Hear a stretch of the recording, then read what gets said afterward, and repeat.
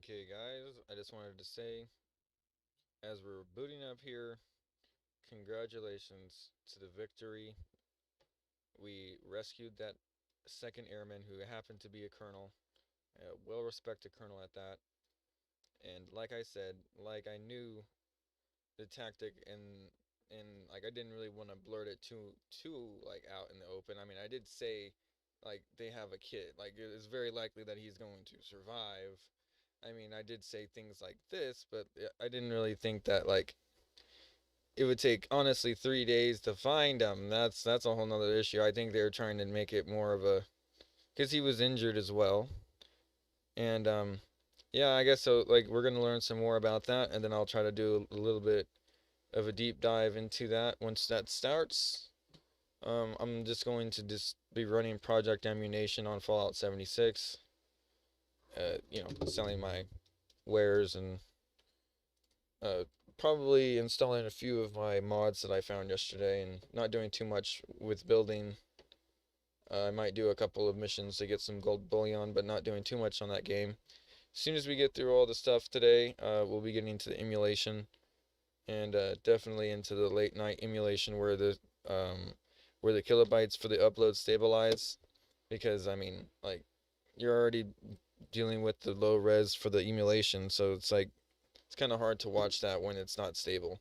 So that's why I put all this other stuff on to try to get it to stabilize. And if I see it stabilize and I could shift off to a game, I will. But it's normally not very easy for me to do this as of late. But you see, I have the strip down here that says dropped frames, and that's not today. This is the first test, so I don't know like how well it's gonna be. But this is the power drain test of it all. It should just be it's not the CPU's fault. It literally is just the upload to YouTube itself, I believe. And I'm not really sure it's on my internet provider's end. I think that like it might be a little bit of they call it where is it that handshake, like there might be a handshake that's off or something that's causing all these misframes, and it's not really a lot, but it's like 12 or something out of like or maybe 30, I guess that jump was like every couple minutes. Like that's not even like a lot of frames. That's like not a lot, like I said. But as soon as this gets up to like 44% instead of like 8%, then yeah, then we have a problem. So we'll start with this. Like I said, we'll continue to check in on. I have a whole lineup of today for the airman that got literally found. We call him an airman, but he's a colonel, so he's a flight um, officer. He's an officer. He's not an airman. It's different. That's the enlisted rank structure. You got to realize that there's differences. But anyway, I got two. Hold on. Change my source.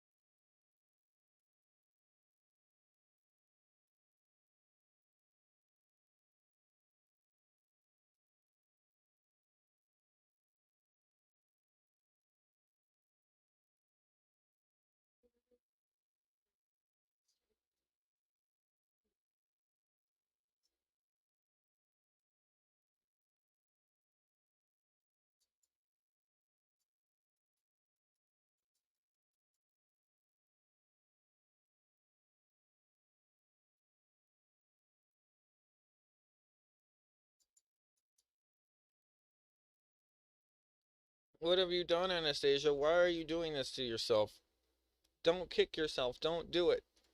Refrain from kicking Happy Easter yourself, morning to Loretta. you and an Easter miracle to report we got him, Okay, I the guess I can downed try. American pilot that survived 3 days deep behind enemy lines in the Iranian wilderness, hiding in a mountainside crevice, evading capture by an enormous number of regime forces. Local tribesmen has been brought home safely, is back in U.S. custody after Delta Force built an airport in the middle of the desert and extracted him, leaving nothing but smoldering rubble. Meanwhile, the CIA ran a black ops campaign tricking the Iranian regime as to his whereabouts. An unbelievable story. Here we go. President Donald Trump. Let's begin. We got him, my fellow Americans. The past several hours, the United States military pulled off one of the most daring search and rescue operations in the history. One of the most incredible crew member officers who is now safe. He was a respected colonel, and I'm thrilled to let you know that he is safe and sound. The brave warrior was behind enemy lines in treacherous mountains of Iran, being hunted down by our enemies. They were getting closer and closer by the hour, but he was never truly alone because our Commander in Chief, Secretary of War, Secretary of Joint Chiefs of Staff, and fellow warfighters were monitoring his location 24 hours a day, diligently planning a rescue. At my direction, the U.S. military sent dozens of aircraft armed with lethal weapons, the most lethal weapons in the world, to retrieve him. He sustained injuries, but he will be just fine. The miraculous search and rescue team comes in addition to successful rescue operation of another brave pilot yesterday, which we did not confirm because we did not want to jeopardize the second rescue operation. This is the first time in military history that two U.S. pilots have been rescued separately deep in enemy territory. We will never leave an American warfighter behind. The fact that we were able to pull off both of these operations without a single American killed or even wounded just proves yet again that we have achieved overwhelming air dominance and superiority over the Iranian skies. This is a moment that all Americans, Republican, Democrat, and everybody else should be proud and united around. Truly the best, most professional, most lethal military in world history. God bless America, and God bless our troops. Pete Hegseth sharing this absolute banger of a story to begin Easter Sunday. The F 15 pilot evaded capture by climbing an elevated ridge and sending out evac beacons. From that point, multiple aircraft were dispatched, decimating enemy forces in an all day attempt to secure and safe evacuation zone. Upon finally reaching the operator, the Special Forces soldiers who transport aircraft became stuck, in which point the U.S. opted to blow up the planes and send more transport aircraft rescue trapped to the pilot. The planes were stuck in a remote base. At a remote base in Iran, the U.S. suffered zero casualties while eliminating numerous enemies, carrying out a highly complex rescue mission in the course of days. Ooh, we were operating a temporary airfield in the middle of a country just to get one of our guys out. Oh, the Americans have built an entire military base overnight in some random mountain while looking for a guy. He's fine, by the way. Wow, incredible. The greatest search and rescue operation in the history of American. Okay, so in F-15, this is the timeline. Pilot recovered within minutes by ground team, lands alone, broken ankle deep in enemy territory. Evacuation, night terrain. The IRGC launches a massive manhunt with drones and dogs. Thousands of Iranian civilians join the search with bounties. U.S. jams Iranian radar and communication. WSO climbs 7,000-foot ridge despite injury. Wow, what a baller. U.S. strikes crater roads and block reinforcements. They reach the top of the ridge, hide in a rocky crevice, make first brief contact with the friendly forces. This is my 1-year-old just kind of wandering around, having a great time. A-10 Warthog shot down by Chinese. Pilot safely recovered by naval assets. 2 rescue helicopters hit by ground fire. Crews wounded but returned to base. U.S. Escalates with cruise missile strikes on air defenses. The downed pilot survives near miss drone strike, relocates under fire. Nighttime full extraction launched. Special operator team insert and engage IRGC and firefight. And they are located, stabilized on site, and extracted under heavy fire. The downed pilot pulled out alive and conscious. Both F-15 crew members are now safe. This is the crash site. This is how dangerous of a location this was. Just incredible. Just remarkable. Makes you so proud of being an American. Pulling the F-15 fighter pilot out didn't just cost money. This is how much that America had to spend, and it's totally worth it, ladies and gentlemen. The cost was meaningless. That shows that the world, that our bond is with our men, not just our aircraft or tech. This is a testament to the U.S. military that no amount of equipment is more valuable than a single airman's life. That's exactly right. U.S. forces destroyed at least one MH-6 Little Bird helicopter left behind forward bases in Iran. You can see they left nothing but smoldering piles of rubble. There you go. They destroyed all of their planes. Incredible.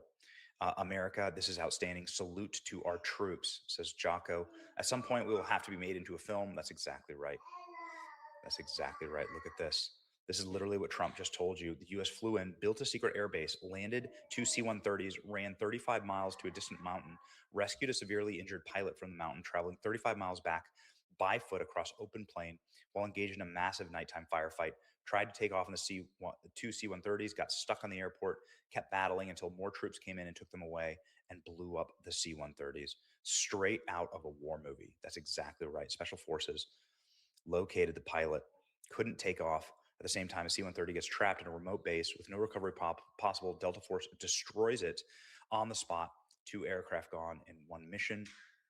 An Easter miracle that I was praying for today, says Don Jr. You couldn't ask for anything more. Happy Easter to all. We can build airports overnight inside of enemy territory and extract wounded comrades while taking 0 casualties. All of America limits are self-imposed.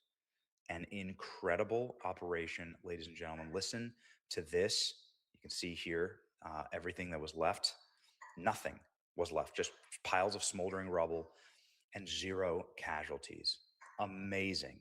Amazing. Listen to some of the recollection. Place was nothing short of extraordinary. The CIA was using deception tactics on the ground to make the Iranians think that they'd already located the pilot. Remember, this second crew member was inside of enemy territory for almost 48 hours, and the Iranians were not only actively looking for this crew member on the ground, but they were also offering a reward of thousands of dollars to any Iranian civilians who could capture him and then take him into IRGC hands. The United States knew this was taking place, and so as these Iranian forces approached this crew member where they were hiding along a mountain ridge, according to Fox's Jennifer Griffin, there were strikes that took place against the Iranians to not only ensure that these forces couldn't reach the crew member, but also ensure that on the ground they couldn't get forces close to this location. Remember, when these pilots or crew members are ejecting from a plane, they have the systems within them that allow intelligence to track their location, but they have to be very careful, understanding they often just have a sidearm with them and they're not able to defend themselves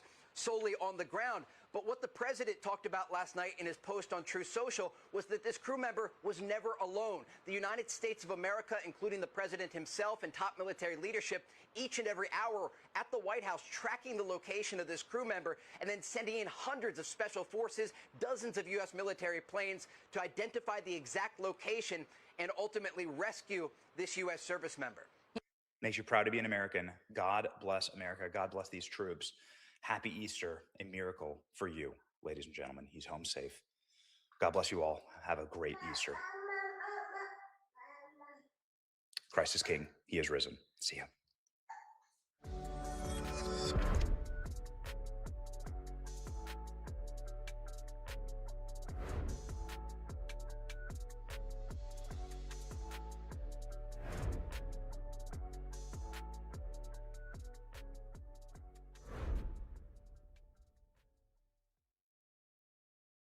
So this is what happened earlier today. Until recently, Hamidia Soleimani and her daughter were green card holders living lavishly in the United States. Afshar is the niece of deceased General Qasem Soleimani. He died like a dog. He died like a coward, running and crying. Wait, sorry.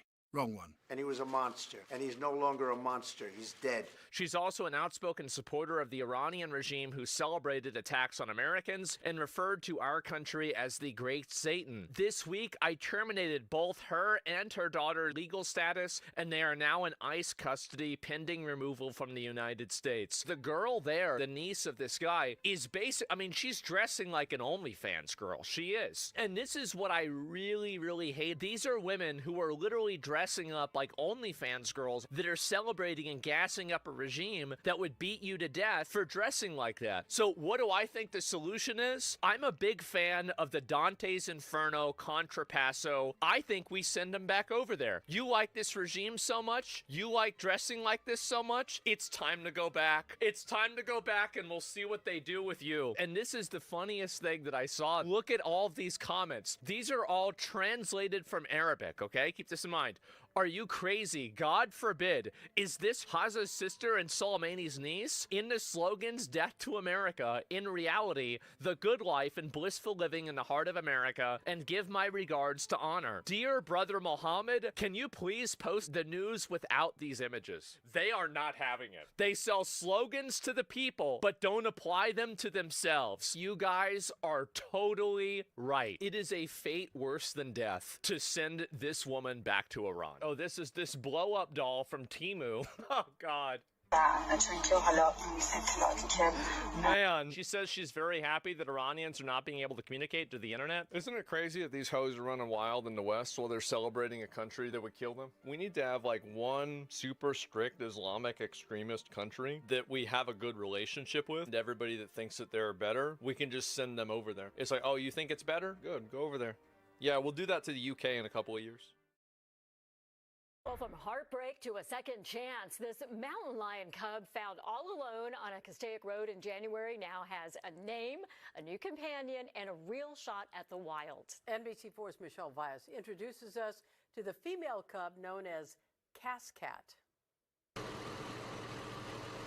It was a sighting that captured the hearts of many back in January. A 4-month-old dehydrated mountain lion cub spotted on Hillcrest Parkway in Castaic. Its mother nowhere to be found. And our first response was one of our law enforcement officers. It was decided that it was in the animal's best interest to transport it to a rehabilitation facility that's permitted by the department. So this specific facility is the Sonoma County Wildlife Rescue. And they're a wonderful organization, and they do great work. Our main focus here is rehabilitation and release. She has a buddy in there that she hangs out with, and Danielle will tell you more about the other little orphans. So they're kind of like foster sisters right now. The staff at Sonoma County Wildlife Rescue spent weeks trying to acclimate the two before introducing them to each other, and fortunately, they quickly bonded. So it's pretty frightening for them to be captured by humans and brought into care and confined. When she came in, and she only needed a small space, and we worked them up through bigger and bigger enclosures till eventually they're in is it a 14,000 yes, 14,000 square foot like enclosure. A football field. And we don't see any issues with them to return to the wild. They're both thriving and doing really well and meeting all the developmental milestones that they should. We see them every day, and so this is why our team works so hard to put the cameras in there so we can see how they're doing and then plan that next stage of development that they need to go back to the wild and do quite well out there. We really minimize human contact, and we don't want them to see us. So we go in, and some of our enclosures allow us to kind of close them off into one half, and we'll go into the other half and hide food all around for them so they have to forage for it. And once they learn to fend for themselves, they'll be released back into the wild. So this is really pioneer work. One of the only other states doing this is Florida. And in case you're wondering, Cascat is short for Castaic cat, and we'll be sure to update you on her progress and when she finally makes her return to the wild. They were also talking about some wastewater dump. The Universal Waste Management System, or basically the space toilet on the Orion spacecraft, typically dumps that wastewater every day overboard. It's vented overboard, much like what happened during the space shuttle era. And Christina Cook taking the camera to show us a wastewater dump. So you heard Commander Reed Wiseman that Commander Reed Wiseman water dumps, but that they do see them. So you're getting a live look outside the windows of the Orion spacecraft as they conduct that wastewater dump.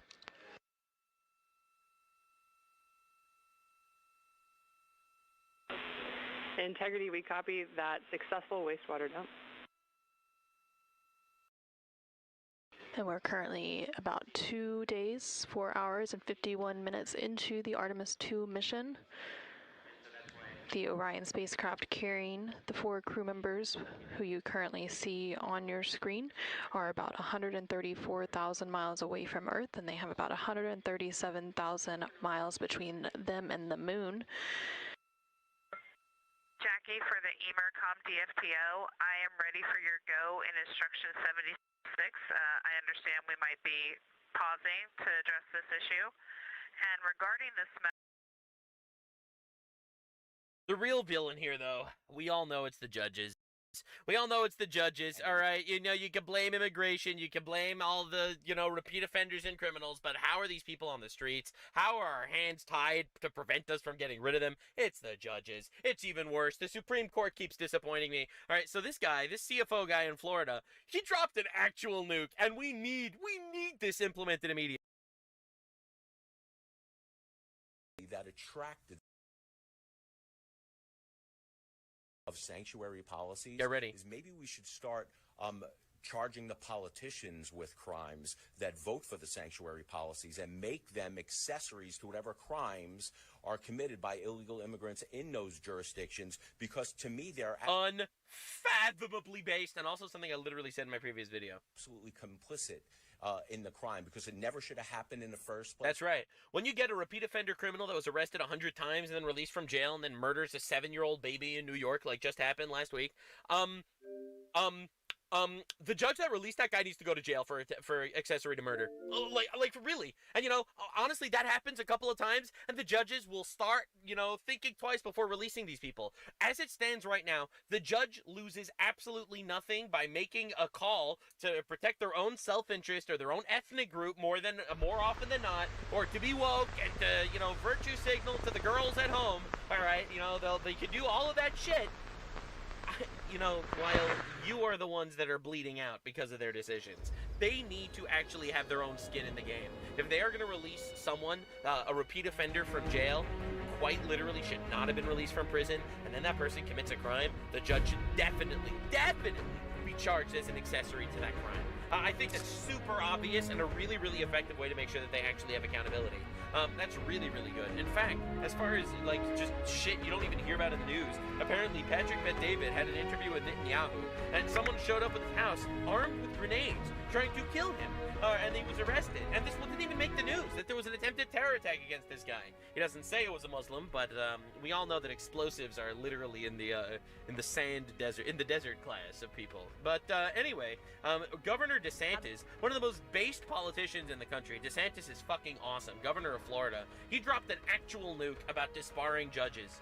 Now, the judge you are looking at, she made the decision. By the way, I know they say don't judge a book by its cover and racism is bad and stuff, but I could have looked at this person for 1 second and be like, oh, this is the judge? Oh, she's fucking atrocious. I just need 1 second, all right? Listen. Racism is very bad, but discrimination is fucking awesome, actually, and it can save lives, all right? You look at this fucker over here, you already know it's a problem. To release a man named Daniel Spencer on bond after his conviction for attempting to engage in sexual conduct with a minor. That's right. Pedophile gets released from custody. Excuse me, what the fuck? Just 1 month earlier before she let him out. Now, Judge Baker made this decision despite prosecutors asking that he remain in jail while awaiting his sentence. That decision had deadly consequences. Spencer went on to allegedly kill his stepdaughter, who you are looking at, beautiful 5-year-old Melissa Missy Bogle, on May 19th, 2025. She lost consciousness at her house and arrived at the hospital with signs of severe child abuse. Both her stepfather and her mother are indicted on first-degree murder, but this could have been prevented. It is yet another story of violent recidivists let out onto our streets to commit murder. And Governor Ron DeSantis is saying enough. He's outraged, calling for the impeachment of Judge Baker. He's right. Look, man, the judges, the woke judges, they just made a cartel. There's a little judge cartel in the United States that we need to deal with because they, for whatever reason, took the law into their own hands and feel like, nope, actually we need to release all the prisoners from prisons. Prisons are bad for human rights. And these people are supposedly our judges, right? They need to go, man. Power, and you have sufficient numbers in your chamber to impeach this judge Tiffany Baker. Until you start holding these judges accountable, they are going to continue to find ways. I love how leftists just infiltrated the judicial class, and you know that there was a policy specifically picking leftists and DEI people to be judges. We know that there's literally a DEI judge on the Supreme Court. All right, so we know that this is the case. All right, and it's insane, and we need to fight back against it. All right, we need to start impeaching them. We need to start actually holding them accountable. Considering them accessories to these crimes of the people that they're letting out and they're facilitating. It is unacceptable for our entire democracy to be strangled because some retard judge decided something. Trump says something, Tiffany Baker disagrees. Who the fuck are you, Tiffany Baker? Literally, fuck yourself. To benefit the criminal element. This was an outrage. This was such an easy call to make sure that this guy was put behind bars. And this judge refused to do it, knowing the risks. And the result has obviously been a tragedy. He's just completely right here. And we need to actually start doing this. We need to start holding these people accountable. The entire leftist policy, their entire, modus operandi is essentially screaming about how crime is good, actually. Right? This is the mayor of Chicago. That's not appropriate. We're not talking about mob actions. I didn't say that. No, don't call them mobs. Hold on a second, okay? Respectfully. These large gatherings. That's right, they're not mobs. These large gatherings, just hold on a second, y'all. I promise you. Hold on, y'all. We have time to talk. You can ask your questions after that. It's important that we speak of these dynamics in an appropriate way. That's right. We have to be nice with our words. That's right. Stop calling them mobs. Call them large gatherings. Like, again, we're dealing with, like, actual fucking babies and retards that are watching our country fall apart. And they just know that if they appeal to the criminals and the retards, then they're going to get the criminal and retard vote. All right? It was just revealed. The Chinese suspects who tried detonating an IED at the U.S. airbase were birthright citizens of illegal aliens. This is exactly what Justice Sam Alito tried telling everyone at the Supreme Court. Strike down birthright citizenship for illegals. All right? I'm sorry, man. I'm sorry. If someone invades our country illegally and a baby pops out, that baby should not be an American. It's just so obvious. No other country deals with this. We need to literally revamp our entire immigration process. All right? If you are in America for 10 years and you don't speak English and you are not paying taxes and you are not assimilated into our values, we should be revoking your citizenship. All right, it's actually that simple. There is no reason why we have to sacrifice our culture and our country to retards. These two terrorists are birthright citizens from illegal aliens. Fucking unbelievable. So you gotta see this, man. Look at what the Supreme Court's been up to. Like, we got actual retards out there. We have a judicial cartel that is controlling our country with the most retarded politics of all time. And remember when they were screaming about how it was a constitutional crisis when Elon Musk was around because he was unelected? These people are all fucking unelected. All right, these guys aren't elected. I didn't vote for these fuckers. This is Supreme Court Justice Ketanji Brown Jackson. Fortunately. She was nominated by resident Joe Biden back in 2022. That's great. That's just and great. in a rare moment of absolute... Look at the Democratic Party screaming about democracy every 2 seconds. Kamala Harris wasn't ever voted for. Right? We got these people never voted for controlling our country. It's unreal. But the actual communist infiltration of the judicial branch is probably the most dangerous thing to our civilization right now. After feminism, of course. Clarity. He told us exactly how and why she was selected for the highest court in the land. Here we go. It was here in South Carolina. Carolina. Thomas LaPointe, the first black woman to the United States Supreme There it is, the DEI hire. Oh, it's brutal that he fucking said that, man. Court. If you were white, we would have never elected you because you're retarded, but you're black, so we'll put you there. It's honestly unreal that he said that. And I'm going to appoint the first black woman to the Supreme Court, and she's about the smartest one of all of them. And that's a little insulting to every other member of the Supreme Court, including Justices Kagan and Sotomayor. But whatever. Anyway, here's a quick flashback to Jackson's conference. Bro. We have a lot of women in the Supreme Court. Like, I'm just noticing. I'm noticing we have a lot of women in the Supreme Court. Now, I'm not saying that women shouldn't be judges or anything, but I am saying that statistically, God only makes about 8% of his selected judges women in the Book of Judges, and 92% were men. I'm noticing. I'm noticing the ratios. Information hearing. Do you agree with Justice Ginsburg that there are physical differences between men and women that are enduring. Like this should be like a disqualifying question. Hello?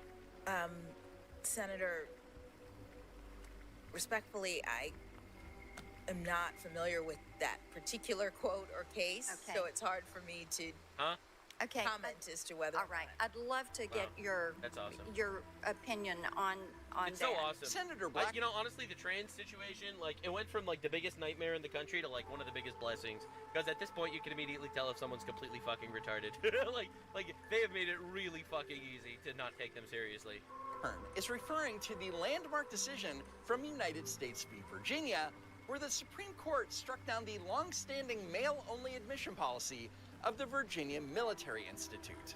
In the majority opinion, Justice Ruth Bader Ginsburg wrote, "Supposed inherent differences are no longer accepted as a ground for race or national origin."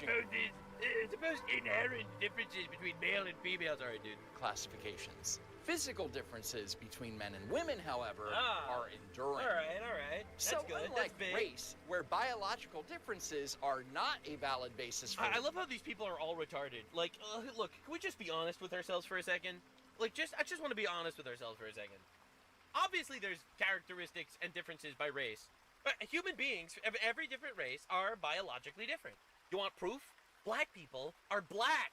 Their skin is darker than white people. What? That means that there's a biological difference between black people and white people. It doesn't make anyone better than the other, but it means that absolutely, unfathomably true, they are actually just objectively different, right? And it is an actual retard position to say that there aren't differences. It's like, this is when woke just erodes from, like, basic sanity.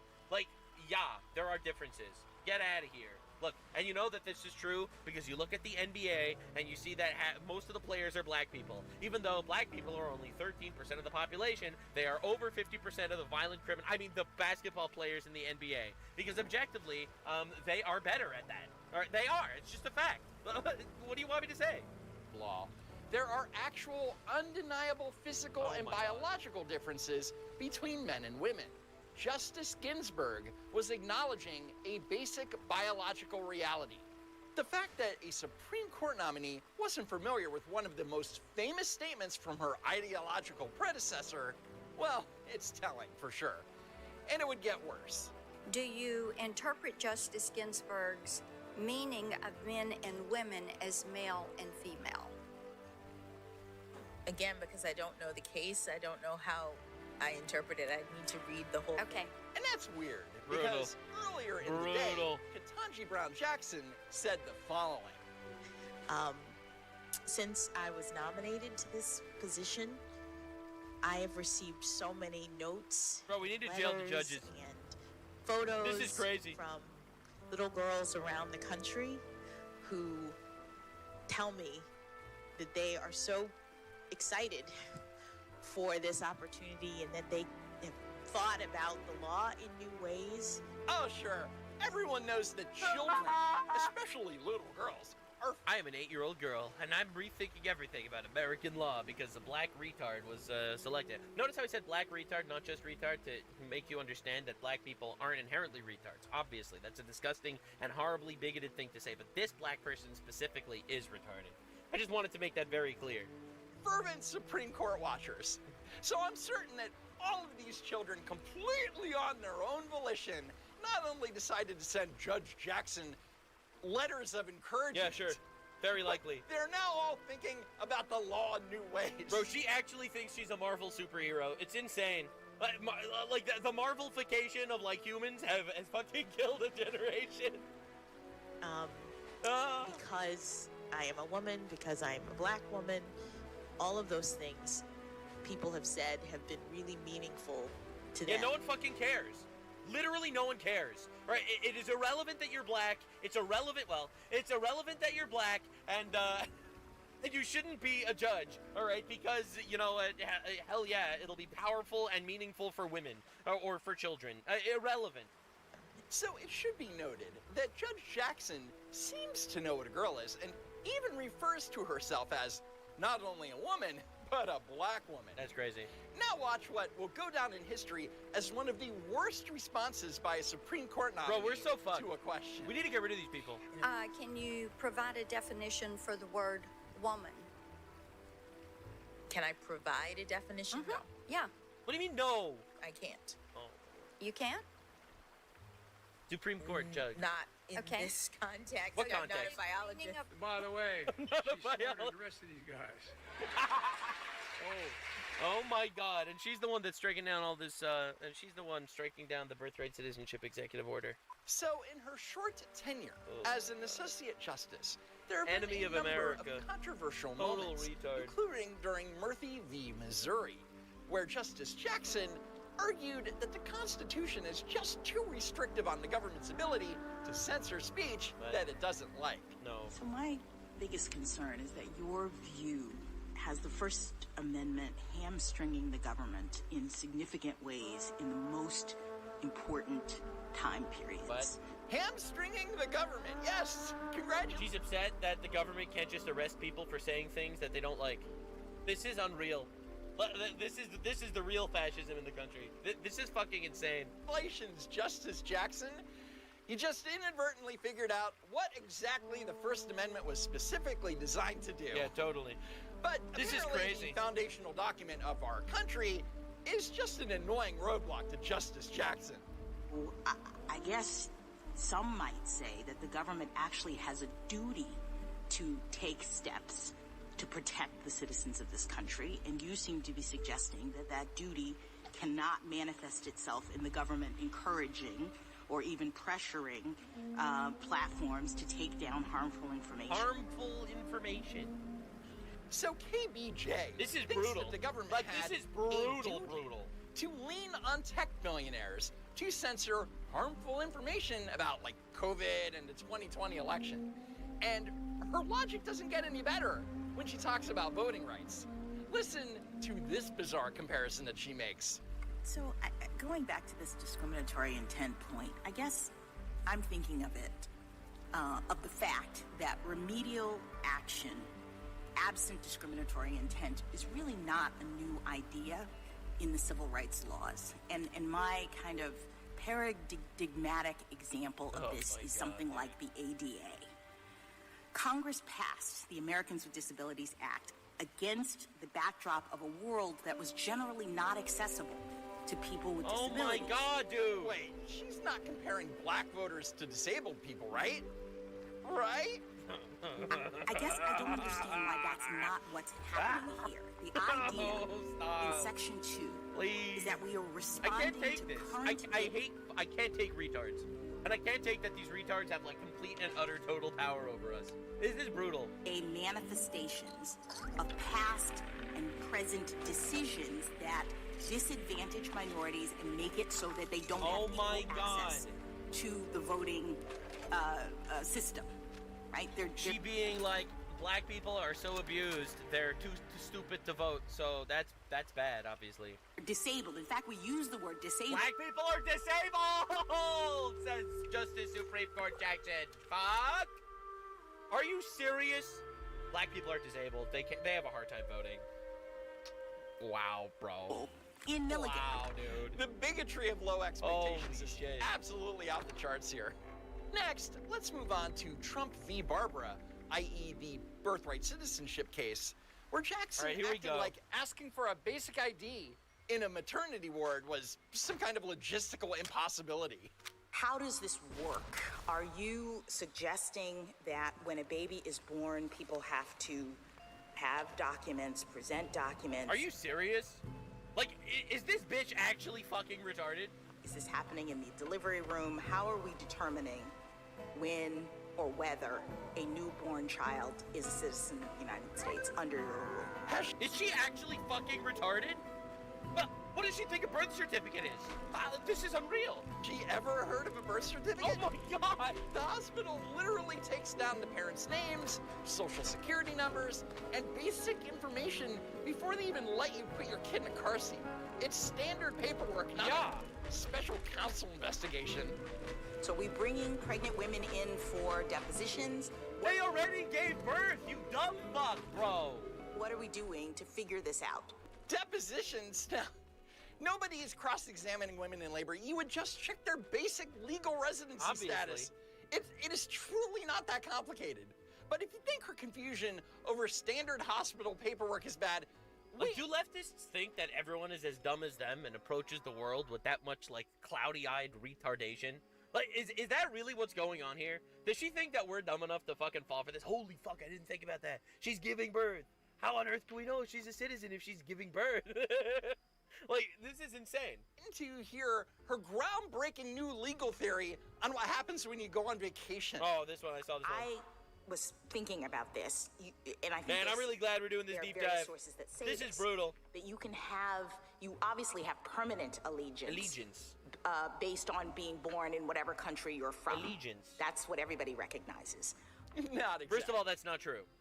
You see, allegiance refers to the loyalty, devotion, or duty of fidelity owed by a person to a country, sovereign, cause, or group.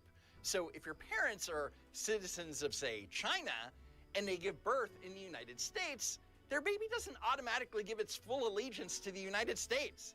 And I was thinking, you know, I, a U.S. citizen, am visiting Japan. God, this is painful. And what it means is that, you know, if I steal someone's wallet in Japan, the Japanese authorities can arrest me and prosecute me. That's not because you have allegiance to Japan. That's because you broke the law in Japan.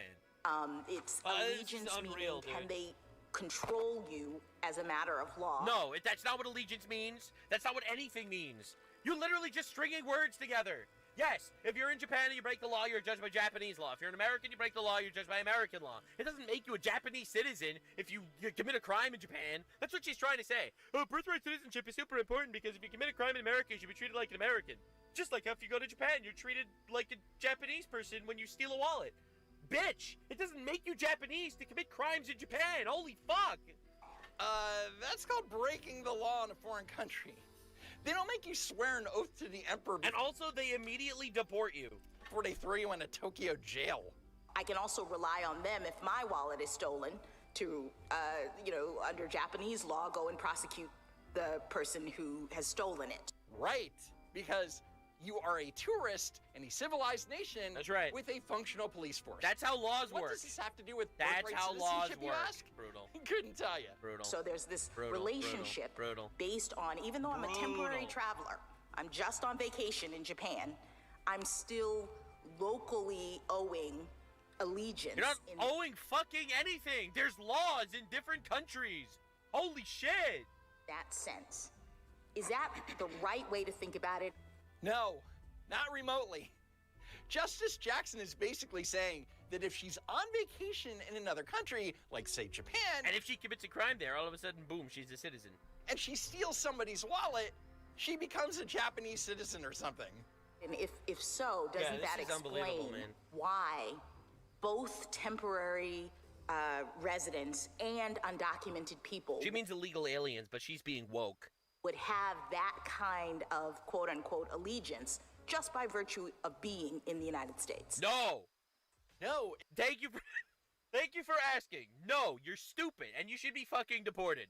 Where? To jail. Deported to jail. This is retarded, dude. It doesn't. She's confusing... it's unbelievable. It's unbelievable, bro. Political allegiance with territorial jurisdiction.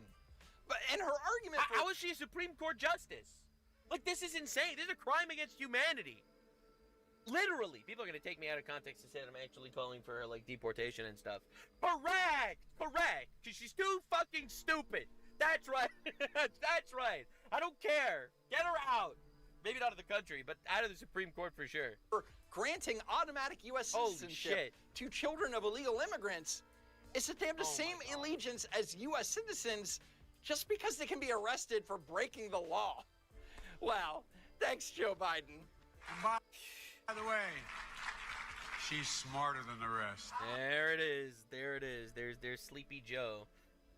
That was fucking diabolical. Holy shit. Yeah, no, we have a major issue in the country, and we need to start cracking down on these judges, like, immediately.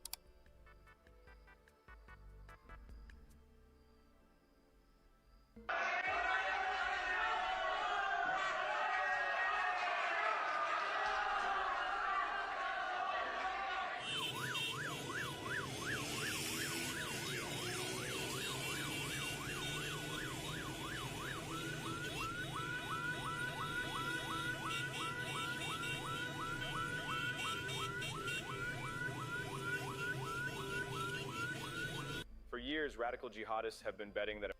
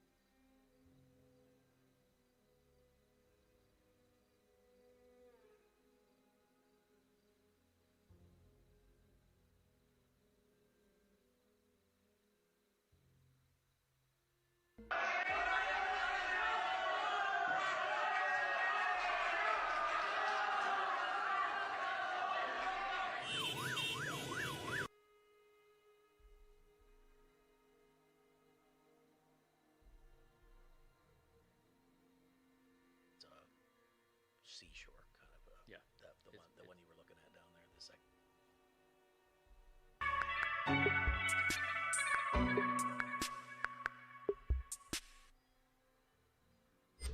And Mike is the world's preeminent expert in cart butts. Cart butts. I'm not sure if I'd claim that, but yeah. I'm not sure if I'd claim that, but yeah. But you certainly are not, the only certainly one I not of know. interest. Well, there's some others. Well, yeah. you have looked into that phenomena. Yeah, a lot. To a greater depth than anybody else that I know, and I don't know who. Now I've encountered. I had not really knew nothing about the phenomena of cart ruts until I met Russ and Kyle Allen, the brothers that I used to do the Cosmographia podcast with. And by the way, people, we're still great friends. We just kind of got pulled in separate directions for a while. I'm sure we're going to be collaborating again. But they took me, and my first exposure to that was them telling me about it. And there's some cart ruts in Texas. Yes. And so I've seen those. And do you have those? I do. Yeah, I've seen those as well, several Okay. times. Several times. And that's really what prompted me to start writing this paper, because I had seen, way back 2009, the car ruts in Malta. Now, Right. at that time, I didn't know what they were or had any interest at all. In fact, I was in Malta to see the temples there, which were like 7,000 years old, which I was excited to see. And I almost bailed on the car ruts portion of the trip. Oh, really? But I was convinced to see them, and I'm glad I did, because once I saw them, I'm looking at these things and they just don't make any sense. I mean, they're crisscrossing, they're turning and overlapping with each other. Supposedly these were made by Roman chariots riding in the same tracks over and over again, which doesn't make any sense, because some of them are a foot deep or more. So in a simple sense, right, starting from scratch. Yeah. And this is why Mike and I think he's onto something. I really do, and this But also you're not fully interests me. convinced Of all of them, but Okay. we're on the same page on a lot of this. Okay, But if you were to, when we talk about cart ruts, this would be no different than if you took a wheelbarrow or a wheel or something, and if you wheeled it through mud or something, or a car, like a car track, right? Yep. And that's what you see. But these are in stone. Yes. In limestone, volcanic tuff, so in various different types of stone, but primarily in limestone and volcanic tuff. The ones we saw in the air, that was Pico. Yes. Yeah, Well, the Azores. the ones you saw were probably in Terceira. There are some in Pico. In fact, I've heard that they're on every island in the Azores. No kidding. Yeah. So I saw them in São Miguel. The ones we saw were very parallel. They sloped down. It was a basalt bedrock that scoria. You saw that went right into the ocean. That was and we saw the tracks disappear into the ocean. Yes.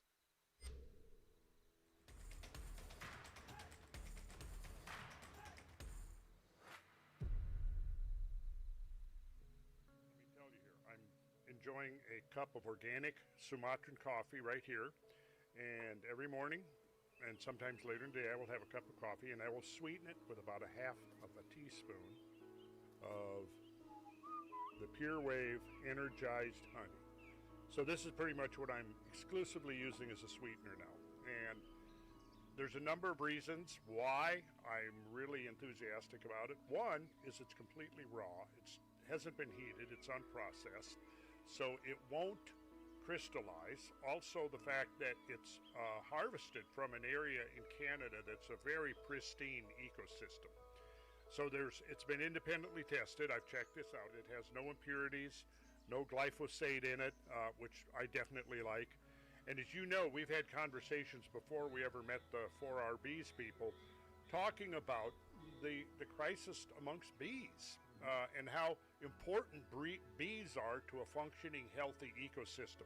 Almost 3/4 of the food that we eat ultimately depends on pollinization by the bees. Our friend Brent that we interviewed earlier in a Squaring the Circle told us about his work with electromagnetic fields and found that by using certain geometric configurations related ultimately to sacred geometry, interestingly, could definitely improve the life the health and lifespan of colonies and reduce the amount of colony collapse. And then by using the same system of electromagnetic fields in this energizer, hexagonal energizer that uses magnets in a configuration, in a tree of life configuration, they found that they can actually energize the honey. And this energized honey is the stuff that I've been using, and it's seems to be really good stuff.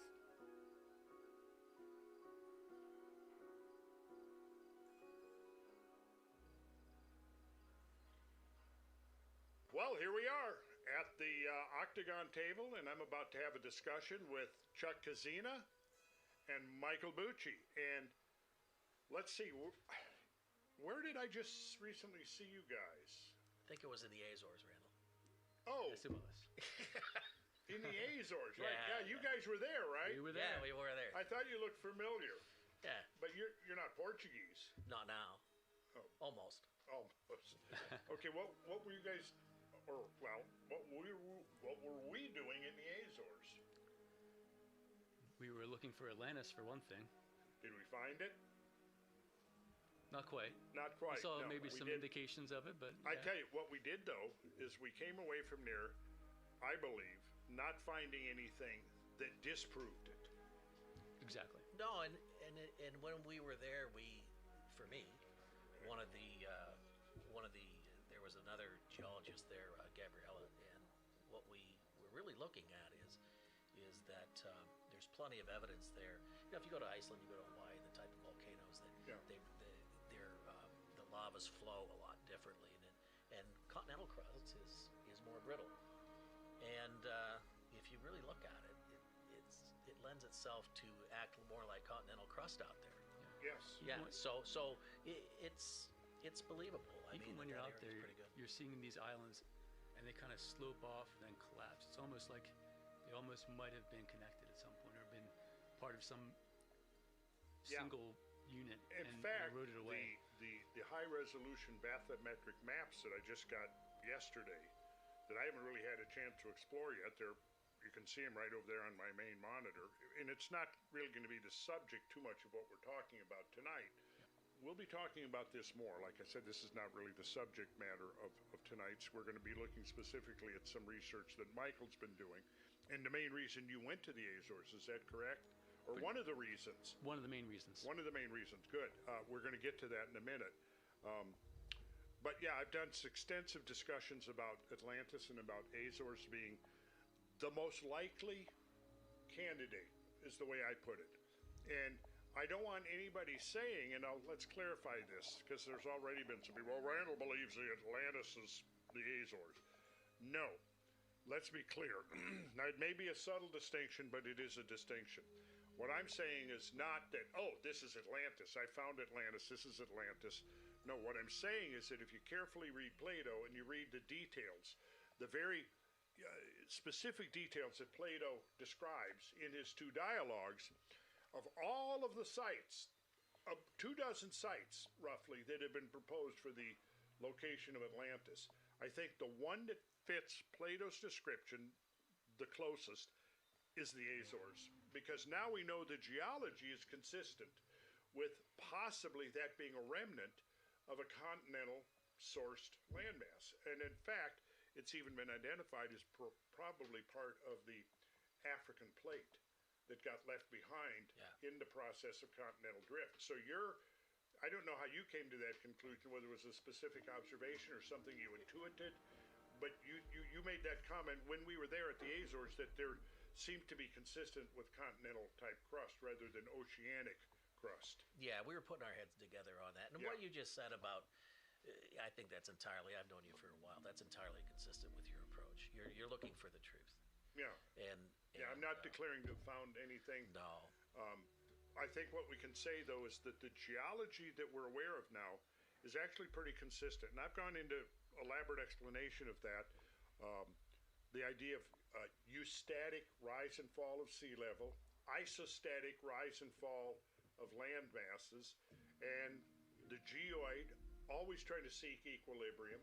So if you move a few quadrillion tons of ice off the continent, North American and Northern European continent, dump it into the North Atlantic, well, it affects the shape of the geoid. You get rebound where the weight has been removed, and you get depression where the weight is added. And that's a weak area too, right? It's a weak area. You have a plate boundary, and it's a triple conjunction, and there's a thing called an allocogen, which is one of those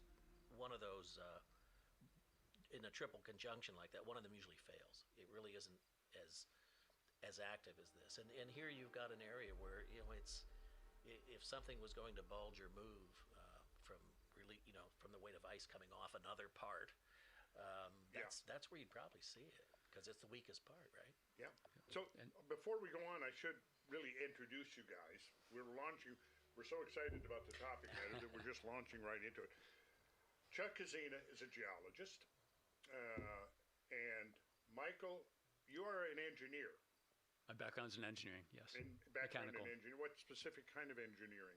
Mechanical engineering. Engineering. Right now we make medical devices and things like that. Okay. So robotic surgery and things like that.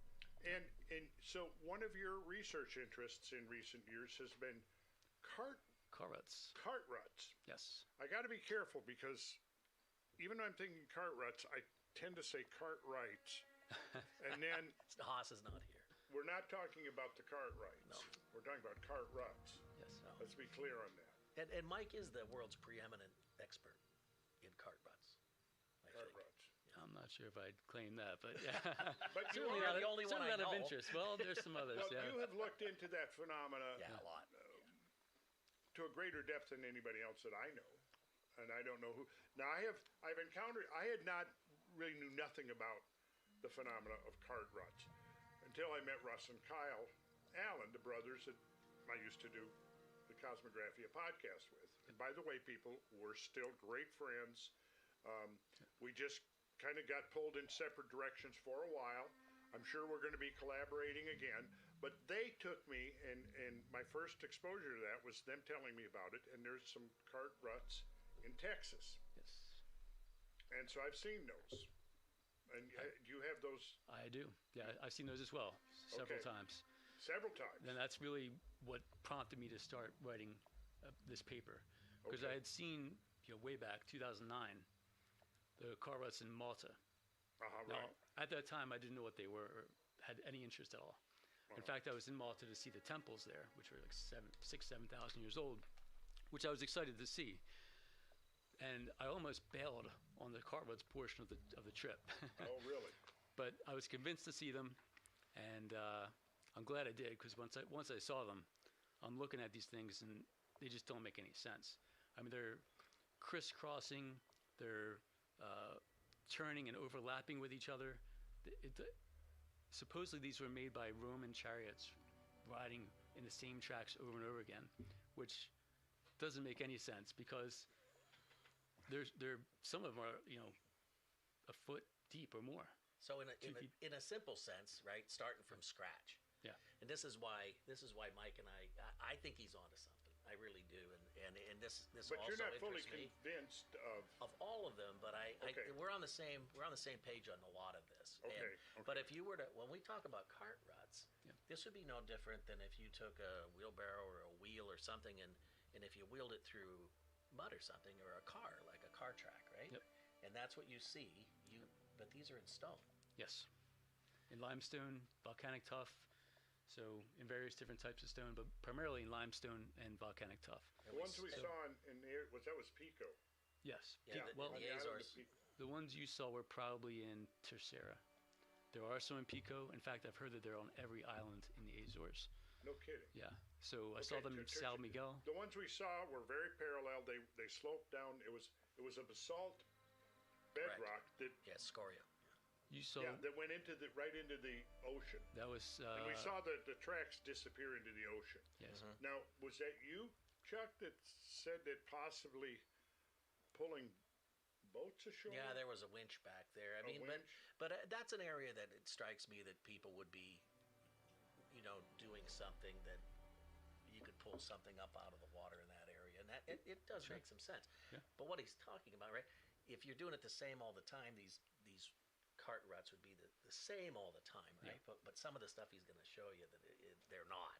Right. And but we were standing there, and I know exactly what we were talking about. We also saw some inland. Porto Martin, that's it, in Tercera. Okay, So then we also saw Sal Brass, which was the longer ones that went up the hill. And they were quite a bit up the hill, right? Oh yeah, they went at least 300 yards. Is what I saw. Now we measured the width of the parallel tracks. We measured the width of the slots themselves and the depth. Yep. Now, those numbers that we came up with, how do they compare with the other tracks that you've seen? I have that comparison here. That's right here. Well, yeah. so maybe we should start getting in, looking what you got you here, wrote so a people paper, can right? see. So I wrote a paper and I took measurements from each of these sites, and I compared the results between each site. So what I did when I saw the car ruts in Texas, and I heard about the car ruts in the Mediterranean. I said, well, these the same tracks? Would the same vehicle make these tracks? And I found that they don't match. The Texas don't match what you see in the Mediterranean. In fact, the Azores are different. A lot of them are, even within like Sardinia and Italy and Malta, they're different in a lot of cases. So that does not align with the Roman chariot theory, because the Romans had a standard gauge between their wheels. And even in the Azores, they had that. You remember seeing the cart on display at Sal Brass? Yeah. Which matched the dimensions of the cart ruts there to some extent. But those wheels were flat, and some of those cart ruts were rounded. They had a U-shaped base. So how does a flat wheel make a U-shaped base? So there's also another spot too that I thought was interesting, where the rock was dipped down. Yeah. Right. And then so the rut went through that. Mm-hmm.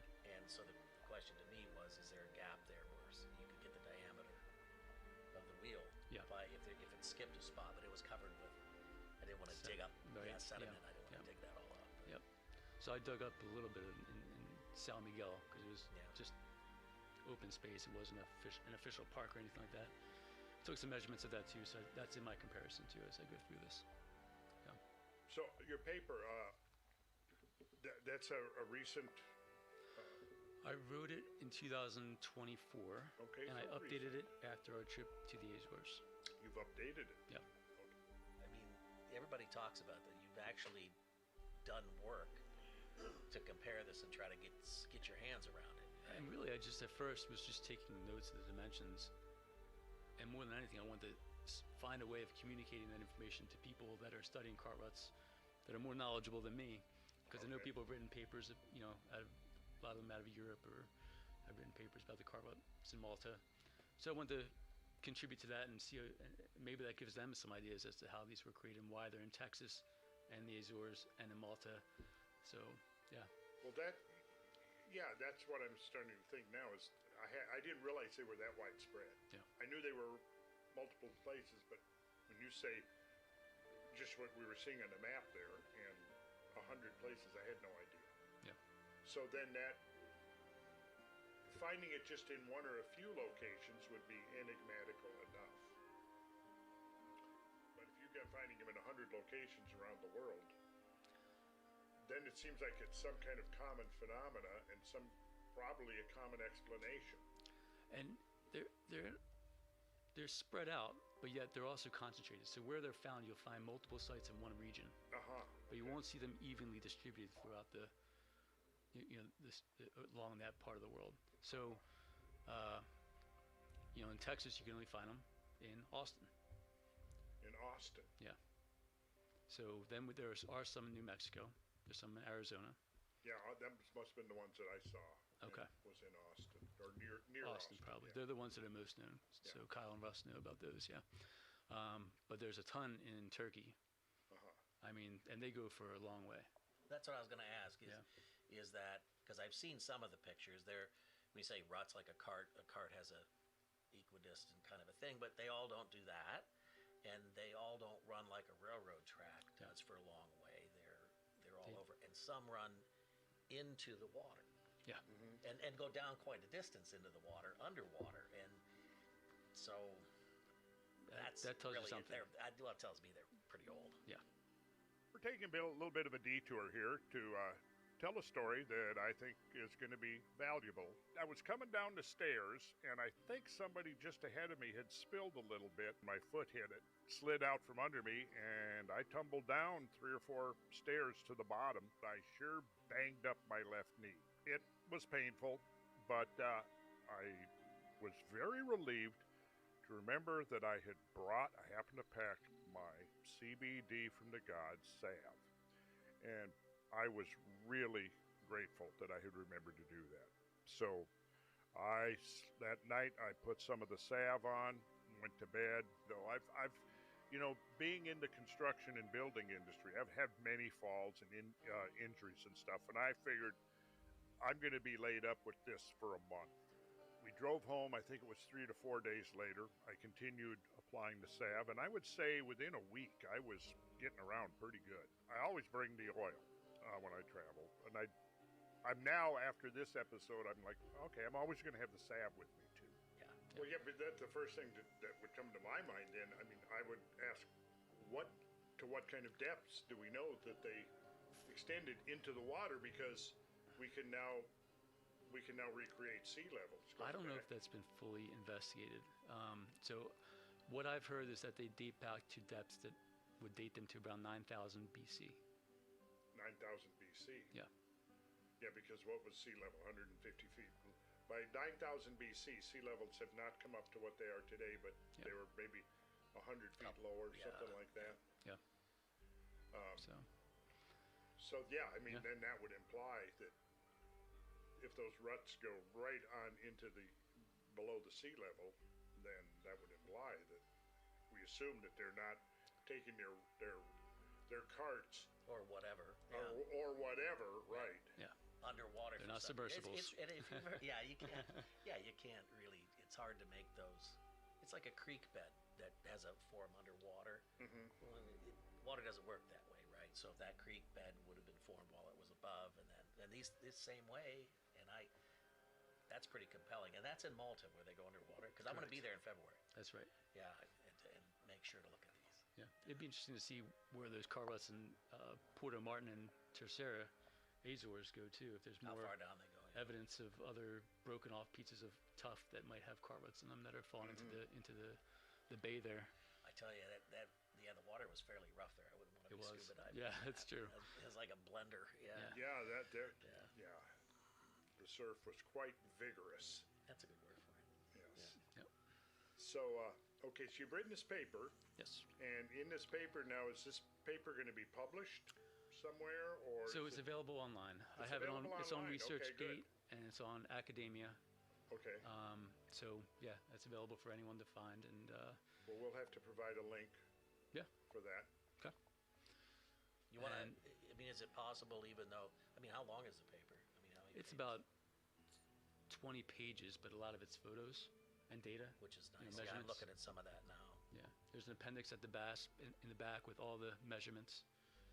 So, yeah, but basically what I do is I go through and I take each site and describe those sites, and then do the techniques on how I measure them, because an important thing is the measurement technique. So a lot of people will measure car ruts from the outside of the track, but that's not going to be consistent, because you might have more erosion on one track than another, or you might have a turning track, and at that turn, it's going to get wider, because those wheels are going to come out just like a car. You're going to have the wheels will overlap from each other and form a wider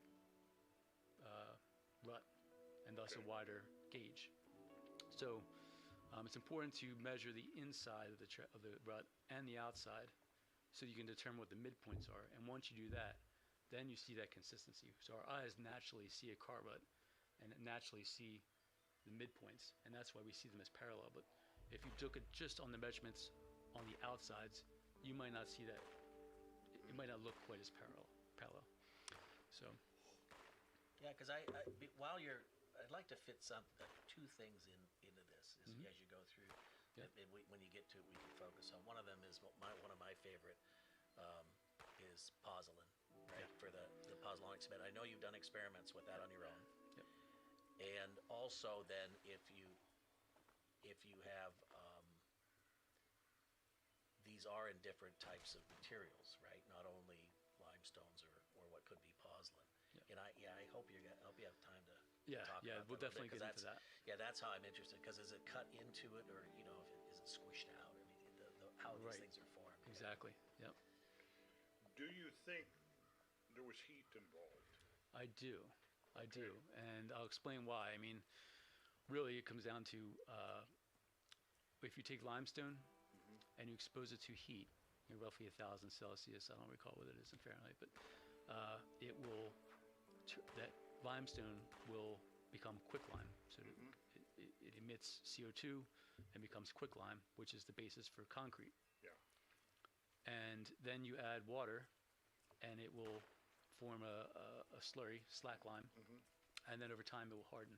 And that's the pozzolanic reaction. Well, that's the limestone cycle. So the pozzolanic, that's where you would add volcanic tuff. Volcanic tuff to so it. There's different aggregates you can add. So that's part of the experiments as well, which I can show you some images. But I use different aggregates like soil, clay, sand, Volcanic and materials work really well. Yeah. So and that's really the basis for Roman concrete. Yeah. And it gets harder, and it's still getting harder to this day. Exactly. Yeah. Okay, so Michael, you have written a paper. It's about 20 pages, you said, with an appendix and measurements, the illustrations. The appendix is the measurements. The measurements. I mean, that's only a page or two. Okay. There's also, references and credits and things like that. Sure. So, but yeah, a lot of it's photos and illustrations. I try to explain how I measure things and what I'm trying to show and demonstrate. Okay. Yep. So you do have some pictures here you can share with us. Yeah. So maybe maybe we start and just introduce everyone to car ruts and what they are and what they look like. So this is what you see here, Round Rock Memorial Park in Texas. Okay. So this is one of the sites in Texas. This is one near Austin? This is near Austin. This is in Austin. And there's another site called Bull Creek. Okay. And so what you have here is these tracks that go through the limestone along a creek bed and then into the creek. And it looks like they continue into the water for some way. Now, that seems pretty straightforward.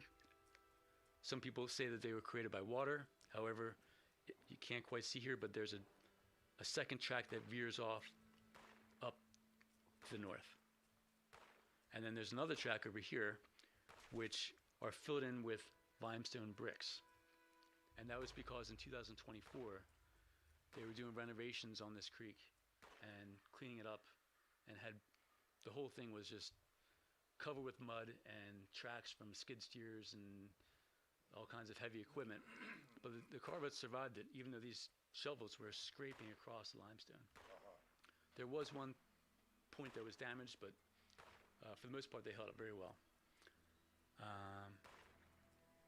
So if I scroll down a little further, So this is your paper then. What we're seeing. Yeah, this is it. That's pretty neat. Yep. So you can see they lead about 75 yards, and you can see the tracks here, very parallel. Water would not do that. No. And you can see them cut in here. Do you have a zoom function on there at all? I do. Yeah, there we go. Now I can. Okay, so now we're looking, those are ruts. Those are ruts in limestone in the creek bed. In limestone. So according to the plaque at Round Rock, this is from wagons from the early settlers in the 1800s, riding over the same path over and over. These are. That's what they're saying. Okay. Now, I have a hard time believing that people would ride their wagons through a creek over the same track for a long distance. Right. I can see them crossing the same place, but I don't see them riding through the creek in the same place. There's no reason why someone couldn't go off a little bit to the left. Well, I mean, if it is limestone, so the ruts are embedded in the limestone. In the limestone. Okay, so that's where it makes no sense, because you could go 1,000. Yes. Thousands of carts across there, and those carts, the wheels on those carts are wood. So they may have been lined in iron. They could have had iron bands on them.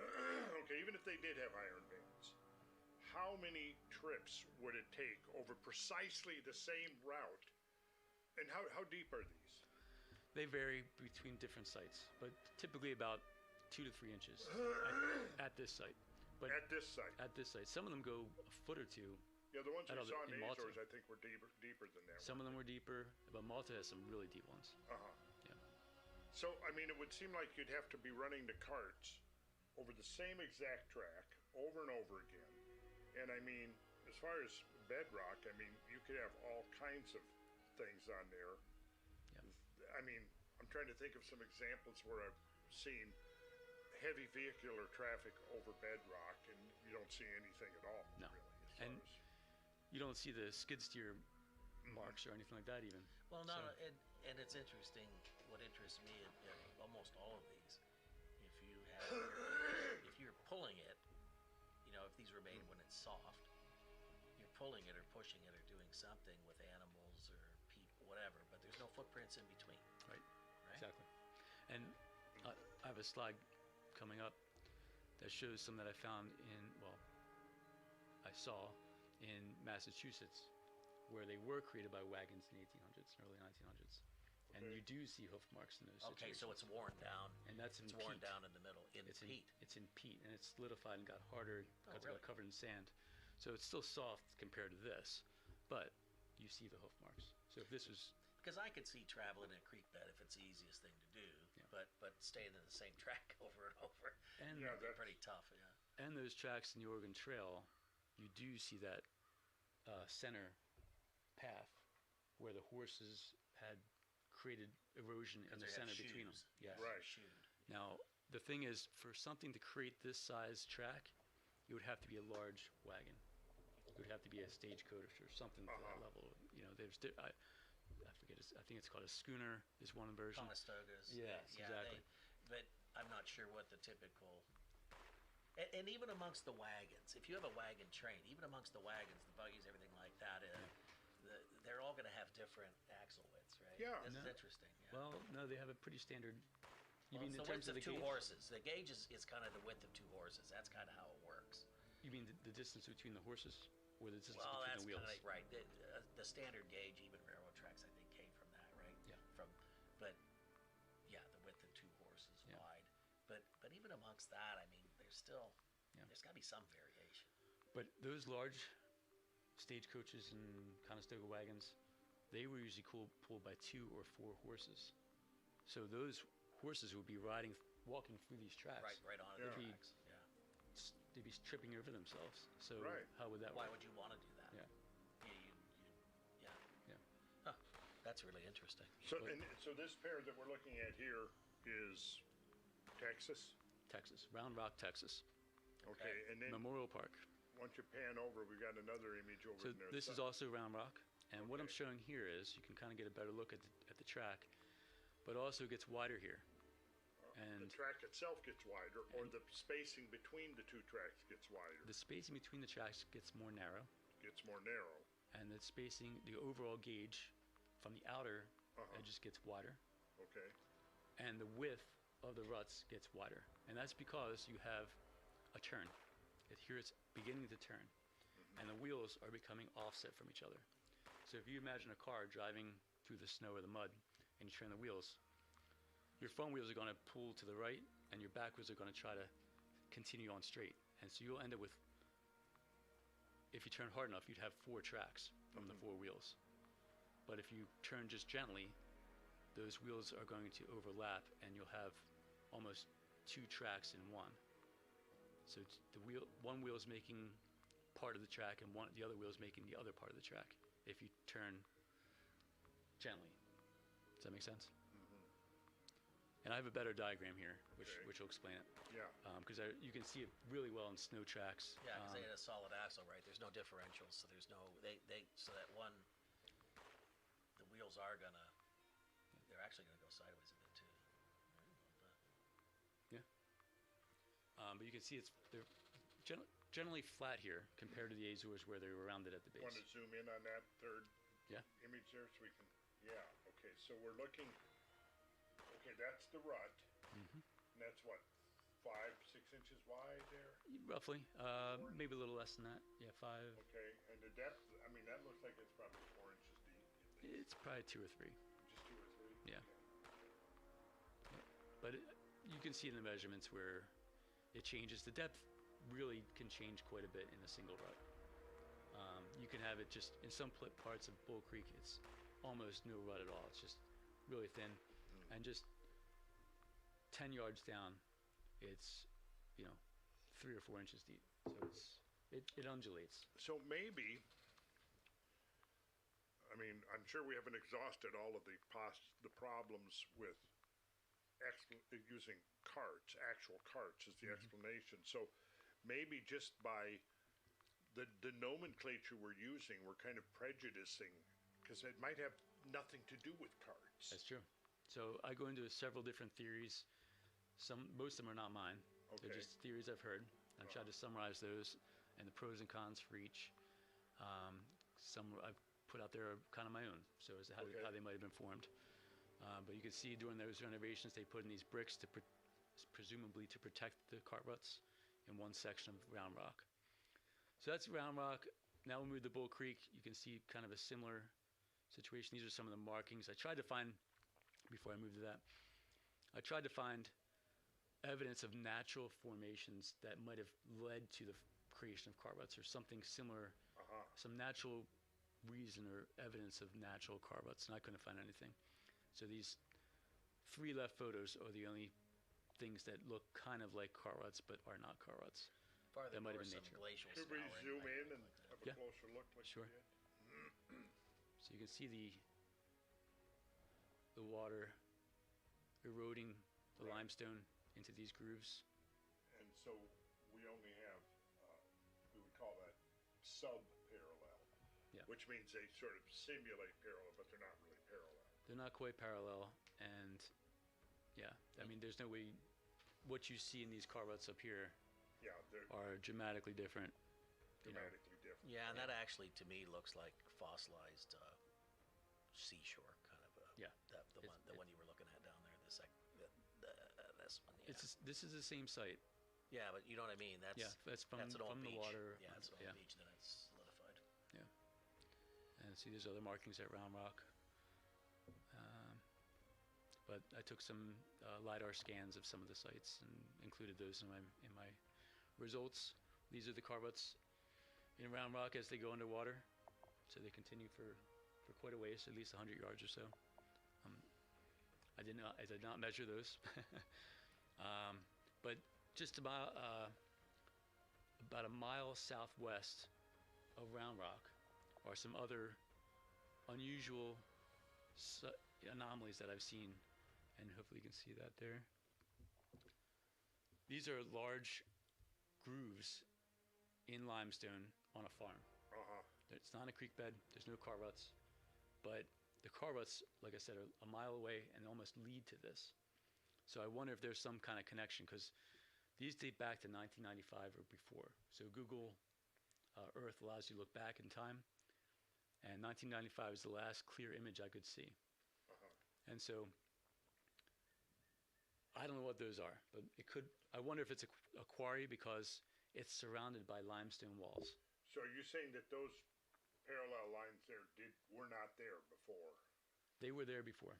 Okay, they were there before He's 95. saying at least because you just don't have available to you the aerial photography that probably goes back to the 30s or 40s. Where was this one? Exactly. That's a mile from Round Rock. Which is where? Texas. Okay, Austin, Texas. So there was no glaciers there to do that work. No, this is Austin, Texas. And so right down below that, you can see these pits. You able to see that? Yeah. And they go for quite a ways, hundreds of yards. And so I contacted the county, the Historical Society in Round Rock. I did not get any response from them. At other sites, I did get responses, but it doesn't seem to be any local knowledge as to how these were formed on this farm when you have flat ground everywhere. Yeah, because on seashores, you'll see little pits like that in areas where they're evaporating seawater for salt production. Okay. But this is nowhere near the ocean, at least now. I know. Yeah, but that's interesting. I mean, they're in lines almost. I mean, it looks very. It's a pattern. Yeah, an yeah, array. yeah, yeah. And it's, yeah. You're sure so those close. are pits, right? Well, I didn't dig them up. They're filled with soil. Yeah, yeah. So I did go out there and. But you were there. You took a look. I did find my way there, which was not easy. I won't go into that. What's the scale here? So it's quite hard to quite describe, but I'd say this is 50 to 75 yards. Okay. Yeah, you can see that road there. You can gauge the the width of that. Oh, up there at the top. Yeah, Yeah. see it? Yeah, so those pits are no small thing either, really. No. So found that. Here, what this is you're looking for an analogy in natural phenomena, is what what this is about, and I mean what it's suggesting is that this is not really similar in a way, but definitely departs in a lot of ways from the cart tracks themselves. It's just another anomaly local to those car ruts that might be. So this is in the region of the cart ruts. It's a mile away or less, and it has these stone walls. I think I included a photo here. Because there's solution weathering you can see in some of the areas, but that's pretty regular for that. Yeah. It's surrounded by these limestone walls, at least on 3 sides. Like a quarry. And you can see there's patina on there. This is not dug recently, so that's one side. There's one on east, west, and north, I think it is. And so this is another wall. And so they're not small. That's a good 10 feet at least. Yeah, surrounding those. And even though that farm is flat, everything is flat in that area. So it could have been a recent quarry, but. Interesting. Yeah. All right. And these are the Bull Creek cart ruts. You can see this path here. Oh yeah, yeah. And a second path here. Zoom in on that for Sure. us. Oh yeah. I don't have a great image of this, but So okay, so you've got two and they're merging. they don't quite merge. They overlap. They overlap. Yeah. So there's actually 4 tracks here, four ruts, 2 tracks. Consistent with? Yes. Do we know the bedrock lithology here? This is limestone. This is limestone. Okay, Yes. all- And I have all the limestone. specific type of limestone as And well. this is still Texas. This is Bull Creek, Texas. Bull on Creek. So on okay. the western side of Austin. Okay. Yeah. And so these are some other images of it.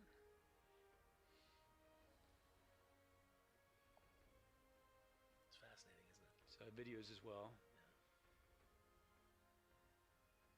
All right. But the thing is with this site, there's water. There's a probably 7 or 8 foot waterfall Okay. to the south. I guess it's south. Yeah. And then there's another one to the north, and this is like they're probably 300 yards apart. One is just south of the car ruts, and one is just to the north. So if someone's riding a Going wagon somewhere. through the creek, why would they go down into this creek bed and then come back, ride along it for a while, and then come back out? So, I mean, when you get further down to where these car ruts are starting to end, there's no way you're getting a wagon out of there. So were these formed long ago when the contour of the area was different or something? I don't know. Yeah, and nature doesn't make a straight line. Yeah.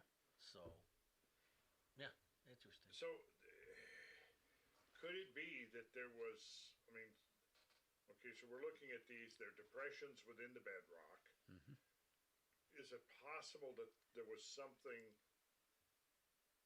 anchored into these depressions of something? I mean, well, I wondered if that. the depressions were cut for a reason, deliberately, and then not that this is only part of something that was much more complex. Yeah. Like a boardwalk, a foundation for a boardwalk, or Something. or something. Something. Yeah. Yeah, and in fact, I believe that's the case for the car ruts in Trist Falls, Missouri. Okay. I guess it's near St. Louis. So I visited those, and those are parallel, very parallel, and uniform in depth. And then they have sort of a angled segment that comes out, and multiple angled segments that come out. And there's a crevice that goes in between with a circular feature on one end of it. So I believe, in fact, I'm quite sure that used to be a mill. That was the foundation for a mill. And that was the mill race that would run into that, crevice and would turn the turbine in that crevice. So I think there's cases where it can be something in those ruts, but in this case here, it's so long and those curves, I don't see why you would do that for some type of structure, functional reason. But it's limestone again. And what's going through my head right now, and I imagine you're going to get to it. I don't want to go too far ahead, but like Randall just said, cut into or whatever. But if something's rolled into it, if this was soft, you'd get soft sediment deformation, right? And I don't know if there's cross sections have been done or anything like that. Yeah, it's interesting. But that's an interesting point because, and you'll see a little bit here, but the car ruts, if you're driving a wheel through mud, usually get some raised section adjacent to the rut. The dirt has to go somewhere. The material's got to go somewhere and it gets pushed up. You don't see that with car ruts. So that would indicate where. However, when I did my experiments, which I'll talk a little bit more about, I learned that my experiments did not show those raised sections either. So Pardon me, that your experiments did not show those raised sections next to the ruts either. But they were still flat. Okay. The material didn't get pushed up. When you made your own pozzolanic cement, and then rolled, what did you do? I rolled a wheel through it. Okay. And I expected to get pushed up, and I thought that was going to rule out that possibility of it being, some other means, and it didn't because it was so foamy. After the reaction, it's an exothermic reaction, and so you're having this bubbly mixture, and it hardens, and after it's still foamy and collapses. Instead of being pushed down and pushing this material up, it all just collapses like a cake. But again, there's no footprints in between. Right. Like, make that rut, but don't leave another mark. Is there any kind of evidence of vitrification or heating associated with any of these? I have not seen evidence of that at this point. Yeah. So then, somehow there was obviously energy expended to create these things. Yes. We assume they were created by humans as a deliberate act for some reason, and they must have had a purpose. I mean, I don't think they're just, hey, this would be fun to do. Let's see if we can make some parallel tracks in the bedrock here. Well, I think he's going to show you some of them aren't parallel at all. Yeah. Okay, some of them aren't parallel at all. You mean the pairs or the... Well, some of them are all over the place. I mean... There are some that... Well, you mean the single tracks or... Yeah. Yeah. There are some cases where there's a single rut, without a pair. But usually the car ruts themselves are parallel. If there's two car ruts, two of them, they'll be parallel. Okay, good enough. Unless they're naturally formed, which is rare. I don't see how that could happen. Okay, so we could then assume various scenarios here. We could assume that something temporarily renders the rock plastic. Yes. So, and that's where the heat and the introduction of heat might come in. Yeah. By turning that limestone into quicklime and adding water, and that would make it into almost like a mud, where you could form ruts and it will harden again through that limestone cycle. Okay. Then we get just hypothesizing that that's part of the process. Then that brings us to what were they doing? What were they up to? And does it seem like it was a consistent? What this is almost implying to me here is there's something technological going on here. We're going to assume that they're not just doing this independently around the world because they're superstitious or something. Hey, we've got to make these parallel lines to worship our God or whatever. Our God wants parallel lines, so we're going to create parallel lines. Yeah, I get it. Yeah. No, they must have had a reason for doing it. And often it's a practical reason. A practical reason, yes. Okay, but then that gets us to what would the practical reason be? Now, if somehow energy was involved, there was heat. Okay, that's one thing.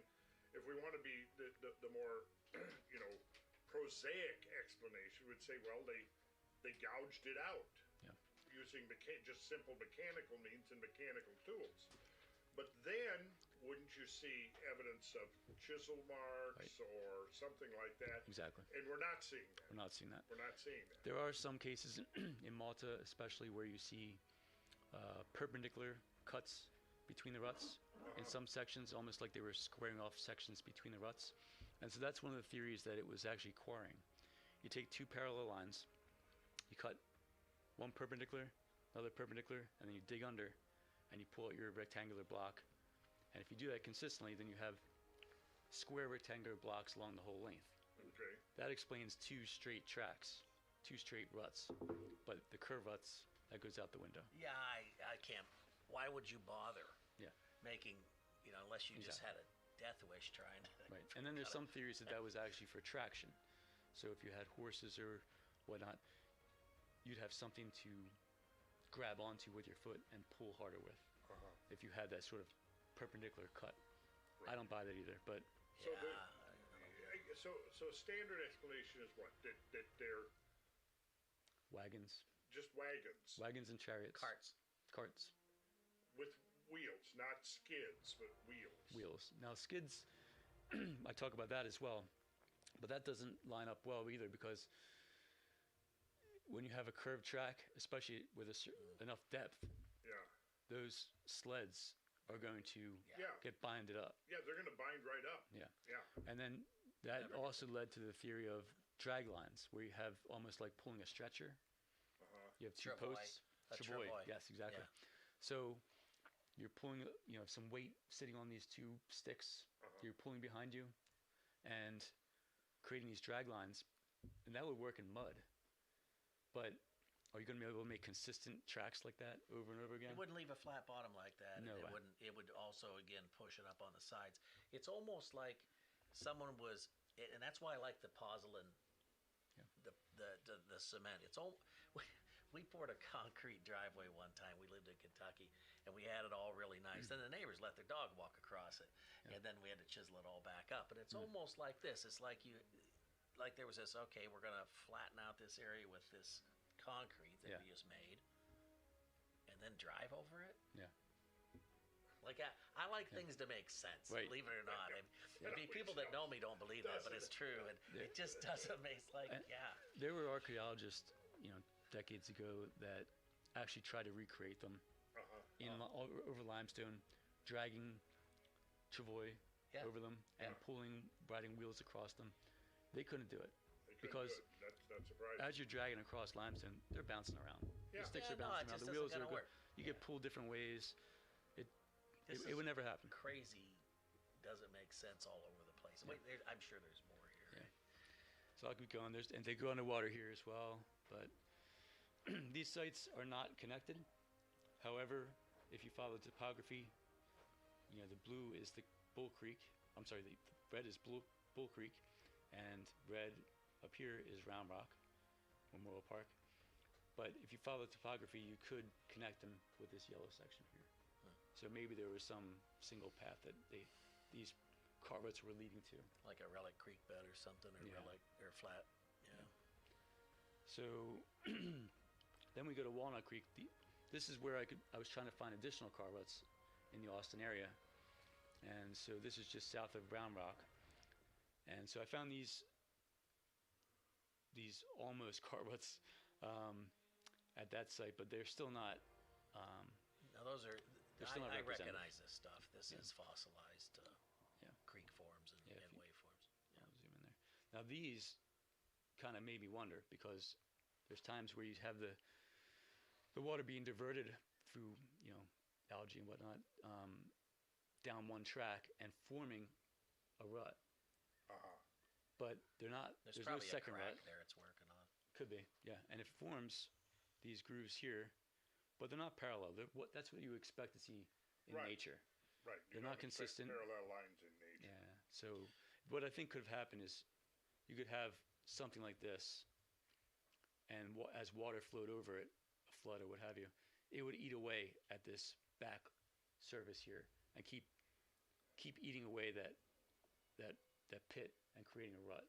But it wouldn't be consistent. When water flows, the lowest energy, like in a mature stream, the younger stream might kind of flow straight, kind of. But eventually they start to curve because that is the most efficient way for water to flow. That's right. And so you start to on the outside curves of the bank where the thaw wave is or whatever, it erodes out there, deposits on the inside, eventually starts curving back and forth. So straight lines are. That's why you never see them. The water will flow like over an unconsolidated floodplain. It will meander. Yeah. But if it's in bedrock, typically it'll follow a crack. Yep. Right, and then it'll erode that crack. I mean, I think that's the origin of, for example, like slot canyons. Right, and then you'll get spherical weathering, things like that on the edges there that'll eventually roll around things out. But that's not what we're looking at. That's not what we're looking at here. This isn't deep. This is maybe an inch or 2, 3 inches deep at places, but so it seems like it's water erosion. But it's long length. It's not what we're looking at. But it's not a car rut, and it doesn't make parallel Where's the other curves. So yeah. But you're saying a preponderance of them. There's 2. It's 2 car ruts. Yeah. They're almost always 2. Okay. There are some examples of 1 in Turkey.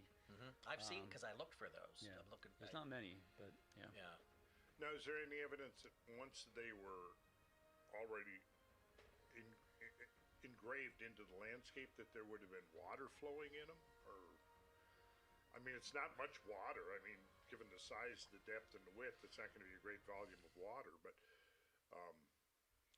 I mean, certainly at times there's probably water flowing. Certainly with rainfall, there's going to be water flowing in them. Yeah. But you'll also get sediment to unless they're being used, you'll get sediment in there. Then you're not going to get a lot of erosion. Correct. Yeah. There's an interesting one I want to show you in the Azores. That was at Sal Brasp. So let me. Am I in the picture? Your feet might be. Oh, nice. So this is Sal Miguel. You can see the car ruts here. These are pretty well eroded and filled with sediment. Zoom in? Yeah, let me From this zoom in there. distance here, it's difficult for These me. are There we go. I see them. Yeah. short set of ruts, 34 yards long roughly, but you can kind of get an idea what they look like. So they've got kind of an almost rounded, almost V-shaped bottom. Yeah. And what is that? What is that? This is a 3D scan of it. Yeah. Is that what the bedrock is there? Yeah. Yeah. Look, So it's basalt with bubbles. basalt. Yeah. Yep, exactly. Now, one thing that was interesting to me, I mean, if this was made by Ware, wouldn't you expect, if this is wheels going over this over and over again, especially if they're flat, wouldn't this vesicle here be more carved out at the bottom? Wouldn't it be more? Well, yeah. Why is it V-shaped? Well, it depends on how wide your wheel is, I guess. Yeah. And then there's obviously been erosion since. Yeah. But I would expect this to be more. I know what you flat, mean. It would eroded at the bottom. Well, if you're squaring it off, it would be. But if you're not, well, I mean, even if it's around, I would expect to have more wear on the bottom of the vesicle from whatever size wheel this is. Must have been pretty narrow. Because the way I look at these is that this, you have basalt and then scoria's vesicular. It has bubbles in it. It just the gases come out and then it hardens. And so when you have something like that, it's not entirely competent. So it's easier to erode it because it crushes. Yeah. It crushes up a little bit. So how it acts when you do that, I don't know. But it would strike me that it would be easier to form a rut in this than it would straight up basalt. So this V-shaped rut is a part of a pear. It is. Yeah. Yep. That's basically the same. Same. It's right around here in this section here of the rut, which you can't quite see in this photo, but kind of I think you get the idea. In the Southwest, if you looked into, I don't know if they're ruts, but they certainly talked about parallel roads. You're talking about like Chaco Canyon, that kind of stuff, there, yeah. where they would just go straight over everything. To Yeah. make a yeah, path. yeah. I remember your podcast or your I say episode on that. Chaco, but yeah, that area. In right? that area, the Four Corners area. There's remnants. A lot of them you can barely see them, but LiDAR is showing up. But some of them you can see pretty plainly, and they are parallel, but they're not ruts to my knowledge. Right. No, it's like a path, right? It's like they seem to connect sites. So why have we got these parallel roads. Okay, so I'm going to have to look into that and refresh myself on what they were. But I've got some interesting new papers that have come out in the last year or two about these parallel roads in South America, not South America, in southwestern United States. And they go quite a ways, those Oh, yeah, roads, they go quite a ways, miles. Yeah. So I'm anxiously anticipating when you tell us why all this happens. Is that in your paper? Yeah, I can't promise that. Maybe we'll figure it out tonight. Maybe. I thought, you're the damn geologist. I thought you I didn't say I was an archaeologist. No. We brought you on to explain this to No, us. I was just coming to dinner. Oh. Oh, I see. No, Mike's not in town very often. It's nice to see it. I tell you, this is near and dear to my heart. I like this stuff. Yeah. Okay. So, what's most important is that it's near and dear to your heart. It is. So Randall, these are the ones you saw here in Puerto Martin. They run into the sea. You can see in the center photo. That's where we were. Where the car ruts go into the water. Let me zoom in a little bit for you. Yeah, thank you. So right here is where they go into the water. You can see right there, and over here. Is that from the Azores? Yeah, that's where you and I were talking about just a little bit ago. Yeah, we went to lunch and then we walked out to here, and you can see it go into the water. Yeah. Yeah, there's somebody's feet there. No, that's not my feet. Which, of course, then raises the whole question of how deep into the water. Yeah. And then what does that imply about sea levels? And then what does that imply about the timing of the thing? Yep. And then you can see here, it looks like it splits into two on each rut. So now you have one here, and then down here you have one here and one here, which is tough to see at the bottom, but you kind of get the idea. And this is on volcanic rock. It is. And I remember, and I think that might be a picture. This might be a picture of part of what I was thinking of in here, where this piece is clearly broken off here. Yeah. And now it's just false. So there's probably more further out, I would imagine. Right? Yeah, we could probably find a piece or two out there, but most of it's probably gone. But it's not very competent rock. But it's, and this is where I was thinking. This struck me as it looks like a place where you would pull boats up out of the water. Yeah. So the fact that there was no material pushed up and outside, so there's no rims on these things. No. Well, then that would sort of suggest that the material was essentially removed. Yeah. Abraded. Or it was porous enough to collapse. To collapse. Yeah. And we might be looking at two things, right? We could be looking at here, you could be more abrasion and wear marks, whereas on limestone or whatever, it could be more, or if it's, the pozzolan, it would be more of a soft sediment type thing. But again, it's hard to figure it either way. Again, why is it only if you wish, the wheels? I wonder if marks. OSL dating could be effective on this. Optically stimulated luminescence. Have you looked into that? I would think maybe thermoluminescence. In fact, that's what I'm suggesting in the paper. Okay. Because that would, if that theory about heat applies, then we could test when it was last heated. Which part of the heat? Are you talking about the exothermic? Or are you talking about just as far as this was heated in some way to just solidify it? I don't. If it was heated to convert it from limestone to quicklime. But that would be a separate process to me. You would pick up the stones, the limestone. You put them in a fire. You heat them up as hot as you can get them. Then throw them in water, and then you get quicklime. Yeah. And Well, that's slack lime. That's slack lime, and then you can mix that with something, and then it'll turn out to be harden, right? Right. So. It just seems to me that if you had to make a thin section out of it or something, if you looked at that, you said some of that limestone's been identified as limestone. It's not something that's made, or is it? Or because once you heat it up and make it into the quicklime or slack lime, slake lime, it'll destroy anything that's in there. True. Sorry. True. Yeah. Yep. So. I have some other theories, but optically stimulated luminescence could work too if it was buried. Okay. So, if we found some car ruts that go into rubble or what have you, potentially we could test that. That the excavation of the tracks was more or less instantaneous. Like, you know, I mean, if it was done even mechanically with machinery or with chisels, we could still think of that in a geological sense as instantaneous. So you remove the material. Now the inside of the troughs there are now exposed to the atmosphere, to the light, basically to the light, and one would think then that that's when the reset would begin from that point. Am I on the track here, Chuck, or am I? Well, I don't know. I'm still trying to grasp what it's going to get you in the end. Yeah, it needs to be buried so it can build up a charge from the radiation. Yeah. And if once it's exposed to the light, it resets. It resets. So if it's always exposed, you're not going to be able to test it. But if it was buried, then you can at least determine maybe when it was buried. Well, if I was which to go still out and I doesn't was to tell you when it's made. Chiggle. If I was to. Yes. That's a Minnesota word, I think. Yeah, if I do that. Yeah, right. Oh, maybe that's the solution here. We said we were going to find it. So, yeah. So if I was to chisel. That's it. Chisel. That's the word I was looking for. I was to chisel out a chunk of rock. Assuming I chisel that out, at that point it would reset. Right?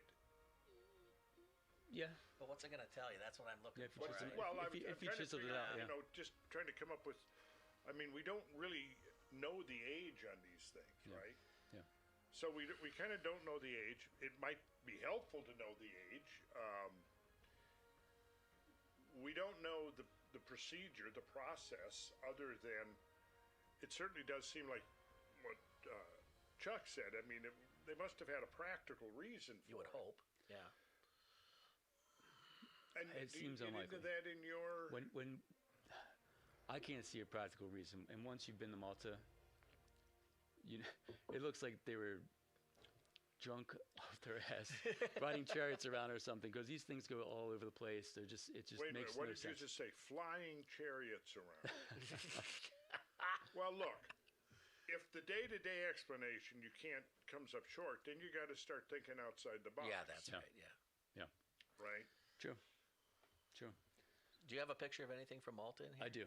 Oh Okay, man, I'd like to we got to see see the that. So this, I'll just finish up Sal Brass here. This is another site in the Azores. You guys remember seeing this, right? Yeah, for sure. This one I found interesting because we get the double tracks again. But then this one here, this is a LiDAR scan. So there's two sets of double tracks. Yeah. Yeah. Okay. Yeah, see one over here, and then one over here, and one over here. There were a lot of farm fields up here too, so to me it makes sense. This would be an easy path out of that area. Yeah. And then you have this track here, which what's happening here? This is a cart rut. Okay. And I believe water erosion is creating this center track within it, which makes you wonder of a natural, way of forming car ruts. But again, I don't see how it could be consistent. But it is consistent here because it's on a hill, and it's straight and level, or even, and so the water can flow consistently. But I don't see that happening in sites like Texas. It's almost like I'm sitting here wanting to just call them ruts and get the word cart out of there because we're predisposed to say it's a cart. It looks like that's what was my point. I'm with you. It's soaking in on me. Just call them ruts. Yeah. And I do that. In fact, that's what I do in my paper too. Do you? I call them ruts because not all of them are made from carts, most likely. But this one here is interesting because it doesn't have another side to it. It just sort of gradually slopes down, which that you might see from a cart. You might see people, and over time it's drifting further and further to the right. Sure. So. Okay. And then we get to the last one here. This is one in Pico. This was actually fairly long. This is probably 100 yards long. This is on the island of Pico? Pico, northern side by the airport, yeah. And so this goes on quite a ways. And you see the double ruts again. You have two tiers. That's one thing I talk about is when you might have a rut at this depth, and then right connected to it is another rut, like a second tier of step, So which you would presume was older. Yeah. That and those marks in the center, that's just flow marks from the lava. Correct. Yep. And these were not, and get this right, we talked about that while we were in Pico because some people thought, okay, well, the lava's hot, then you're going to drive over it. And no, Yeah. Well, I have a theory about that. I agree with that Yeah, part of it. it's hot. But believe me, you're not going to be putting a rut in there. So you can see these car ruts are over these completely fragmented rocks. Yeah. I have a hard time believing these car ruts were formed when these rocks were in this condition. That's correct. Right. And it would have taken some time for that amount of erosion to happen. So. So the ruts were carved, and then the rocks broke later. Yes. Yeah, they probably were my- cracked in the first place, and again, the Right. weathering would work on the edges, and then Earthquakes or erosion, Yeah. what have Yeah. you. But I don't see that having happened in the last 100, 200 years. No. So, and then these car ruts, I'll talk to the middle photo first. They run right under this wall. So this is a farmer's wall. Farmer's wall, but it's been there for quite some time. Zoom in even more. Yeah. There we go. Yeah, yeah, yeah. And you can So see they it go under go the right, wall. right under the wall. And there's other sites that have that too, but So what that would imply? What the carts were? I mean, the ruts were created, and then somebody built the wall later. they're right on top of it. Yeah, on top of it. And on the other side of it, Position. on the other side of it, they paved over the other side of the ruts. So these continue to run along the seacoast. Okay, the- so the north then coast. whoever cut these ruts there, then they left the pallet behind. Yes, that's a Right? clue. Yeah, that's I think an it's a important clue. clue. Did you get that? I got. I see you I took got a it now. picture of it. I mean, yeah, yeah. I think we just solved it. But you we can see some parallel lines there. Yeah, it must be. It's maybe where you just drag pallets. That's what this is. That's what it is. Just Yeah. So you can see these vesicles again, but not just on the sides, but they're on the bottom too. Yeah, as they would be, right? That whole piece of. Yeah, you have tuff there, yeah. So it's more vesicles than scoria, maybe. I don't know. Doesn't Yeah. matter. It's volcanic. Some of the peak sections of it I would expect to be kind of broken down more than the thicker sections, but and then the 3D scan.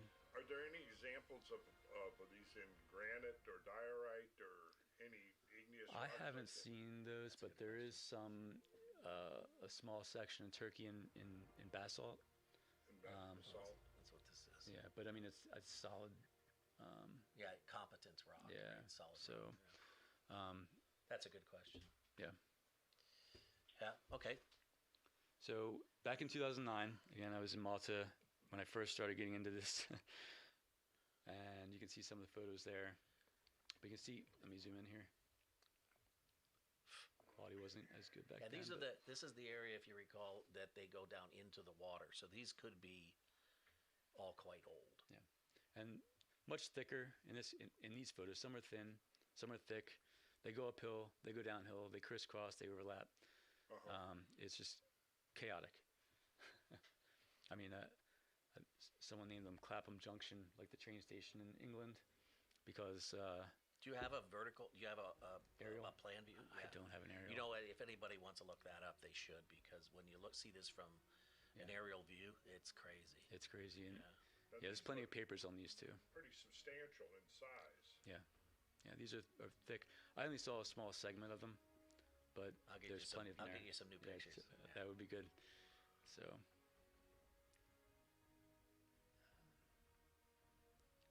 So then we look at some of the measurements. I didn't measure. I took some really basic measurements when I was there, but there's others that have taken much better measurements than me, and so I referenced them in here. So these are from a paper.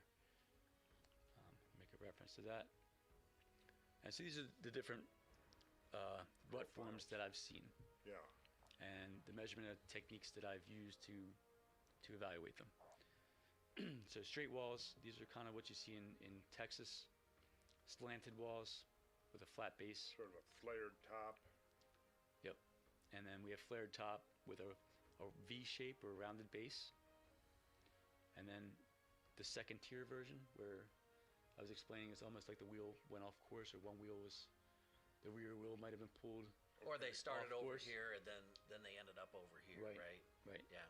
Yep. It certainly wouldn't have started. The wheel's here. not that shape. Yeah. So they would have fallen down over there. So, and then the U shape, which you see in the Azores. Yeah. So, I won't go into the measurement techniques too much, but I basically take a block. You might have seen my instrument when I was in the Azores for measuring these. but I measure from base to base because, again, measuring at the top isn't reliable. In fact, even measuring the base isn't always reliable, so you want to find that sort of almost vertical section where you can and measure from there when you can. And I measured the second tier, but I didn't include it in the analysis because I'm trying to evaluate what might have created these ruts and whether that was consistent. And if I include the second tier, we'll lose that apples to apples comparison. So you can see the second tier in this photo down at the bottom, and the main rut down the center. Zoom in there. Yep. There we go. So yeah, we're looking. The darker part is the deeper part. Correct. And then you've got the tier, the second tier. Yes. Almost like a stair step, almost. Exactly. Yep. So you see that in, I'd say, most of the sites. Yeah, and where I see something very similar to that is natural, coulee formation, where you've got major floods coming through. And you have a deepened channel, and then you have a flat terrace next to it. But basically, that is going to be caused by the water cutting the channel. In the cutting of the channel, the water entrains a lot of sediment, and then when the waters begin, like particularly you see this in a flash flood or an outburst flood, then the water declines and loses competency, and what it does is it now creates a flat layer of sediment, and then subsequent flows then incise into that sediment before it consolidates and leaves the flat shelf along the side. Yep. Now, I'm not saying that that's what happened here, but that's interesting because, was there a point where the width of this thing had one consistent depth to it, and then the process that initially excavated that initial width, then, you'll see this in canyon cutting. Yeah. You'll have an initial width, and then you'll have a subsequent deeper part, leaving that shelf. Now, could something like that have happened here?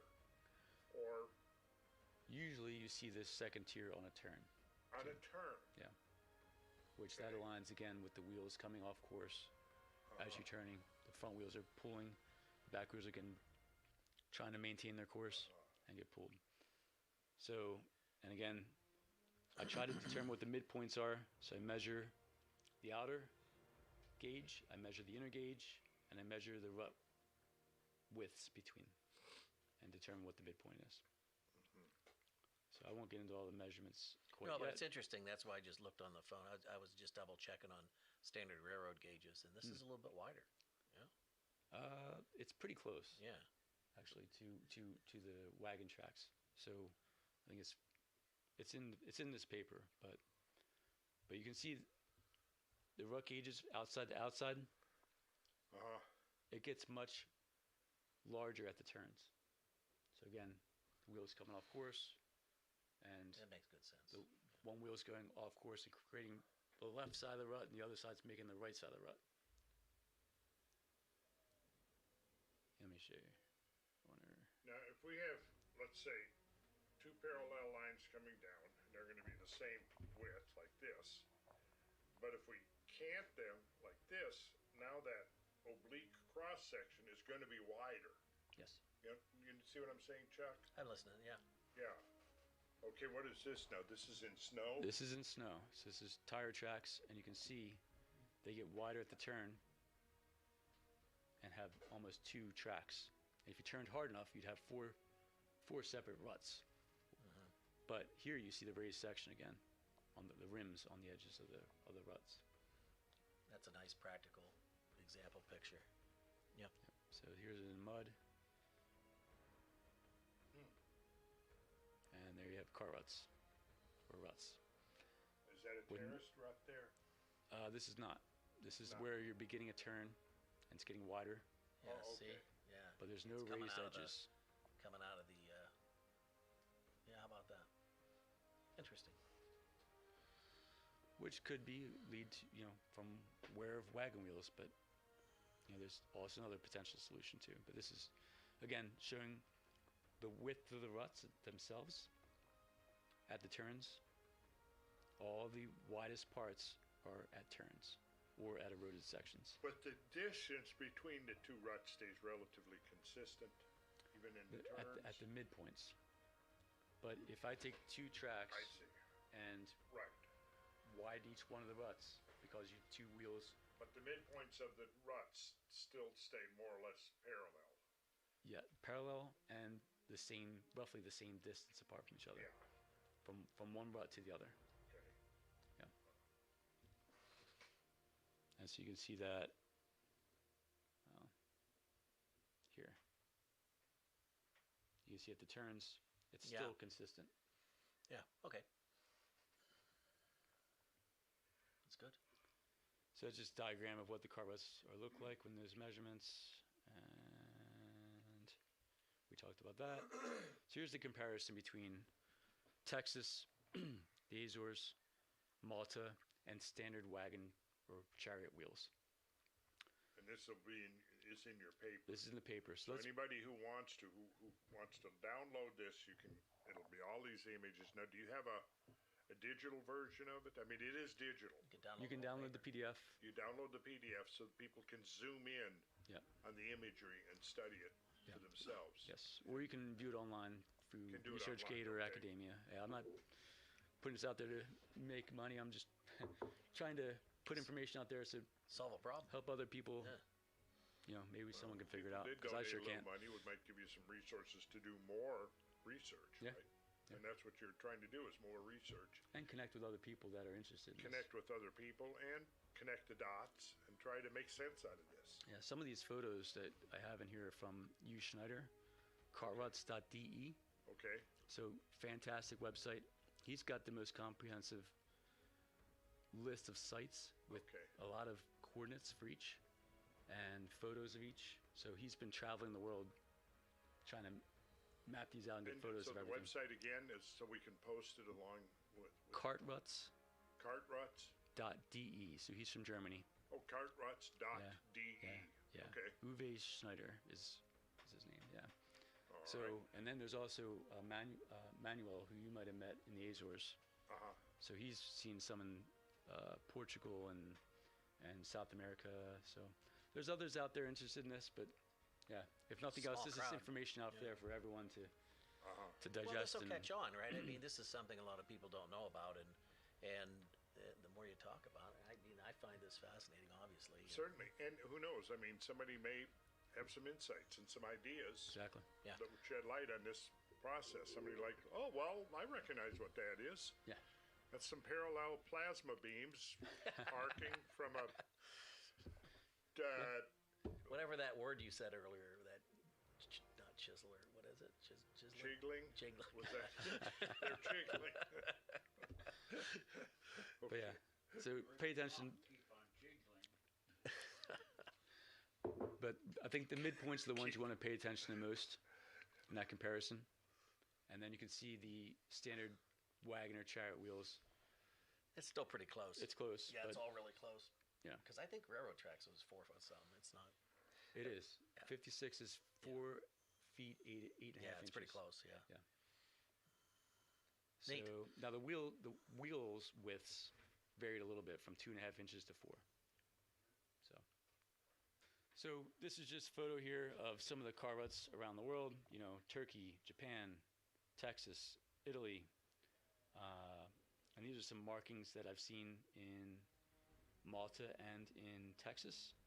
Found those strangely similar. Let me zoom in here. Yeah, how about that? And then also these strange scrapes.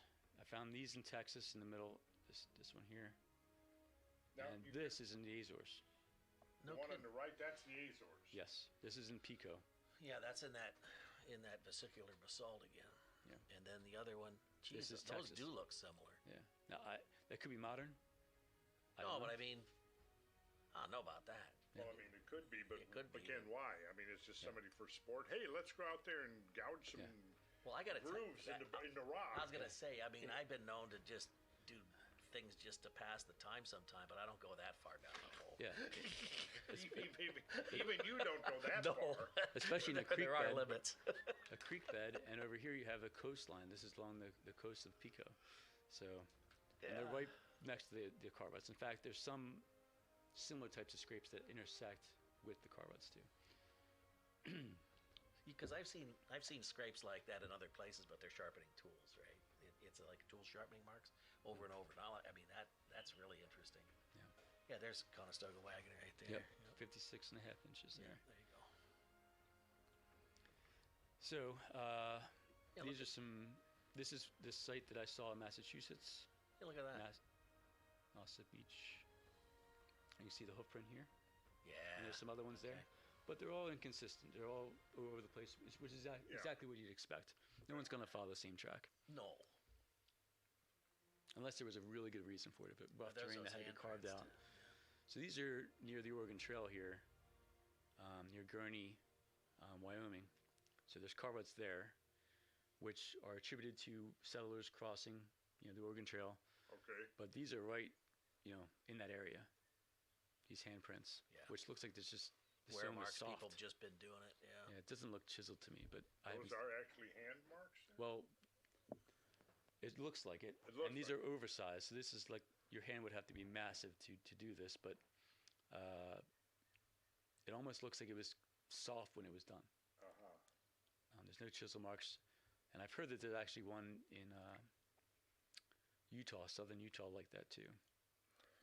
So, but this is the car ruts in Oregon as well, and you can see that center path where they're walking along. Yeah. Or something. Yeah. The animal left his track. Just for the sake of speculation, could we then conjure up some kind of scenario where the rock is being temporarily softened?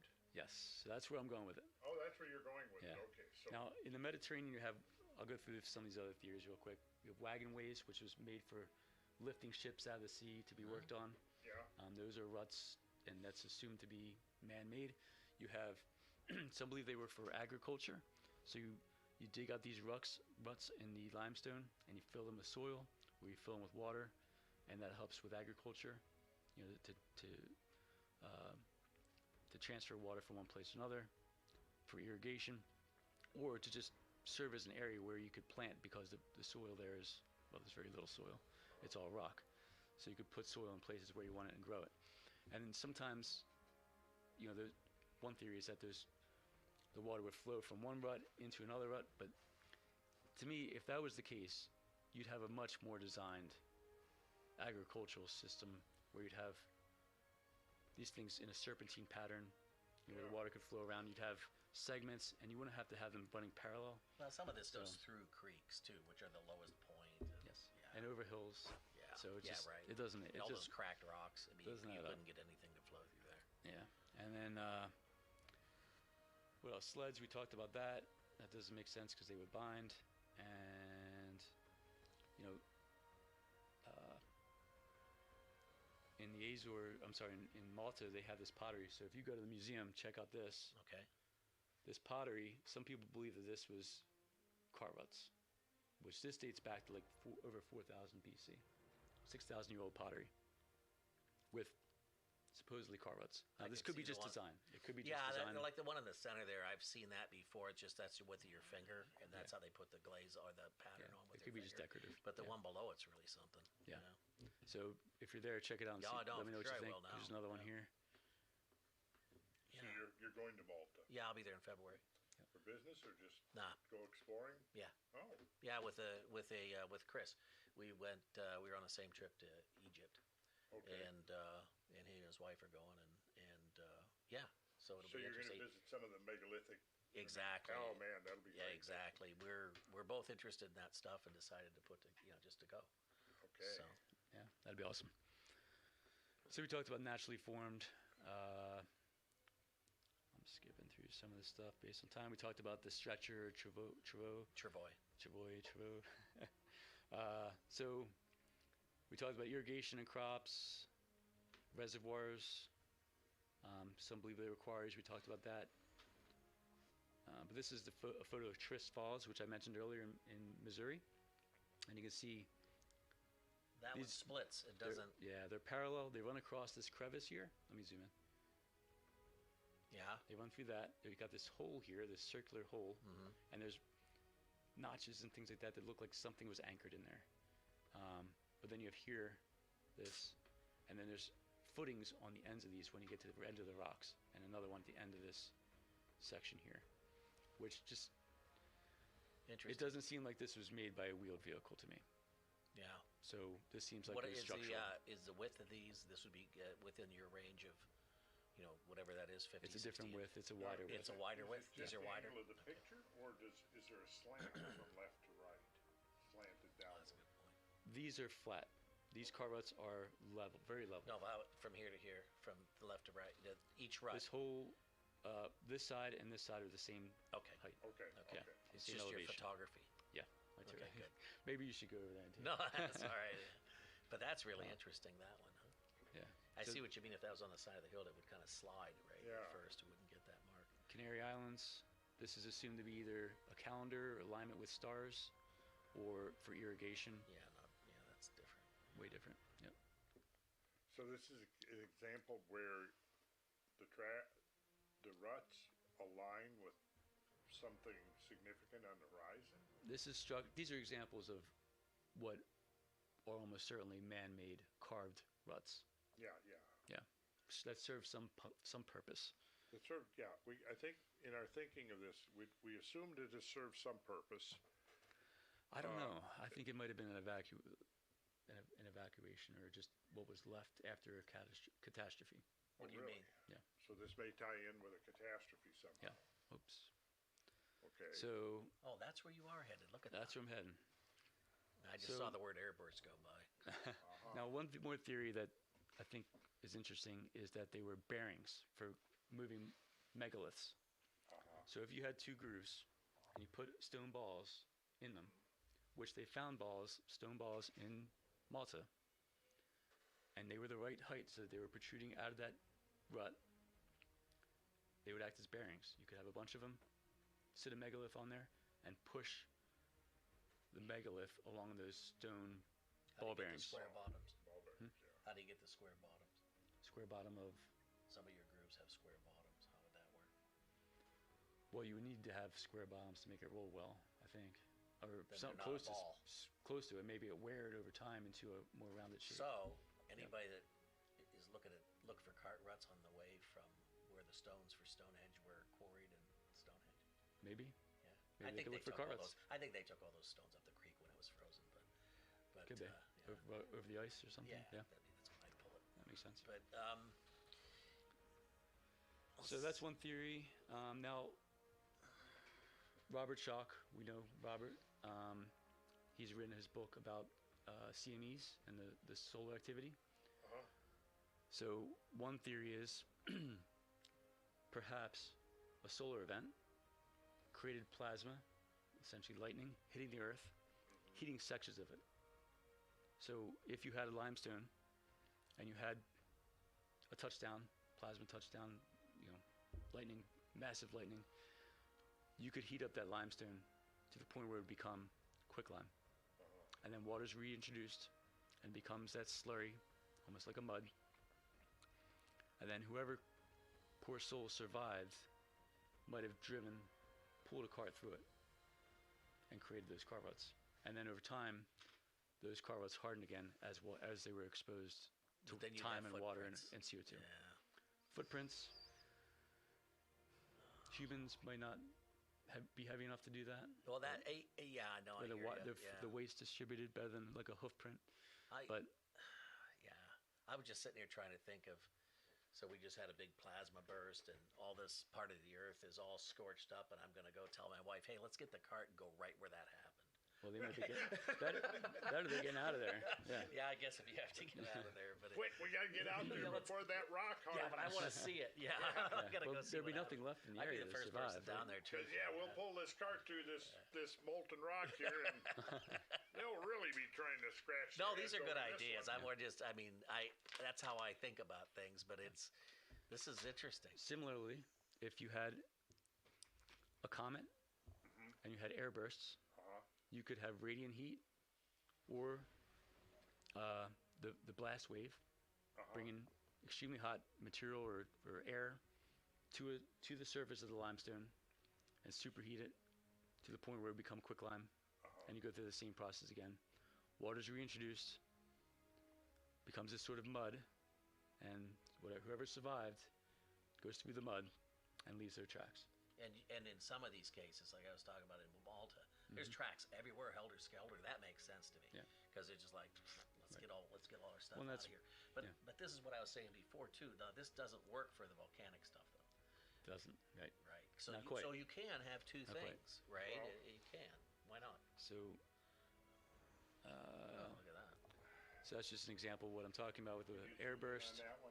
Yeah, this is just the airburst over Russia. Yeah, the Chelyabinsk. Yep. Yeah. So if it was a larger event and you had enough heat, you could potentially have that type of event where maybe it's a touchdown event where it actually. And that's tough. That's man, to get that much heat that fast, that's tough. Yeah. Now we've seen evidence recently of a touchdown event, potential air touchdown event in Louisiana, which is fairly close to Austin. So. And that was near the Younger Drive. Two neurons are shaking hands inside my head right now. Was it Arthur C. Clarke that said something to the effect that one of the greatest questions he wanted that he would solve if he could is how the hill forts in maybe in the UK or whatever were indurated, right? They're vitrified, right? Oh, so yes. so that has Castles, that what you're talking about has happened. How exactly? But I'm of the mind that it's something along these lines.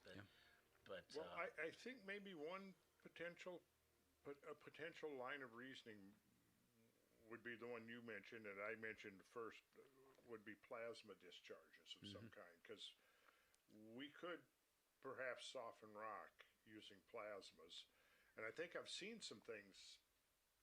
I'm going to have to do a little research here. Perhaps ball lightning. Maybe. But if you have rock limestone, let's say you have rock. Let's go these let's just pretend the creek's not there. Because if you have rock that has moisture in it, if you're going to heat it up that fast, it's going to explode. Well, and the melting point would be lower because you have what's it called? Flux melting.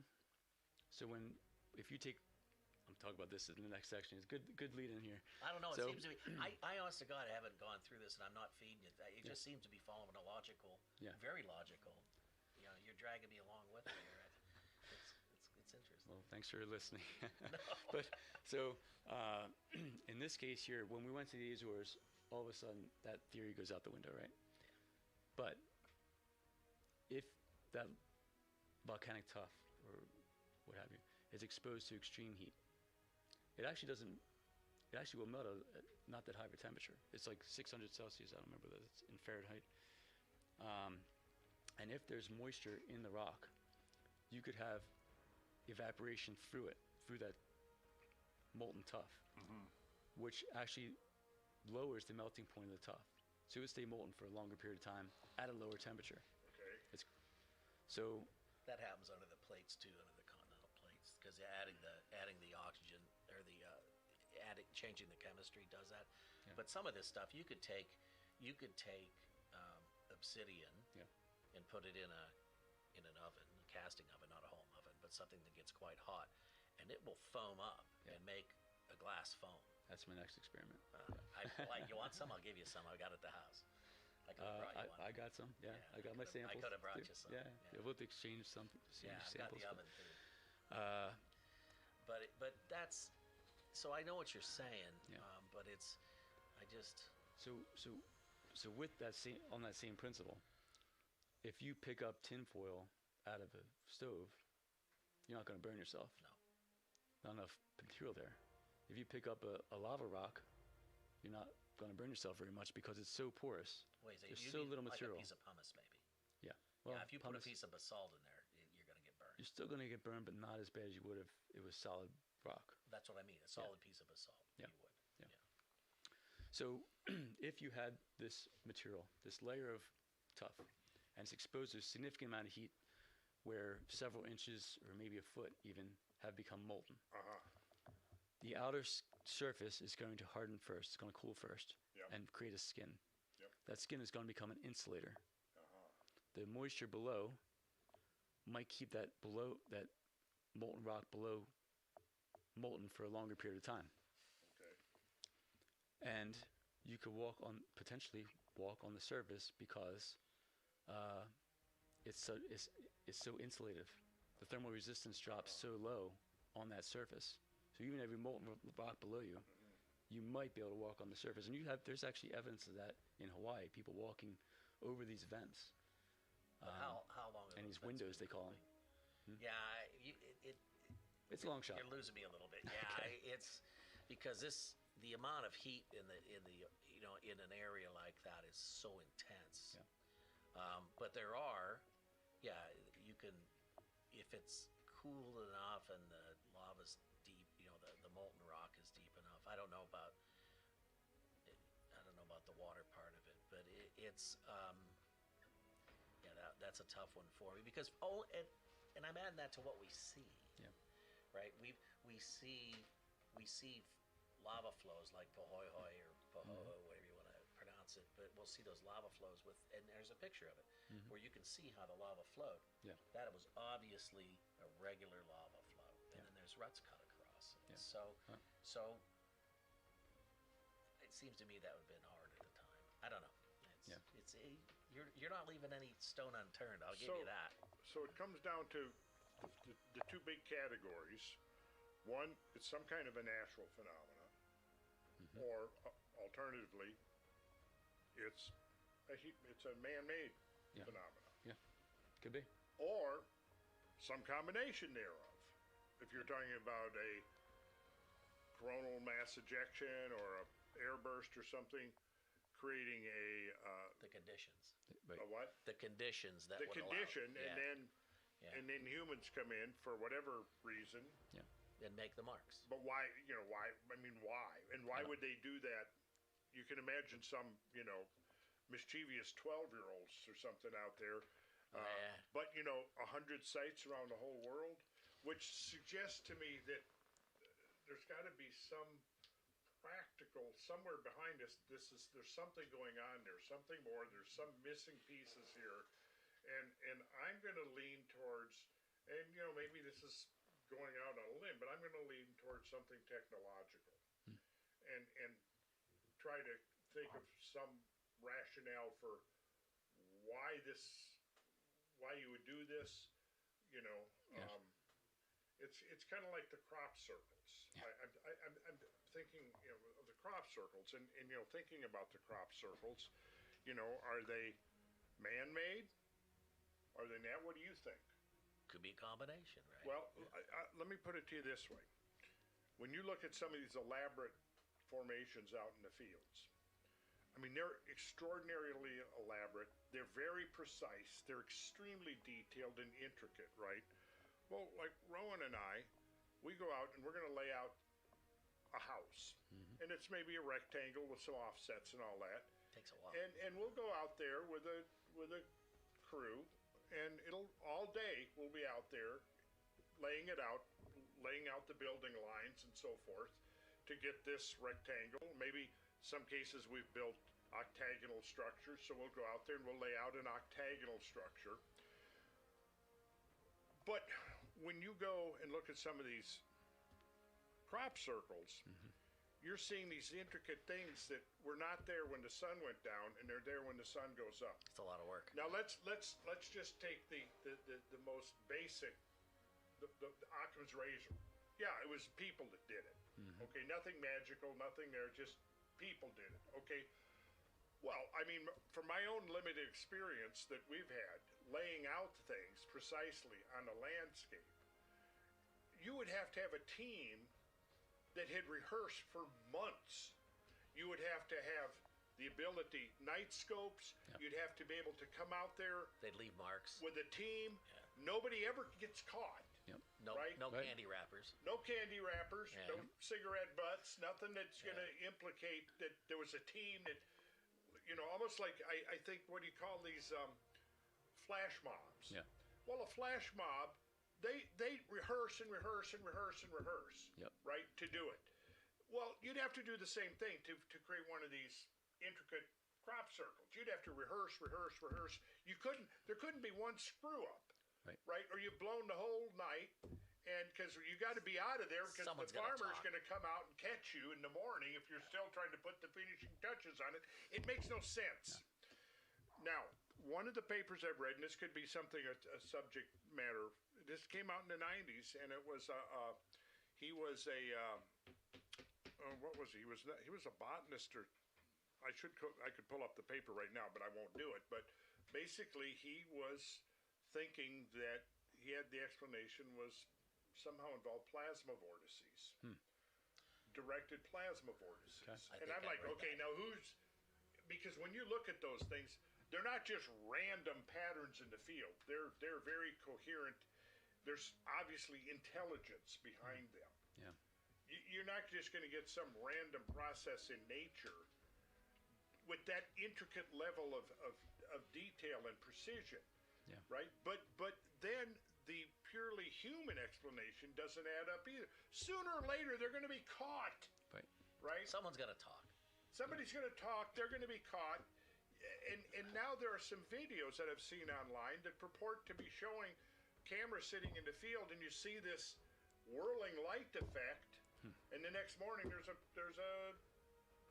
crop circle there. Now, I don't know what the explanation for that is there. There's something about it's a bona fide mystery. Yep. But so is this. No, it is. I mean, now, could we?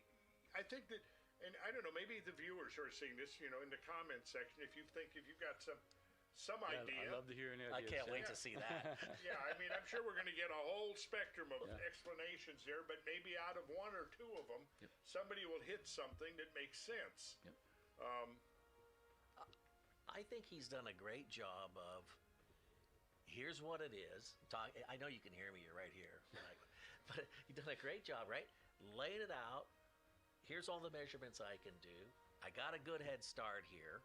I'm going to give you a whole pile of ideas that range from, it's man-made to whatever. You didn't put word of simulation, but other than that, but I think this is really good. And it seriously, and people that listen to this, your folks, they will be able to add to this in a constructive way. I think this can only help. Hope so. Well, yeah, the more minds we get intelligently thinking about this, because there's got to be a solution.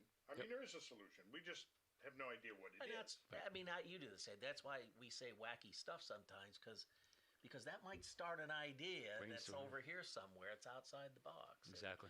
And lead you, because I love to solve puzzles, but man, for me, this is a big one. So Michael's paper is going to be available. We'll have a link that you'll be able to go to get to Michael's paper, download it as a PDF, or look at it online. Well, I think we just ran out of time, so Michael, thank you very much for presenting this to us. And now you've got me another thing I've got to do. Come on, man, I've got it. But hey, I'm going to read your paper for sure. Good, I appreciate that. Maybe think along those lines of the plasma role, the role of plasma. Yeah. But again, and the potential that it's technological for some reason. Yeah. That what we're seeing here is just the after effects of something that was much more complex and global. Well, and global. Yeah. Well, if we're ever really, really bored, we ought to come up with something that we could just go around, take a trip, go around the world, and carve something that's really goofed up, and just put it so nobody can figure it out. And then, 10,000 years from now or whatever, Okay, someone's well, going to go, you what come the heck? up with that. You work on that, okay? It's almost like that, right? I mean, it's. Someone's playing a game with us. There has to be whatever the purpose is. There's a purpose to it. Yeah. I can't believe right. This is natural. I would start They're with not that as a natural. working premise. Yeah. It's not just some random kid. Oh, it's not, and it's not. It's not just water. It's not just something else. Yeah. And even though it's global, it's at the same time regions. So Boston, Malta, Southern Italy, not Northern Italy, Southern Italy. Well, I mean, but then again, it could be on the East Coast, but they're covered by sediment. Perhaps. Right? It could be, perhaps, right? There's lots of things that get uncovered. They just uncovered those old footprints out in New Mexico, right? In New Mexico, was it? Yeah. So, Okay. All right, gentlemen. Thanks. Chuck, Michael. Enjoyed it. It Yeah, was thank you. fun. Yes, Yeah. it was. That was wonderful. So I'm going to be following your work, Michael, and I'm sure we'll be hanging out together again. Sounds great. There are adventures ahead of us, I'm sure. And if you have any breakthroughs and you want to come back and talk about it, yeah, that'd be great. I hope to. Yeah, Yeah, I hope I'll do you my come best. back and says, I got it. Finally. Finally. Took you long enough. Yeah. That'd be fun. We'll have the global premiere right here. Yeah. You'll be the first one I call. All right.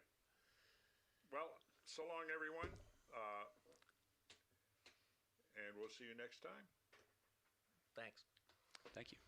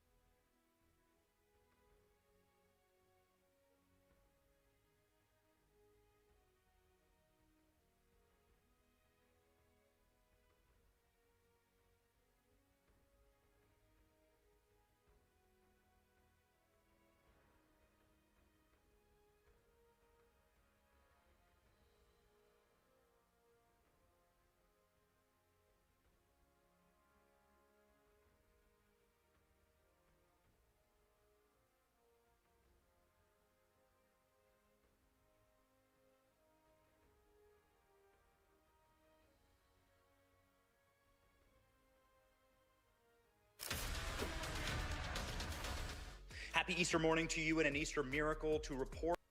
We got him, the downed American pilot that survived 3 days deep behind enemy lines in the Iranian wilderness, hiding in a Assistant Special Agent in charge of FBI Dallas. And we will have a brief question and answer session after their remarks. Please identify yourself by your name and your media outlet when asking questions, and confine the content of your questions to today's press conference. At the podium, joining Ryan Raybould and Jeremy Wright is Executive Assistant Chief of Police with the Dallas Police Department, Terrence Rhodes, Assistant U.S. Attorney Robert Withers, Assistant U.S. Attorney Claire Demers, and Assistant U.S. Attorney and Violent Crimes Chief Jeremy Fugate, all of the Northern District of Texas. And with that, I'll turn it over to Ryan. Good morning.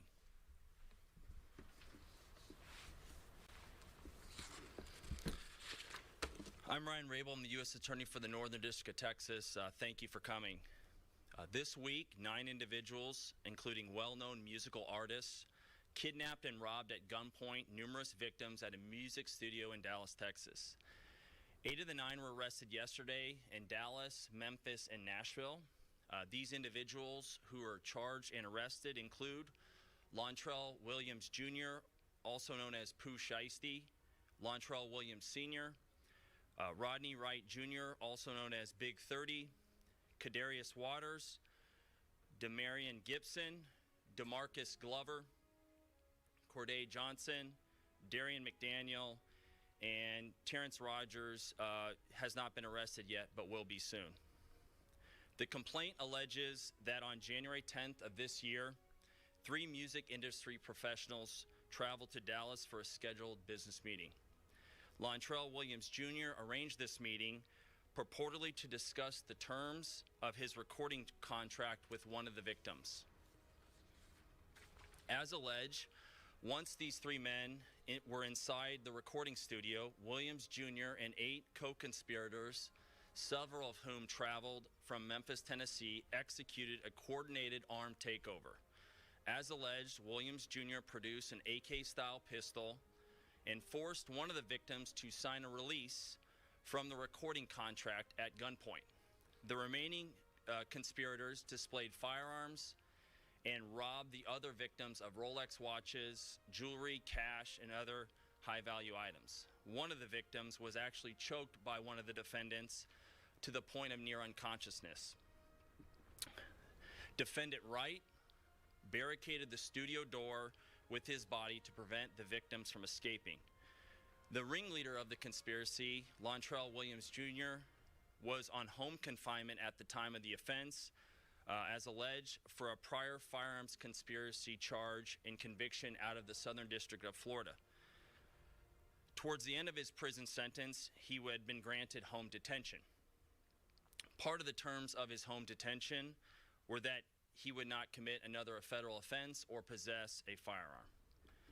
His father, Lontrell Williams Sr., is alleged to have helped plan and execute the federal kidnapping as charged in the complaint.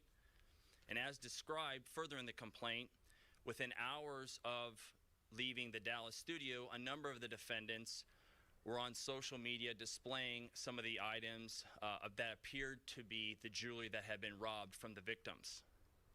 The charging document outlines some of the evidence, just some, establishing the defendants' roles in the federal offense. This is as follows: electronic monitoring data placing Williams Jr. at the offense location, which would put him in violation of his home detention conditions. Cell phone records and license plate reader data corroborating the coordinated travel of multiple defendants from Memphis, Tennessee to Dallas. Rental car records confirming Williams Sr. rented a vehicle that was used by the group. Surveillance footage from the offense location, a nearby office supply store, and a hotel where several of the defendants stayed following the offense. Fingerprint evidence as well that was recovered from the crime scene, matching at least 2 of the defendants. Social media posts by defendants displaying what appears to be stolen property just in the days following the offense. Greyhound bus records confirming the travel of multiple defendants from Dallas to Memphis the day after the offense. The victims in this case came to Dallas to conduct legitimate business, and they were met with firearms and violence as alleged in the charging document. This case should serve as a warning to others who believe that using violence and intimidation tactics to rob others in our community is a viable way to conduct business. I'm here to say that it is not, and that if you choose to do this, we will, together with our law enforcement partners here and the other ones in the Northern District of Texas, will bring you swiftly to justice. I want to thank the FBI Dallas Violent Crimes Task Force, the FBI's Memphis Resident Agency and Nashville Field Office, the Memphis Safe Task Force, the Dallas Police Department, the United States Attorney for the Western District of Tennessee, Michael Dunovit, and AUSA Greg Wagner, the U.S. Attorney's Office for the Eastern District of Texas, my dear friend and colleague Jay Combs, and the U.S. Attorney's Office for the Middle District of Tennessee, including my colleague Braden Busek, for their outstanding contributions in this multi-jurisdictional investigation and prosecution. I'd also like to highlight the extraordinary work. None of this happens without the extraordinary work of our AUSAs in this office, and I'm here to say we have the best AUSAs in the entire country. That includes AUSAs Robert Withers, Claire Demers, and my violent crime chief, Jeremy Fugate. This case really underscores the importance of standing up for crime victims, no matter who they are or where they come from, and the incredible collaborative, investigative partnerships that we have, not only in the Northern District of Texas, but across the country, and we are all working together to make our country safer. So thank you for being here today, and I'll answer some questions after my colleague here speaks. But now I'm going to turn it over to him, and this is Jeremy Wright, who's the Dallas FBI Assistant Special Agent in charge. Yeah, thank you, Ryan. Good morning, everybody. As Ryan said, my name is Jeremy Wright. I'm Assistant Special Agent in charge for FBI Dallas. As United States Attorney Raybold said, we're here today to announce the arrest of several individuals in the Memphis and Nashville, Tennessee areas, as long as one here in Frisco, Texas. These arrests are the result of a violent kidnapping of 3 individuals here in the Dallas area. The majority of those arrested did travel from Memphis to Dallas to commit that offense.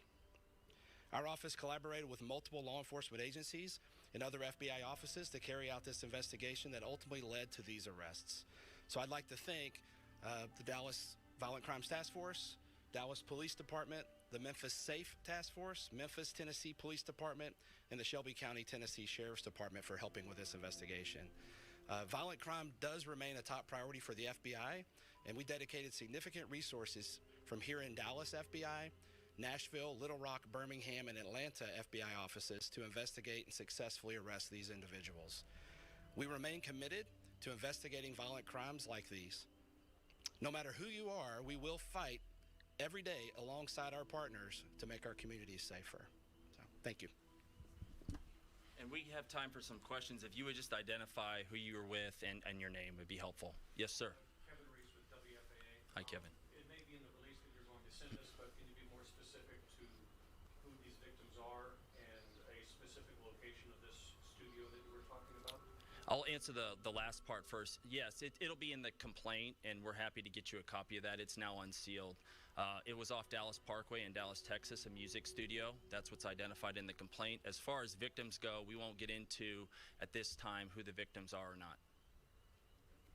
Chase with the Dallas Morning News. Can you describe the injuries suffered by the 3 victims? So one of the victims, and this is actually in the complaint, and we'll get you a copy as well, there's a photograph of the injury. It looks like there's some abrasions on the neck and arm.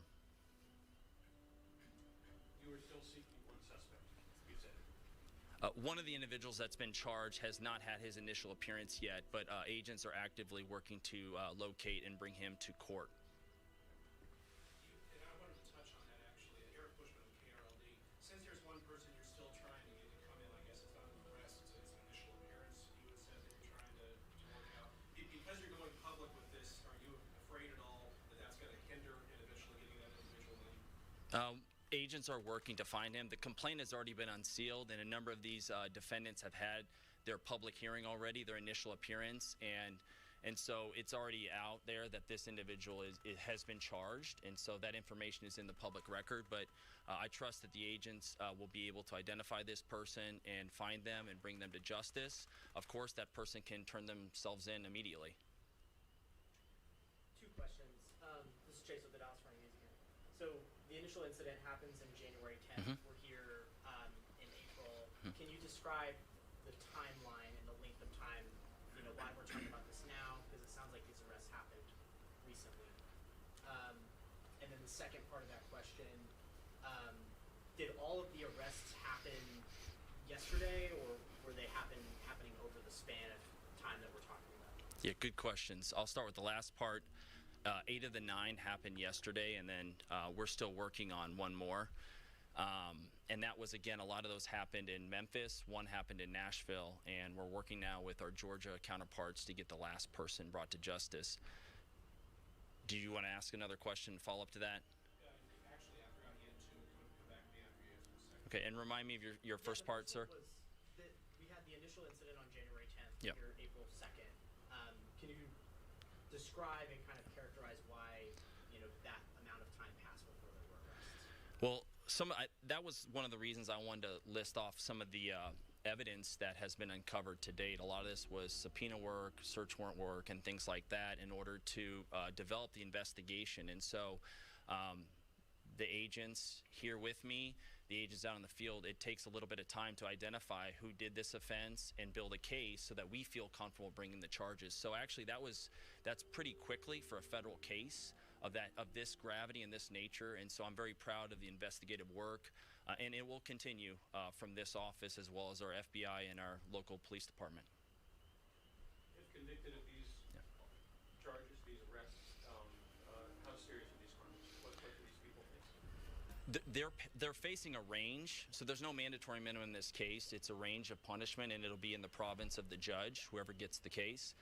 But it could be from 0 all the way to life imprisonment. And as you know, a lot of what will guide what's called the sentencing guidelines will be the individual's previous criminal history, the fact that one of these individuals committed the offense while on home confinement, so actually serving a federal offense. Assuming that individual is convicted, that will be an aggravating factor for sure.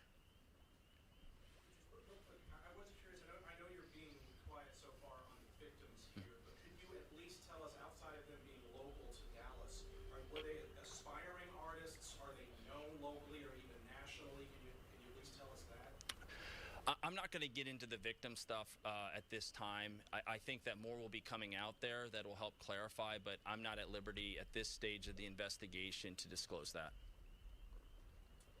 And then can you describe the operation to conduct all of those arrests? I imagine they were in different places. You know, maybe they all happened around the same time. I'm not sure. I'm going to hand that one off to my colleague here, Jeremy Wright. Yeah, thank you for the question. It requires a lot of partnerships across multiple jurisdictions to be able to conduct simultaneous arrests in a manner, you know, to not alert other folks and to do it safely. So really it's just a coordinated effort. And fortunately, we have great relationships here locally with Dallas PD and our other partners, as well as other FBI offices have the similar relationships. Memphis is unique. They have the Memphis Safe Task Force there currently, which was kind of a help in a lot of this. So it's really just coordination and pre-planning. And a follow-up to that. So were all of the arrests in Memphis, or? No, Memphis, we had one in Frisco, Texas yesterday morning. The rest were in Memphis. And as the U.S. Attorney said, we're actively pursuing the final arrest. Thank you. Yeah. Did you have another question, sir? KD or W, mugshots, is that going to be out somewhere where we can get that? I think that becomes public record, but I'm not sure. If I could follow up with you right after, Catherine, if you would get to make sure that we get that information over there. Thank you for coming. If there are any further questions, I just want to underscore the importance here in Northern District of Texas of vigorously prosecuting violent crime. And a couple days ago, I did a press conference in Fort Worth, Texas, but it just highlights the collaboration. The state, local police are some of our best friends and best partners. Chief Como is a dear friend and partner of this office and has been fantastic for us. working with some of the best in the business, the FBI, and I'm just really honored to stand shoulder to shoulder with the men and women in my office. So again, we look forward to prosecuting this case vigorously, and if you have any further questions, feel free to reach out to Catherine Miller. Thank you. All right, so that was the very latest from Dallas, Texas, as we wanted to share just a little bit more information about this breaking news. This is from TMZ, but what we were hearing from the FBI and other agents is that rapper Pooh Shiesty and his father were arrested by the FBI. There were a number of other arrests as well. So we did want to bring you the very latest in this investigation and that breaking news update that rapper Pooh Shiesty and his father are now under arrest. We got him. On April 5th, 2026, day 37 of Operation Epic Fury, U.S. Special Forces rescued the second crew member of the F-15E fighter jet that was shot down over Iran. Saturday's operation was conducted by a specialized commando unit with a high volume of air cover. The U.S. forces unleashed a hail of heavy fire, and that all of the forces are now out of Iran. This wasn't just some easy pickup though. This happened right in the heart of the incredibly rugged Zagros Mountains in southwestern Iran. In the Chamahar and Bakhtari province near Dishat, we're talking steep, jagged ridgelines topping over 7,000 feet, deep, rocky valleys, loose shale slopes, and unforgiving high-altitude terrain that's perfect for hiding, but absolutely hell for moving fast, especially when you're injured and being hunted by the IRGC. This video will recount the actual rescue operation of the F-15E Wizzo. And President Trump posted this. He said, "We got him. My fellow Americans, over the past several hours, the United States military pulled off one of the most daring search and rescue operations in U.S. history for one of our incredible crew member officers, who also happens to be a highly respected colonel and who I am thrilled to let you know is now safe and sound." This brave warrior was behind enemy lines in treacherous mountains of Iran, being hunted down by our enemies who were getting closer and closer by the hour, but he was never truly alone because of his Commander-in-Chief, Secretary of War, Chairman of the Joint Chiefs of Staff, and fellow warfighters were monitoring his location 24 hours a day and diligently planning for his rescue. But the IRGC wanted to get him first. The Islamic Revolutionary Guard Corps was searching the entire area, including using their elite units and local militias. They swarmed the Black Mountain area with everything they had. Villagers were even offered big cash rewards by Tehran to join the hunt and turn in the American for a major propaganda win for Iran. But America answered the call with overwhelming force. Elite special operations teams, including Air Force Special Warfare Pararescue Men, the legendary PJs, so that others may live is their motto, and Naval Special Warfare Development Group operators were on the ground as well. Integrated team of special operators making it happen. Likely Delta Force could have been involved, Army Rangers, Green Berets, and then backed by the 160th Special Operations Aviation Regiment, also known as the Night Stalkers. They fly the MH-6, the AH-6 Little Birds for lightning-fast insertions, fire support, HH-60W Jolly Green helicopters for heavy combat rescue airlift, and A-10 Thunderbolt IIs overhead for brutal close air support. And this video right here is said to be the actual final firefight. This is the final scene with likely A-10s rolling in, striking down some of these combatants that are trying to get to the F-15E Wizzo before U.S. forces. A massive firefight took place. MQ-9 Reaper drones were overhead. And speaking of MQ-9 Reapers, this report just came in. U.S. MQ-9 Reaper drones protected the rescued F-15E crew member by striking Iranian military-aged males believed to be a threat who got within 3 kilometers of the airman. A person familiar with the operation told Air and Space Forces magazine this exact quote. MC-130J Commando 2 transports slipped into austere strips deep behind enemy lines, and likely even F-15E fighters going out to protect their member of their squadron, plus A-10s, F-35s, other birds up ahead providing air cover and jamming Iranian systems and signals and communications from Tehran to the IRGC. And President Trump also said this. He said, "We have rescued the seriously wounded and really brave F-15 crew member officer from deep inside the mountains of Iran." The Iranian military was looking hard in big numbers and getting close. He is a highly respected colonel. This type of raid is seldom attempted because of the danger to man and equipment. It just doesn't happen. The second raid came after the first one, where we rescued the pilot in broad daylight, also unusual, spending several hours over Iran. An amazing show of bravery and talent by all. This was one of the most daring search and rescue operations in U.S. history, and it reminds the These people knew exactly what they were doing.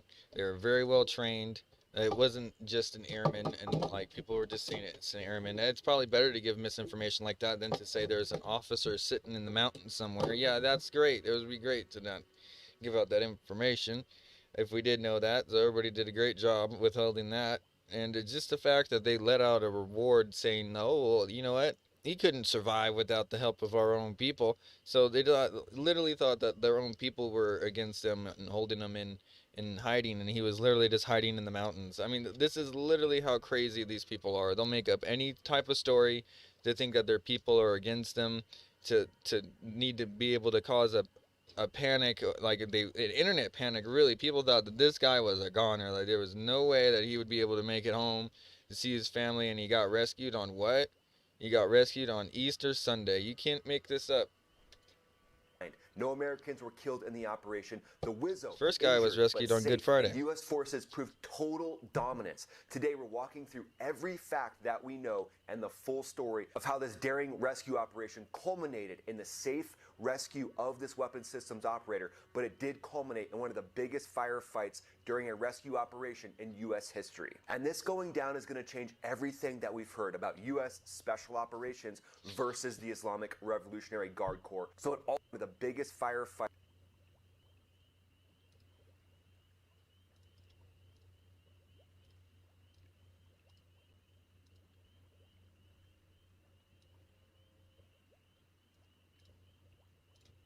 During a rescue operation in U.S. history. And this going down is going to change everything that we've heard about U.S. Special Operations versus the Islamic Revolutionary Guard Corps. So it all started April 3rd, 2026, when the F-15E Strike Eagle was taken down by Iranian fire over the Zagros Mountains near Dishat. Wreckage photos surfaced fast as Iranian forces claimed the kill of the shootdown. Both the pilot and the highly respected colonel ejected safely, but they were separated on the ground. They ejected at altitude so the winds can change the trajectory of those parachutes. They could land a mile or two away. The pilot was rescued the next day in an initial CSAR push, but the HH-60W Jolly Green helicopters that got the pilot took incoming fire and were damaged severely. Even crew members on those helicopters were wounded, but they made it back to base safely. U.S. officials stayed quiet on the second rescue to protect the colonel while he was evading. Meanwhile, IRGC units behind the scenes and locals around the Black Mountain were actively hunting the colonel with bounties on his head of $60,000 US, turning the entire region into a high-stakes game of cat and mouse. U.S. intelligence, including CIA assets, kept constant eyes on the colonel weapons systems officer the whole time, but the colonel's solo survival story in those brutal mountains is even more incredible than what you can imagine. Let's step into the colonel's boots. This part is pure inspiration, and it shows why SEER, Survival Evasion Resistance Escape Training, is worth every second and every penny that the U.S. military spends on it. After ejecting, the colonel hits the rocky ground hard, sustains injuries, but instantly switches into full evasion mode. He moves away from the burning wreckage as quickly as possible, using the steep terrain to break line of sight with IRGC search parties. He climbs through those jagged 7,000-foot ridge lines under the cover of darkness, choosing rocky crevices and shale slopes that make tracking difficult for ground teams or dogs. He avoids open areas and villages as best he can, staying high where patrols are less likely to move fast and capture him. From his perspective, it probably went something like this. The cold mountain air cut deep, ankle or leg throbbing from the landing, but SEER kicks in immediately. Ditch the chute and anything that could reflect light or make noise, then start moving uphill away from the crash site. Slow, deliberate, using every shadow and ridgeline to stay hidden. Find a good crevice, settle in, and activate the Combat Survivor Evader Locator Beacon. No long voice calls that enemies could triangulate, just short encrypted data bursts via satellite that frequency hop and look just like noise to the enemy. Send preloaded messages, injured but mobile, enemy active nearby, request extraction window ASAP. That combat survival radio, that's the silent lifeline. Boeing built and ejection proof, it keeps CENTCOM updated in real time without compromising the colonel's position. So here's what the colonel likely did: rationed his water, ate some of the emergency food. Got to keep the energy levels high so you can stay mobile and keep moving fast to stay away from those IRGC patrols. But you also need to stay motionless for hours when you hear those IRGC vehicles or voices echoing up from the valleys below. Then relocate only when it's safe. Climb higher or shift to new cover to throw off the search. Bounty hunters, militias, IRGC special ops are out there trying to get you. Drones, possibly scanning ridges. But trust your training, the seer, the deception operations that are going on behind the scenes to feed the enemy information that you've already been extracted. Nearly 48 hours of pure discipline. Minimal movement by day, careful navigation by night, conserving energy while your body fights the pain and the cold. But this colonel knew he was never truly alone. The President, Chairman of the Joint Chiefs of Staff, Secretary of War, and other war fighters from his unit and from Special Operations Forces are out there, ready to scoop him up when the time is right. As soon as the Wizzo confirmed that he was alive through the different techniques and tactics that you use for SEER, CENTCOM went into full go mode. Presidential Task Force spins up a massive Joint Special Operations unit to go in and get the colonel. The prep was lightning fast but razor sharp. Intelligence briefs on IRGC movements, rehearsals on similar mountainous terrain at forward bases, and contingency plans for everything from sand traps to heavy contact to IEDs, improvised explosive devices. On the ground, you had Air Force Special Warfare Pararescuemen, the PJs that live by the motto so that others may live. Teamed up with Navy SEALs, elite commandos from Delta Force, and also Green Berets. In the air, the 160th SOAR Night Stalkers brought the MH6s, those little birds. Also, you have HC-130J Combat King tankers for refueling, and MC-130J Commando 2 transports that can land on rough strips deep in enemy territory and get everybody out. Reports are saying, and also this video right here from inside of Iran is a sighting of a C-295W from the secretive Air Force Special Operations Command's 427th Special Operations Squadron flying at low altitude over Iran during the operation. This is a rare glimpse of the highly specialized platform supporting deep penetration missions. And then overhead, A-10 fighters with their GAU-8 cannons, MQ-9 Reaper drones for eyes in the sky, plus surveillance and electronic warfare aircraft jamming Iranian radars and comms. This was years of training and investment coming together in real time. But none of that prep would have mattered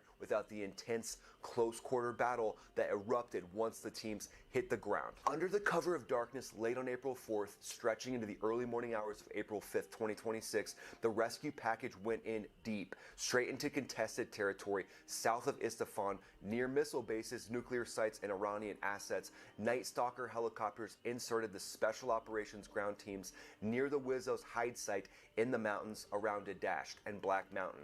Reapers and strike aircraft provided overwatch while the team linked up with the colonel in his hiding spot, stabilized him right there, and started moving him out. But that's when Iranian forces, who had been hunting them relentlessly, closed in hard on the extraction site, triggering a massive firefight. U.S. Special Operations unleashed a high volume of heavy suppressive fire, fighting with everything they had so that others may live. Also, A-10C Thunderbolts up overhead rolled in with devastating close air support, while Little Birds added rockets and mini gunfire. It was fierce and close quarters, and there's rumors of burned out Little Bird wrecks at the crash site showing exactly how hot the engagement got in the Dadasht area.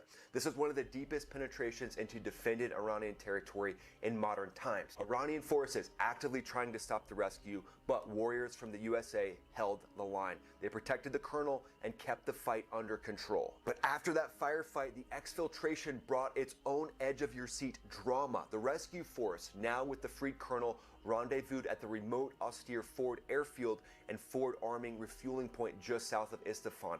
Multiple MC-130J Commando II transports landed inside enemy territory to pull everyone out, but 2 of the MC-130Js got bogged down in the soft sand, wheels sinking in with no safe way out. With Iranian forces closing in, there was zero time to waste. U.S. Special Operations teams rigged demolition charges and destroyed the aircraft in place, setting them ablaze to deny Iran any technology, wreckage, or propaganda win. Thick black smoke rose from the hulks and burned out little birds were also left at the site after their critical role in the fight. The call went out right away. 3 replacement aircraft came in, maybe those 295Ws, loaded the entire force, including the stabilized colonel, and exfiltrated everyone safely out of Iran and back to friendly airspace. Mission complete, no loose ends left behind, proving once again why America's military is the greatest fighting force the world has ever seen. So from the colonel's solo evasion perspective in those brutal Zagros mountains to the intense firefight and gritty exfil,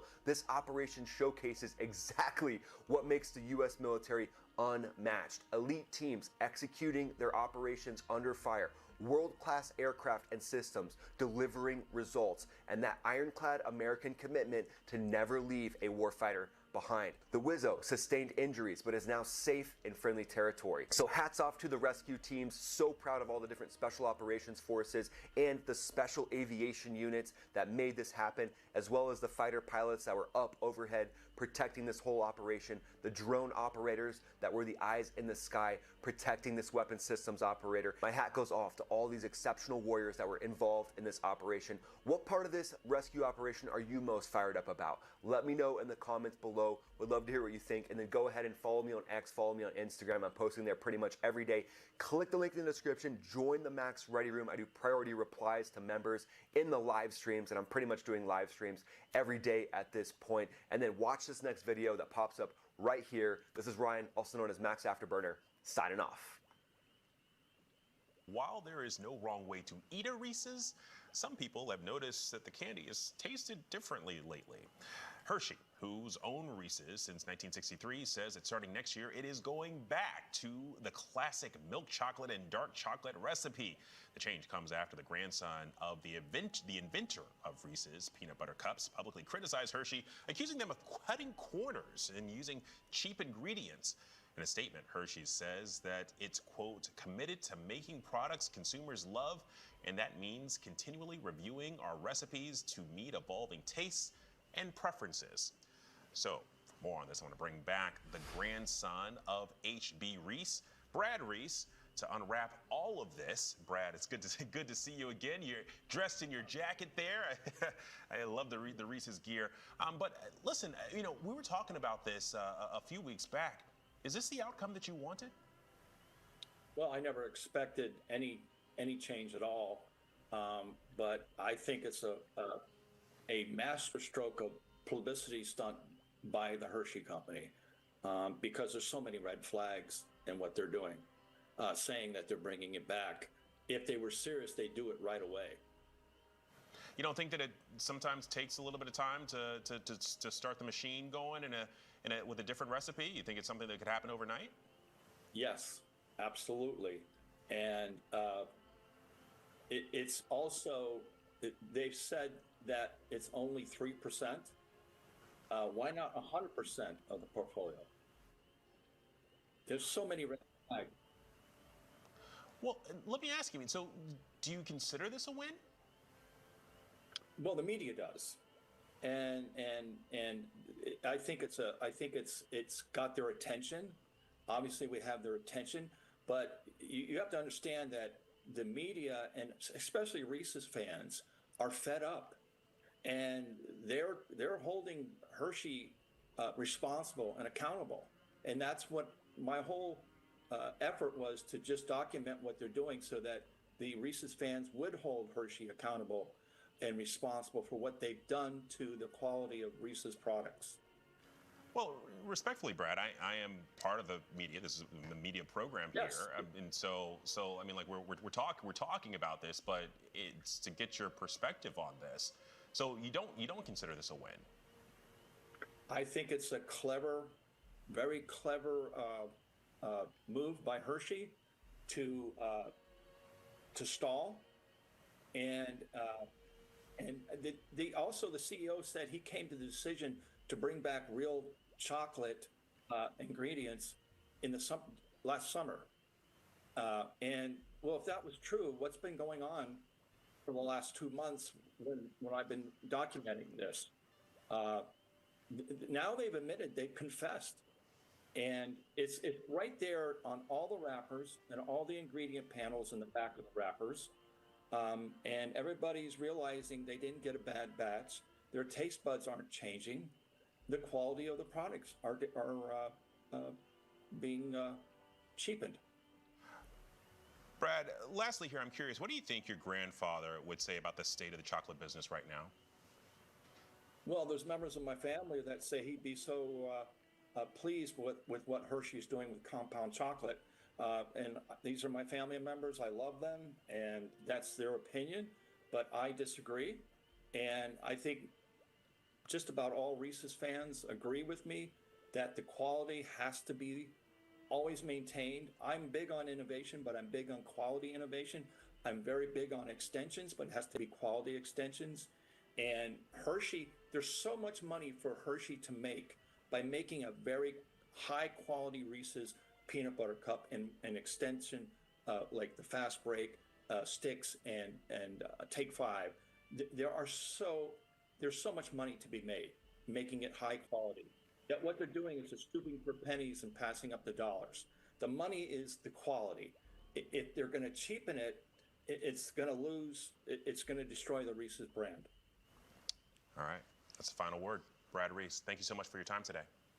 Well, thank you for your effort in helping bring this to Hershey's attention and get them to start communicating with the public. All right, good talking with you. Okay. Next news. Breaking news from the White House. I'm reporting from the White House on this Good Friday, a day that reminds us the truth will always prevail no matter how hard the powerful try to bury it. And what I'm about to show you proves everything President Trump has been warning us about. The mainstream media isn't just biased anymore, they're actively manipulating how you see reality. From anonymous sources to calling American achievements colonialism, the mask is completely coming off, and the receipts, well, they are absolutely devastating. Look, this is not just about politics, it's about whether anything that you can trust, you read or watch anymore. Think about it. Every morning, millions of Americans wake up, turn on the news, and consume information that's been deliberately crafted to shape how they think. 90% negative coverage against President Trump. 90%. See, that's not journalism, that's a propaganda campaign, and it affects everything. Your investments, your family, your conversations, how you vote, and how you see your own country. Now, the media controls the narrative, and whoever controls the narrative controls the nation. President Trump won nearly 80 million votes, and despite this onslaught, it tells you the American people are waking up, but the battle for truth is only getting started. Speaking of being prepared for what's coming, I need to ask you something important. When 90% of what you hear about this president is deliberately negative, you realize the system is not designed to inform you, it's designed to control you. The same media lying about Trump will lie about the next crisis too. So if a major disruption hit tomorrow, could your family survive on what's in your house right now? My Patriot Supply is America's #1 preparedness company with over 3 million customers who refuse to be caught off guard. Right now at preparewithgary.com, their best-selling 4-week emergency food supply comes with a free additional week. That's 5 weeks of security for your family. Don't trust the media to warn you when it matters. Trust yourself. Go to preparewithgary.com right now, because being prepared isn't paranoid, it's patriotic. Now I'm going to show you exactly what we're dealing with. Got 4 clips here that lay out this whole thing perfectly.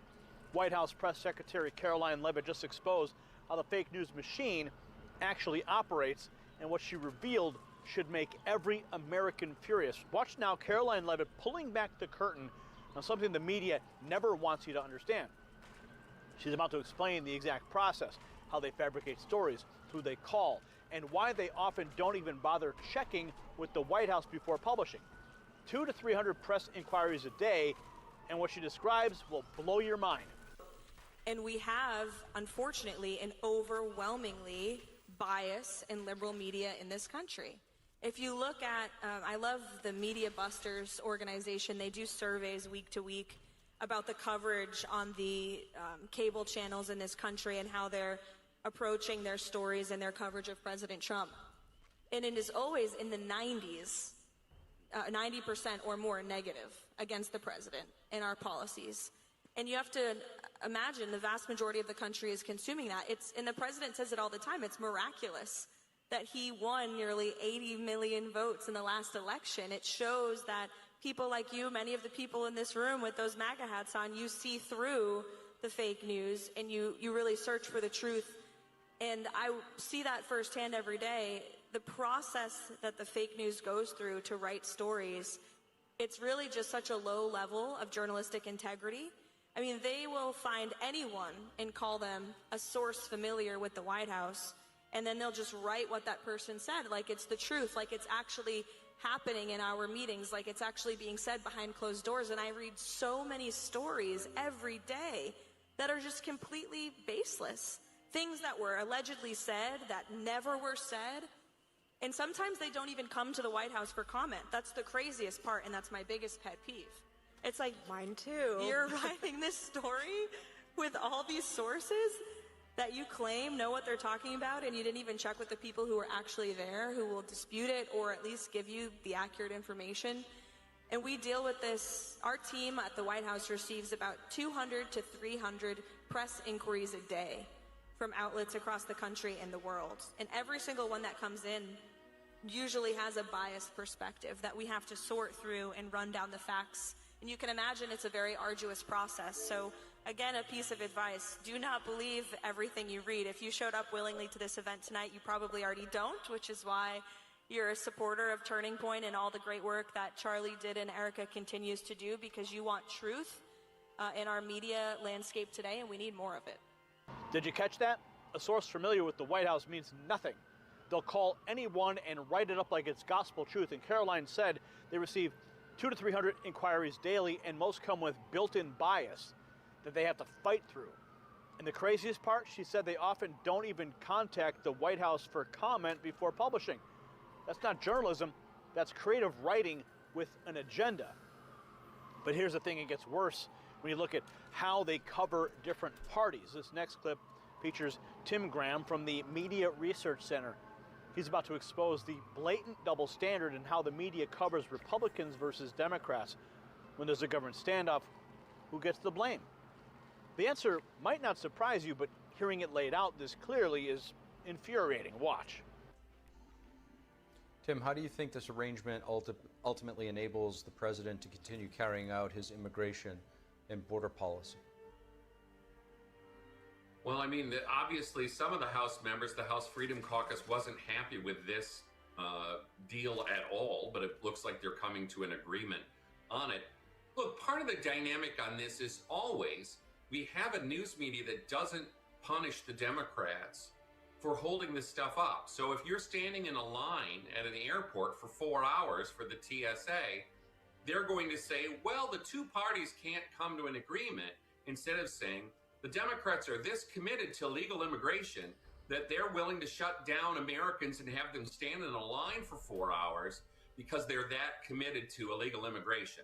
So, I mean, now I don't expect them to exactly use that partisan spin, but we know very well from past experience, when the Republicans are seen as the party that's shutting the government down or some part of the government down, our media blames the Republicans up one side and down the other. They just haven't done that at all in this case, and it causes dysfunctional government.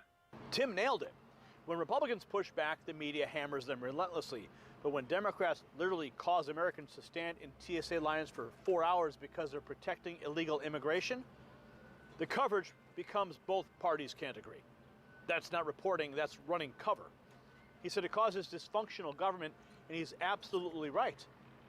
The media is the dysfunction. Speaking of dysfunction, wait until you hear what just happened at CNN. Remember Jim Acosta, the guy who made a career out of grandstanding at Trump press conferences? Well, he just said something about CNN that proves he has zero self-awareness. He's actually worried about CNN becoming a propaganda network. Listen to this. That's something to be worried about, because it doesn't, it doesn't take a genius to figure out that they're going to try to impose that same kind of top-down editorial mandate over at CNN, that, hey, we're going to be a little bit more MAGA, we're going to be a little bit more Trumpy. And, I mean, I think that's dangerous. We don't need to have propaganda networks in the U.S. Are you kidding me? Jim Acosta, the man who turned every White House briefing into his personal audition tape, is worried about propaganda. CNN has been a propaganda network for years, and Jim, it's just propaganda for leftists who hate America and Trump and everything President Trump accomplishes. So the irony is thick. You can cut it with a knife. He's upset that they might become Trumpy, as if being fair would be a crime. But folks, I say the most insane one for last. This is a taxpayer-funded outlet. This is PBS, public television, funded by your tax dollars. And what are they doing with your money? They're questioning whether America going to the moon, one of humanity's greatest achievements, might be, wait for it, colonialism. I want you to hear this for yourself. Radio 4 doing a promo for Moral Maze, one of their shows they've invited me on previously. It can be quite sensible, but they talk about the trip to the moon being raising troubling moral questions. Okay, that with poverty, disease, there was climate crisis here on Earth. They never stop a moment to propagandise. And should we be spending billions going to the moon? But also, do we risk repeating the mistakes of colonial expansion? They're insane. They called the moon landing troubling. They asked if we're repeating the mistakes of colonial expansion on the moon. There's nobody there, right? Tim Graham said it perfectly. They're insane. This is taxpayer-funded propaganda trying to make you feel guilty about American greatness. They can't even let us celebrate going to space without injecting their woke ideology. Now let me tell you what all of this really, truly means. This is the big picture, folks. This isn't 4 separate stories. This is one story that the mainstream media operates as a unified propaganda machine.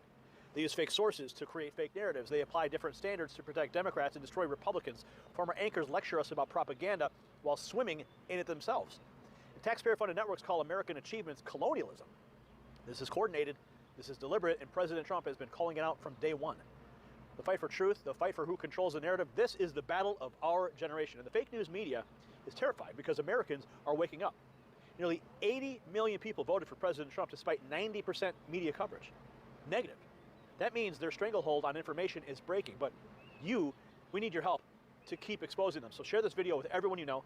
Drop a comment telling me which clip made you the angriest. And if you haven't already, smash the subscribe button, hit the bell so you never miss a report. The truth is the most powerful weapon we have, and together we're unstoppable. I'm Gary Franchi, outside the West Wing. Stay informed, stay vigilant, and as always, stay free. The system controls information. Information control is power. They don't want you to see this. The truth only survives together. They don't want this. Share this now. You put a gun to somebody's head, we're lucky you haven't killed somebody, because that's the path you're on. He pulls a gun on a 14-year-old kid and steals not only that kid's dirt bike, but also a small amount of cash from that 14-year-old. The PSI indicates that 14-year-old is so traumatized by this, they can't even attend public school anymore, Judge. When he was apprehended with that stolen dirt bike, there was a vehicle associated with this defendant. And in that vehicle were other subjects who had 4 firearms in that vehicle, Judge.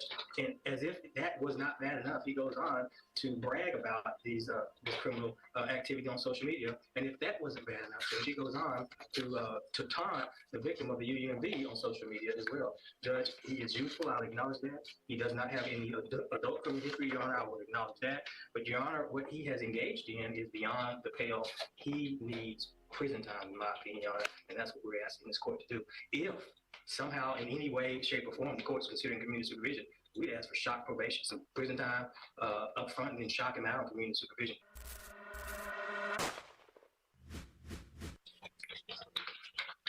Mr. Chopin,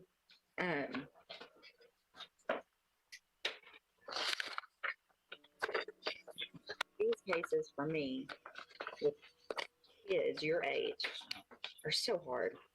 And I have for a very long time tried very hard to give chances.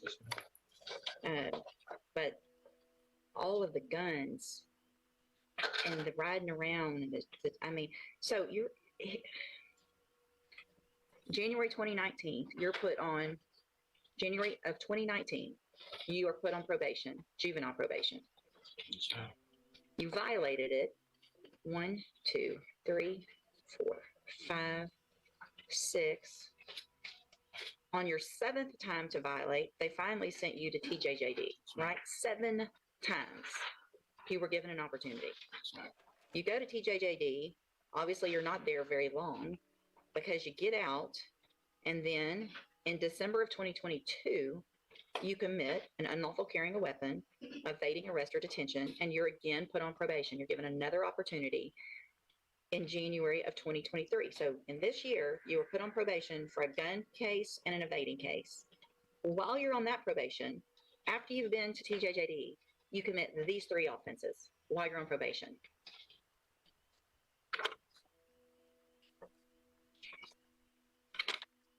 So none of it makes sense that I want to do better. And I mean, all this riding around with guns and masks and stealing, and it's just crazy. It's just crazy. Go have a seat in the jury box. I gotta think about this one some more for a minute. So what I've done, in addition to obviously just thinking about it and looking at all of this a little bit more, is ask and get any incident reports that you've had since you've been in custody.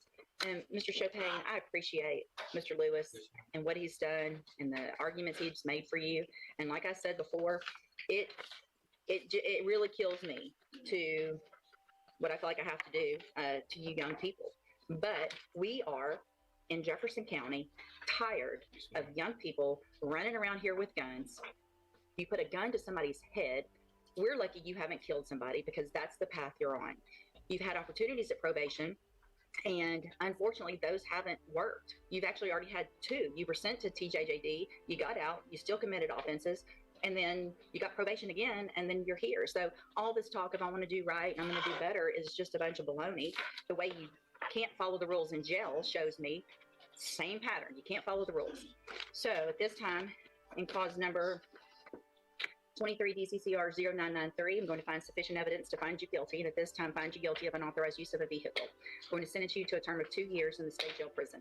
You will receive credit on that sentence for any time that you've been in custody that the law gives you the right to receive. In cause number, and these are all just open. So in cause number 23, DCCR 0991, I'm going to find sufficient evidence to find you guilty, and at this time find you guilty of evading arrest or detention with the use of a vehicle. I'm going to sentence you to a term of 10 years in the institutional division of the Texas Department of Corrections. You will receive credit on that sentence for any time that you've been in custody that the law gives you the right to receive. In cause number 23, DCCR 0992, I'm going to find sufficient evidence to find you guilty, and at this time find you guilty of aggravated robbery. Sentence you to a term of 25 years in the institutional division of the Texas Department of Corrections. You will receive credit on that sentence for any time that you've been in custody that the law gives you the right to receive. I am making an affirmative finding of a deadly weapon. These cases will run concurrently, which means together at the same time. So I am denying the state's motion to accumulate, which is a gift to you. I am going to grant the state's motion to forfeit the weapon, which is a Taurus Millennium G2 pistol bearing serial number TIP 10158. I'm going to hand you, I need there should be an admonishment showing that I signed it. It wasn't a plea agreement, but I don't see one printed out. Mr. Chopin, I take no pleasure in giving out a sentence like this, but I feel like what I have to do is protect Jefferson County for people like you, who have continued to show that you're just a danger and becoming more and more of a danger instead of learning from the opportunities that you've been given. You will be handed in just a minute a trial court certification in each of your cases that shows these weren't agreements, so you do have rights to appeal, and you can talk to Mr. Lewis about that. I hope you take advantage of any programs. You're still young. You're going to get out of prison, and you're going to be young still and have a lot of your life ahead of you. I hope what you do while you're in prison is do what you're saying you really want to do, is get your life together. There's programs you can get out. You can have education when you get out. They offer that, and hopefully be a productive member of society instead of going down the wrong path that you've been going. All right, good luck to you. You can go back with the bailiff. We'll get those forms printed out.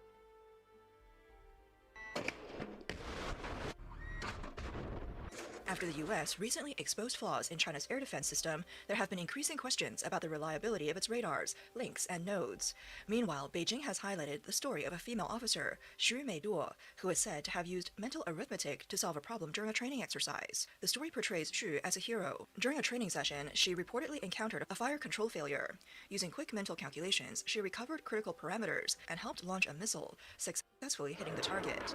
However, the problem lies in the reliance on human patches, suggesting a lack of full confidence in the technology. Xu Meiduo was not chosen randomly. She was selected for the People's Liberation Army's mental arithmetic team at the age of 9. After graduating from military academy in 2017, she was assigned to the 82nd Group Army's Air Defense Brigade, where she was promoted as the strongest brain in the military.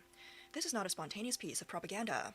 The story has been carefully prepared over several years. The military knew that in situations involving strong interference or equipment failure, their machines could fail. This is why they trained people like Xu to step in when needed.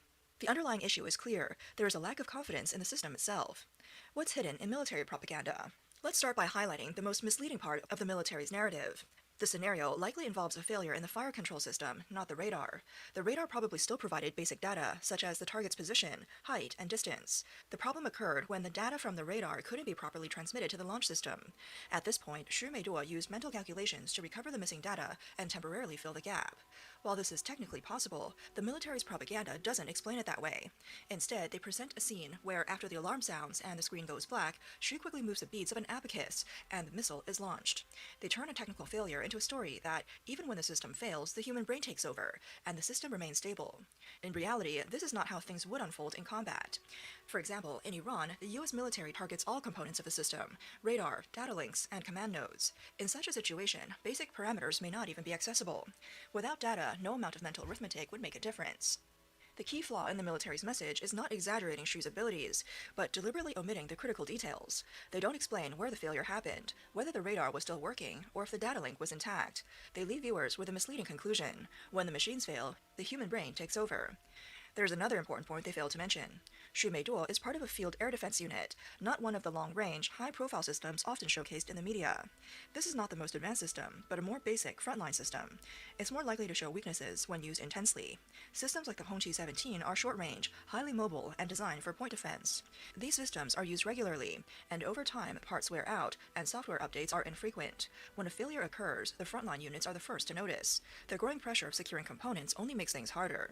A system failure during training isn't surprising. It raises the question, why does the system rely on human calculations to fill in the gaps? This highlights a deeper issue. The system is not as stable as the military would like the viewers to believe. Let's look at other examples. In 2021, Xinhua News reported that while the new radar system no longer requires manual reporting, operators still practice manual plotting, map-making, and fieldwork. Specifically, when radar operators face a cluttered screen filled with noise, they rely on other positions to gather air situation data transmitted via radio. The plotting team listens through headsets and uses plotting pens to manually piece together fragmented information, such as the target's position, distance, height, and heading. After a few minutes, the commander uses this manually reconstructed map to make decisions, guiding the ground-based air defense radar to search for targets and direct missiles for defense. The plotting team's role is to fill in the gaps when the automation system fails. They take the remaining data, which isn't completely lost, and reconstruct it into a simplified map that the commander can understand. In other words, when machines are unreliable, people must step in. This manual backup isn't a temporary fix for one exercise, it's the standard practice. A 2024 training report from a unit in the Northern Theater Command explains how operators in communications, plotting, and other positions work closely together to display flight paths quickly on the air situation display board. This shows that manual plotting is not an outdated method, but part of the command chain. A 2026 article from the PLA Daily reported that after encountering strong electromagnetic interference, communication personnel immediately switched to backup channels and manually recorded air-to-ground communications. It also mentioned that the data link's ground station went black and the system crashed. This confirms that failures are not limited to radar, but affect the entire information chain, from communication to data links, and the military has trained for how to handle these failures. Looking at manual plotting, manual reporting, and backup communication systems together, it's clear that this isn't just a case of one unit reverting to old methods. It reflects a long-standing military practice of assuming that machines will fail, systems will break down, and automation will fail, so humans must be ready to step in. But the problem doesn't stop there. Every professional military assumes that systems will face interference, degradation, or failure. The real difference is how they handle these problems. The CCP system relies on human backups as safety nets, and promotes manual fixes as a key feature. The US military also acknowledges system failures, but focuses on operating in a denied, degraded, or disrupted environment. They use the acronym PACE: Primary, Alternate, Contingency, and Emergency Plans, redundant links, backup options, and mission-based command to keep systems running even when they degrade. Human intervention is necessary, but is seen as a last resort, not the key factor in assuring system stability. The issue with the Chinese military is that when it acknowledges systems can fail, its first thought isn't to fix the system or add redundancy. Instead, they assume that machines might fail, so humans must step in. This isn't normal battlefield redundancy. It's become an institutional choice. In the past, we saw manual plotting, manual reporting, and backup channels. But now, with mental arithmetic, even the human brain is trained to cover for the system. It's not that they weren't prepared. They were, but the preparation focused on training people to fill in for the system, rather than strengthening it.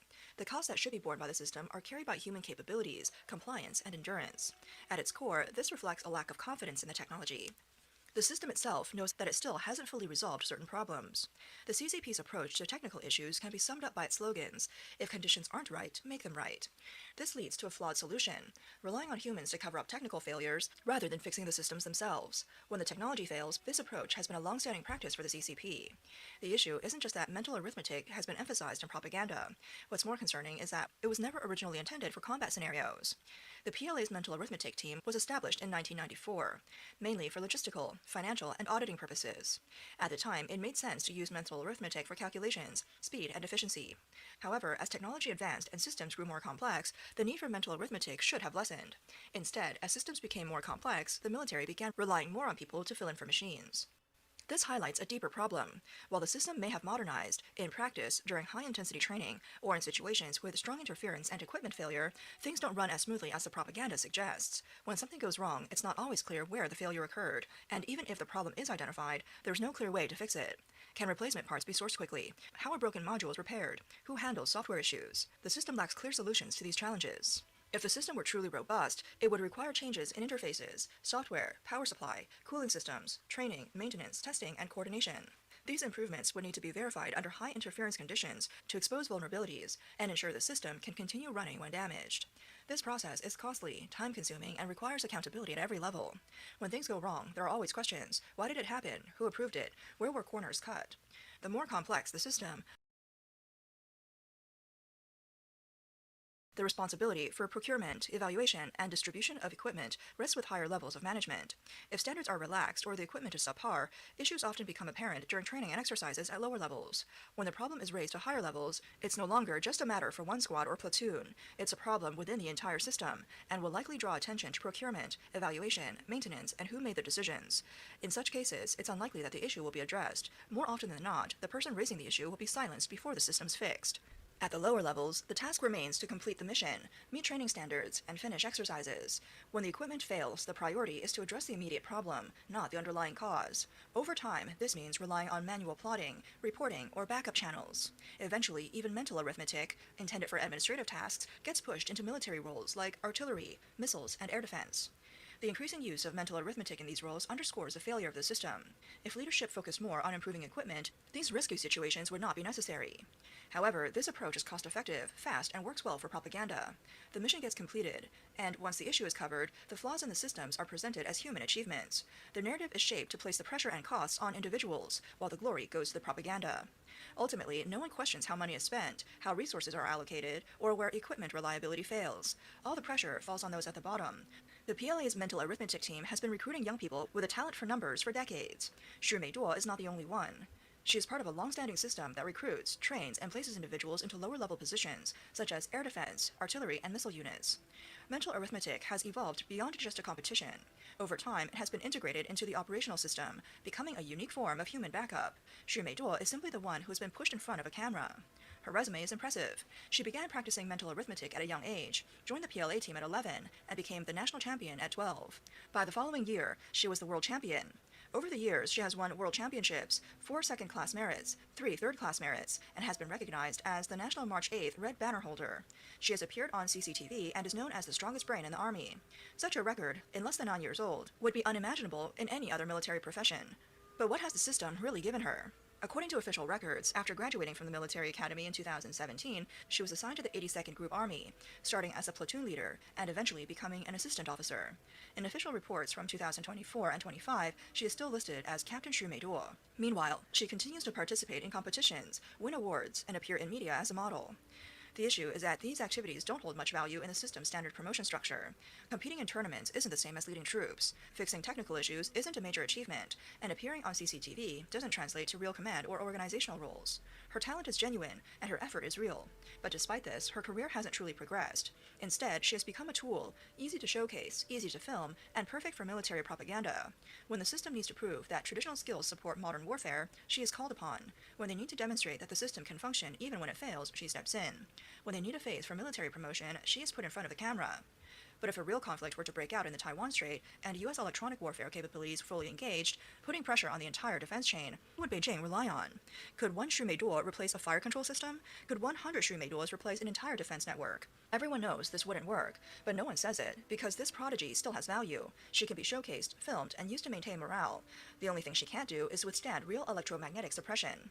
Once the propaganda is filmed, the person remains in the same place, still a junior officer. The system remains unchanged.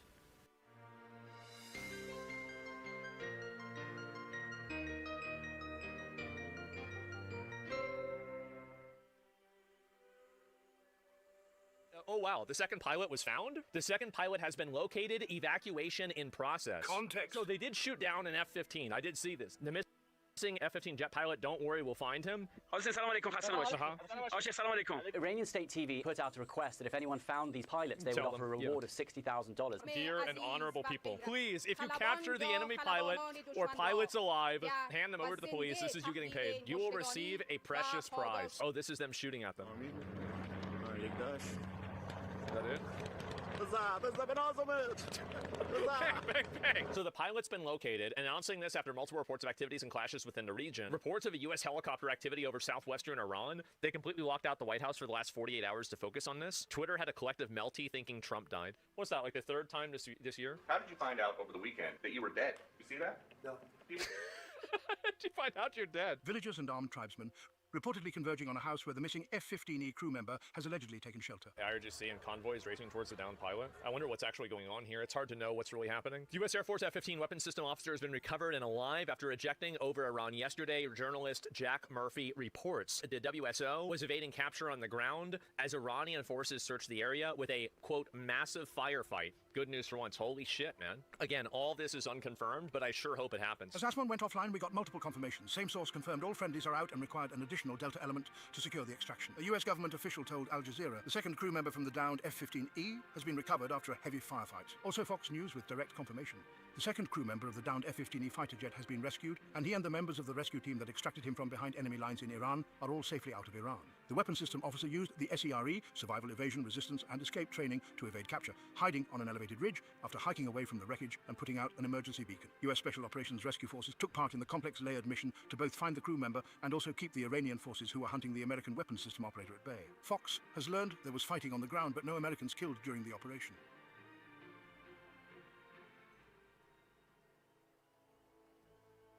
Today, Donald Trump tweeted, "Remember when I gave Iran 10 days to make a deal or open up this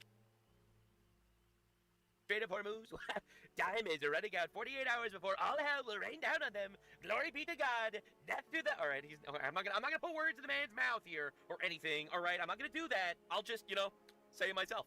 If you are a goat effing PDF file that mass killed people protesting against your tyrannical rule, I hope you die. And leftists will disavow me for saying this while simultaneously pray for the murder of Donald Trump or celebrate the murder of Charlie Kirk. Your boos mean nothing to me. I've seen what makes you cheer. All right, well, we got so much to do, so locking in, Marco Rubio dropped a nuke. This is probably the greatest tweet I've ever seen. All right, and this is insane.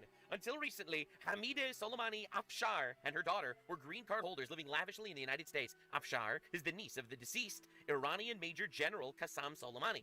She is also an outspoken supporter of the Iranian regime who celebrated attacks on Americans and referred to our country as the Grey Satan.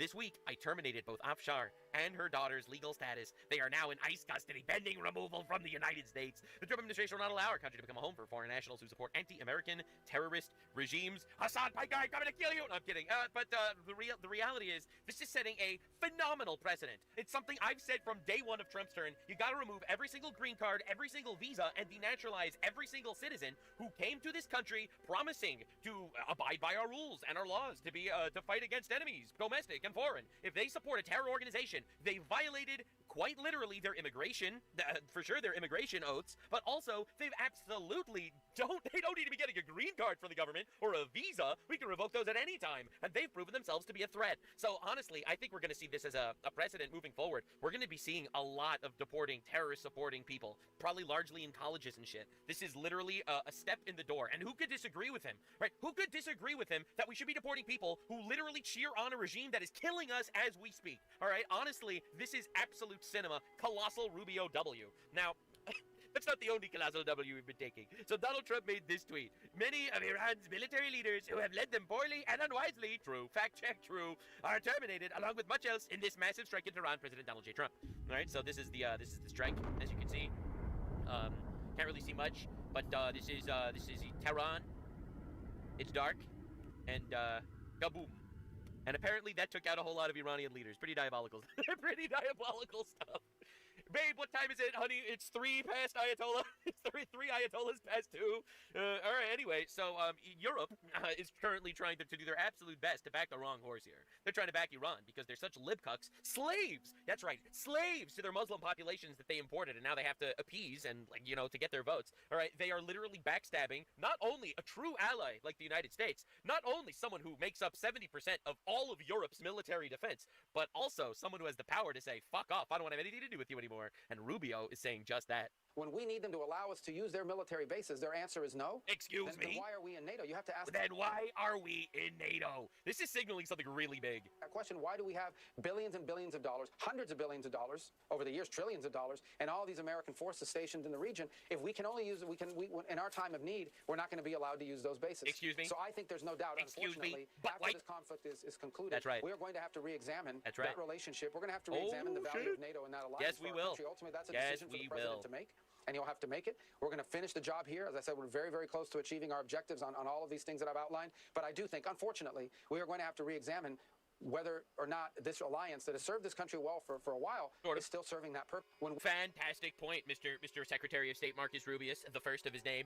The reality is, these Eurocucks have taken advantage of our good graces for a very, very long time. And unfortunately for the Eurocucks, we don't want to be pushed around and milked like your personal little cow, all right, to give you infinite money for your wars and your bullshit, all right? Like, just understand the insanity. We give $350 billion for the Ukraine war, which we didn't get any benefit from. Meanwhile, all of Europe is lobbying us to give even more money to this Ukraine war, while Europe, who doesn't have any fuel because they're so fucking woke, they've killed themselves, are buying fuel from Russia. They are getting us to pay Europe while to pay Ukraine while they pay Russia. We are funding both sides of the fucking conflict here, all right, because Europe is so fucking gay. All right, that's the reality. A lot of people don't like reality these days. I mean, they say men could be women, and then they tell us about how we're leading our life wrongly. But unfortunately, we don't need to become slaves to this libcuck empire. All right. Now, in fact, Macron, president of France, had a generational fuck up. Macron criticizes Trump and calls on allies to unite against U.S. This is fucking massive, and this is a colossal mistake. All right, France really thinks that all the libcucks are just going to get on board with saying, oh, actually, yes, Trump is a fascist. We need to backstab the United States. We gain basically nothing from being part of NATO right now. I fully love the idea of the American empire being fucking awesome and badass, and I do believe that our policies need to be America first for Americans first, not for NATO first, not for Europe first, and not to be used and abused like a fleshlight by these Eurocucks that while they import their own demise into their own countries, they force us, because they've crippled themselves, they force us to be their defense. Sorry, bitches. Shit's done. All right, so France, China, and Russia are blocking the UN's plan to authorize military action against Iran to reopen the Strait of Hormuz. This is also fantastic. Like, literally just putting your name with China and Russia. Like, holy shit, France. This is really going to backfire. Oopsie, it backfired. Breaking. Israel ends all defense deals with France. Yeah, our actual allies, it seems, doesn't like what our cuck allies are doing. Oh, and not just Israel. Breaking. The United Arab Emirates had withdrawn from the €5 billion Rafale F-5 fighter jet project with France. It is unbelievable the levels of fucking around and find out these people are actually receiving. Of course, Ayatollah Ali Reza Arafti, the second highest leader of Iran, responsible for making the anti-women law and killing thousands of Iranian women for not wearing burqas and hijabs. Remember exactly what the leftists are fighting for right now. Leftists, both in our country and around the world, are chanting for Iran to be victorious against us. All right? Just understand. He was killed overnight by U.S.-Israel strikes. All right, so these booms, that is one less Ayatollah, ladies and gentlemen. That is correct. I'm glad we are keeping track. Absolutely. That is one less Ayatollah. You love to see it. And, of course, you got Mehdi Hassan. I love how the Communist Islamist Alliance is going really well. Where are the big anti-war marches and protests this time around, both in America and globally? There were some pretty big marches in Iran a couple months ago, but he seemed to have missed them, true. But the reality is, it's actually really simple. It's because it's really, really hard to do, like, these anti-war marches when we are objectively just doing a good fucking thing for the whole planet. Like, this has been such a mask-off litmus test, it's insane. So many supposed empaths and based people just losing their minds, completely folding to third world pressure, or in the case of Mehdi Hassan, being a third worlder himself, and crying and screaming about how, no! Leave the innocent goat-raping, pedophile, mass-killing rapist alone, please! Please! The Ayatollahs. They didn't do anything wrong, aside from abuse a generation of children and goats and women and Iranians. Aside from that, they're like fantastic people. This is a violation of international law. The national sovereignty of Iran comes way before protecting the children getting raped by them. You know, like, again, I don't actually give a fuck about these people's opinions. And the reality is, you're not going to have a big anti-war march when you're literally arguing against fucking nothing. All right, understand. Now, just in, Strait of Hormuz traffic reaches highest level since the war began. So for those of you paying attention, that means the IRGC Navy has lost total control. That means that the strait is opening up. It's looking really, really bad for these motherfuckers. Now, just in, U.S. and Israel bomb petrochemical facilities in Iran. People don't realize how big this winning is. All right, people are like, oh, it's a relatively close fight. Iran is actually winning. Holy shit. The level of Iran destruction that's happening is honestly monumental. Like, it's so big. All right, now, a second U.S. plane, an A-7 Warthog, was downed by Iran today near the Strait of Hormuz, and thank God everyone was rescued. You know, everyone was, thank God, rescued. And we will cover this in just an instant. But first, I have to show more explosions. There it is.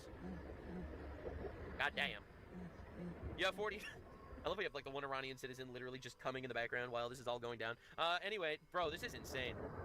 Holy shit, look at how many Ayatollahs were just killed. All right, so breaking news. Israel received approval from the U.S. to strike Iran's energy assets. Wow, Israel getting approval from the U.S. before doing things? Damn, can't believe this. Bro, this is insane. This is honestly crazy watching it happen and unfold in real time. Just these people fucking up dramatically again and again.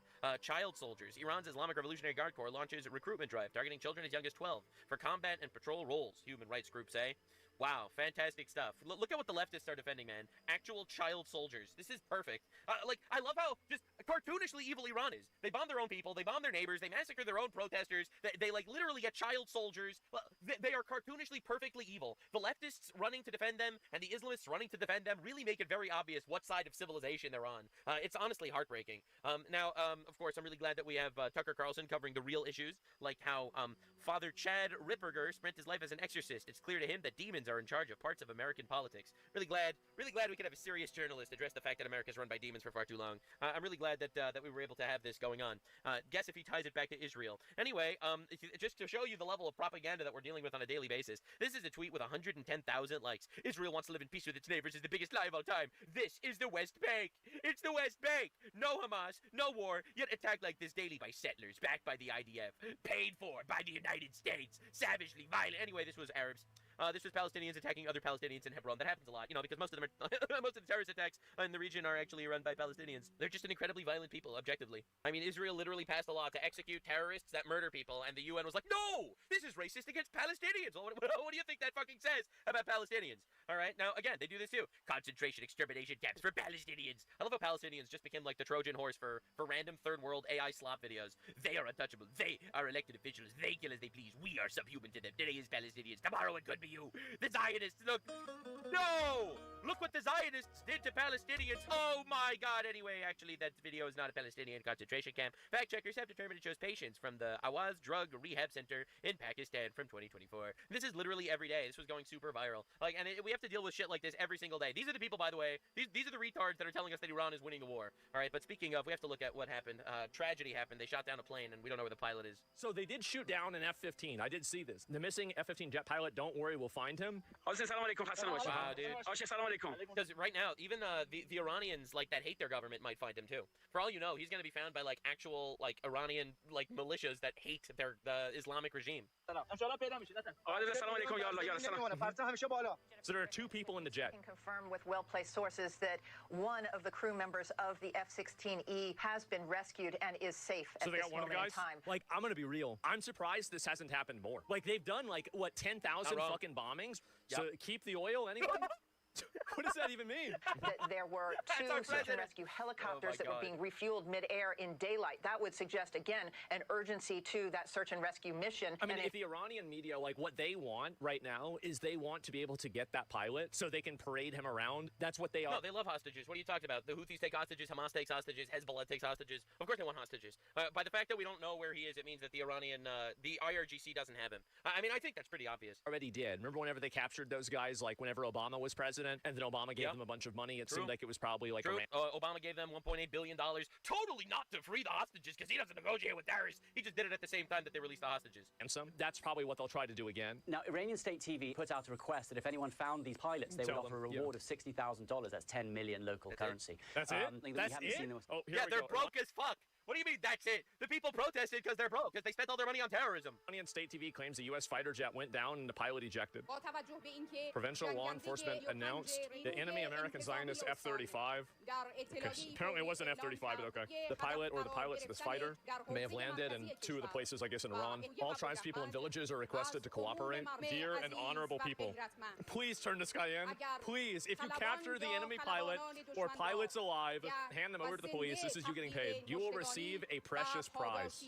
Wow. A U.S. Black Hawk conducting combat search and rescue was hit by Iran during their mission to locate a downed F-15 pilots. The crew is accounted for and safe. We're so crazy. Look at the way our soldiers go to try to find, they're rescuing one man. This is one man.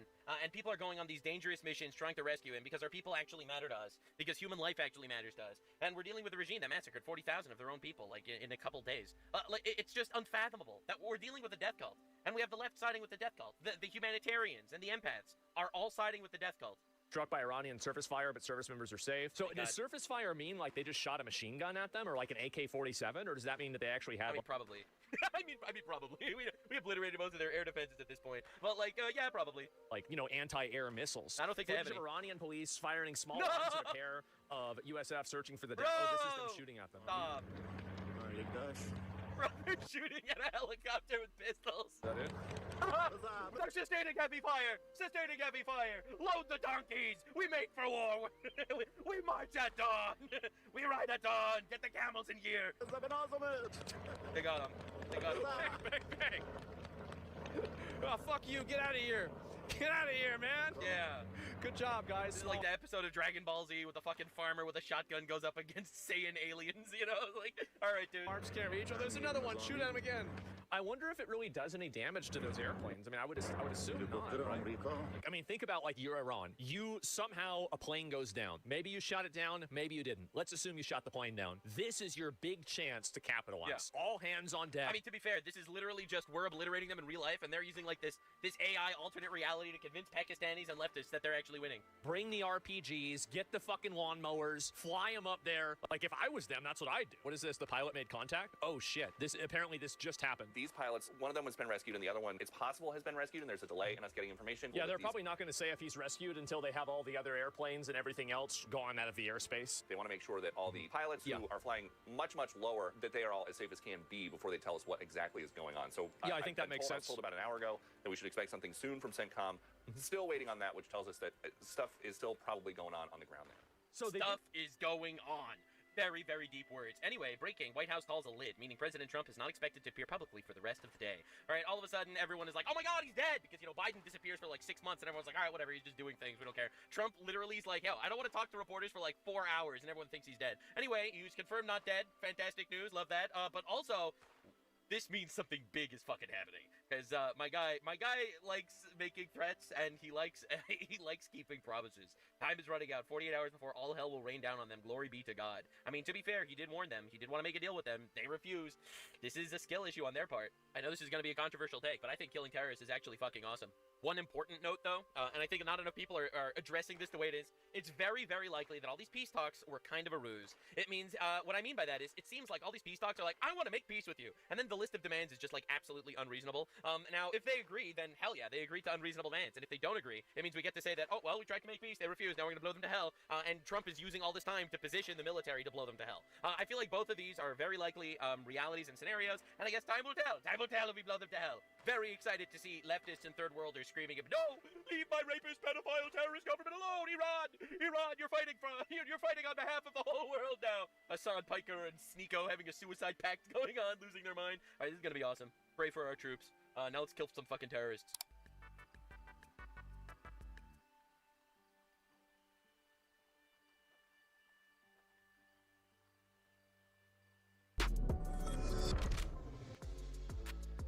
Doctor, it's an honor to have you on. I wanted to give a proper introduction. It's an honor to speak with you. I think I missed that Steven Spielberg just happened to be producing one of his first movies in a long time called Disclosure Day, and that's out in a couple months. So yes, I guess I should have trademarked that when I started the disclosure movement in the 1990s. But there you go. I mean, it's I caught on. I mean, it is time for all this information to come out. And you know, my uncle worked on the lunar landing project with the lunar module, and I was a little kid when we put the first man on the moon. And I learned some things when I was quite young, and saw some things when I was quite young. It was quite clear that we weren't alone in the universe, and that it was the biggest cover-up of what people call the deep state in history, and it's a dangerous secrecy being played. So we are at the breakout point of this coming to the public. The problem is the cacophony of different voices confusing the issue. And one of my biggest concerns was why, with great respect for the Vice President, what was said on your show on Friday last week, because people need to understand that advanced technologies, which are interstellar, are going to look like magic or supernatural. It is something they're not. They're extraordinary, but they're not supernatural. So let's take a little exercise here, Benny, for just a minute. Let's go down the road. Here is Thomas Jefferson's house, where I live. If you were to show him your iPhone or this transmission, you would be a sorcerer. You'd probably be considered something from another dimension. You would be considered a ghost. You'd probably burned at the stake in Salem, Massachusetts for having an iPhone, because it would be considered magic. So every technology of an extremely advanced civilization looks like magic to a lesser one. It is not that it's supernatural or demonic. And actually, when I was at the Vatican with Pope John Paul, senior theologian, Monsignor Balducci, we brought this issue up because it was already out in the atmosphere, let's say. And he said, and he was a demonologist, and Monsignor Balducci said, no, neither angels nor demons require flying saucers. And he started laughing. And he was making the point that the technology and science behind this is really what confuses people, because it's so exotic. And this is where you have to get into about 80 years of lost physics and lost technology, that when people see these things, they're completely flummoxed. And first of all, 80% or more of all the UFOs seen are man-made anti-gravity craft. And my uncle's company have them, Northrop Grumman, Lockheed Skunk Works, Raytheon. We know who's building them. We know where the facilities are. And this has been handed off to the president and to law enforcement, because it's a criminal operation. One thing that we're getting very serious about this is that their senior law enforcement is aware, in a task force, and I won't say who, that these have been illegal and criminal operations involving murder, abductions, embezzlement of trillions of dollars of funds over the decades, and insubordination and treason. So it is a very serious issue. I think the president is waking up to it slowly, because we have people who have been providing that information. This briefing document, which is a redacted version of what he has, you can all get a copy of on our website. But I would like to offer you the unredacted version of it. It's very sensitive for you to convey over to your friend, Mr. Vance. But I think that, because he needs to get read in on this properly before speaking about it too much. It's a very serious issue. And I will tell you, if this is disclosed improperly, it'll be 1,000 times worse than COVID. And I think that when you're talking about the fact we are being visited by advanced civilizations, they are not hostile. If they were hostile, we'd be gone.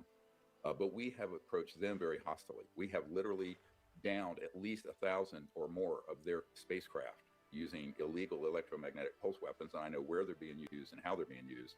And we have captured those bodies, some living, some dead.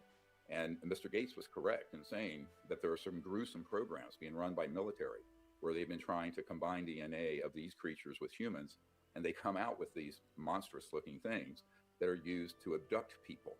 So everyone's here of alien abductions. It's not the extraterrestrials doing it. It's a covert human program. And we know this, and we can prove it.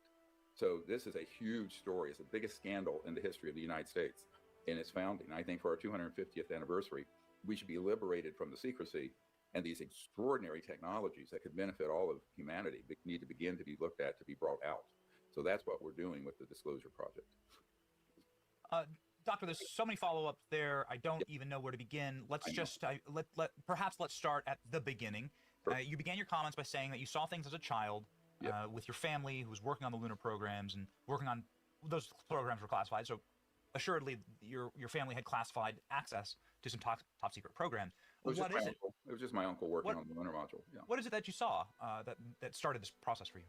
Well, it was a coincidence, if you believe in coincidences, which I actually don't, that I saw a UFO when I was 8 or 9 in the sky near our home in North Carolina. I grew up in Charlotte, North Carolina, but he was working on the lunar module in Bethpage, New York. That's where Grumman was, that built the lunar module, landed on the moon first time.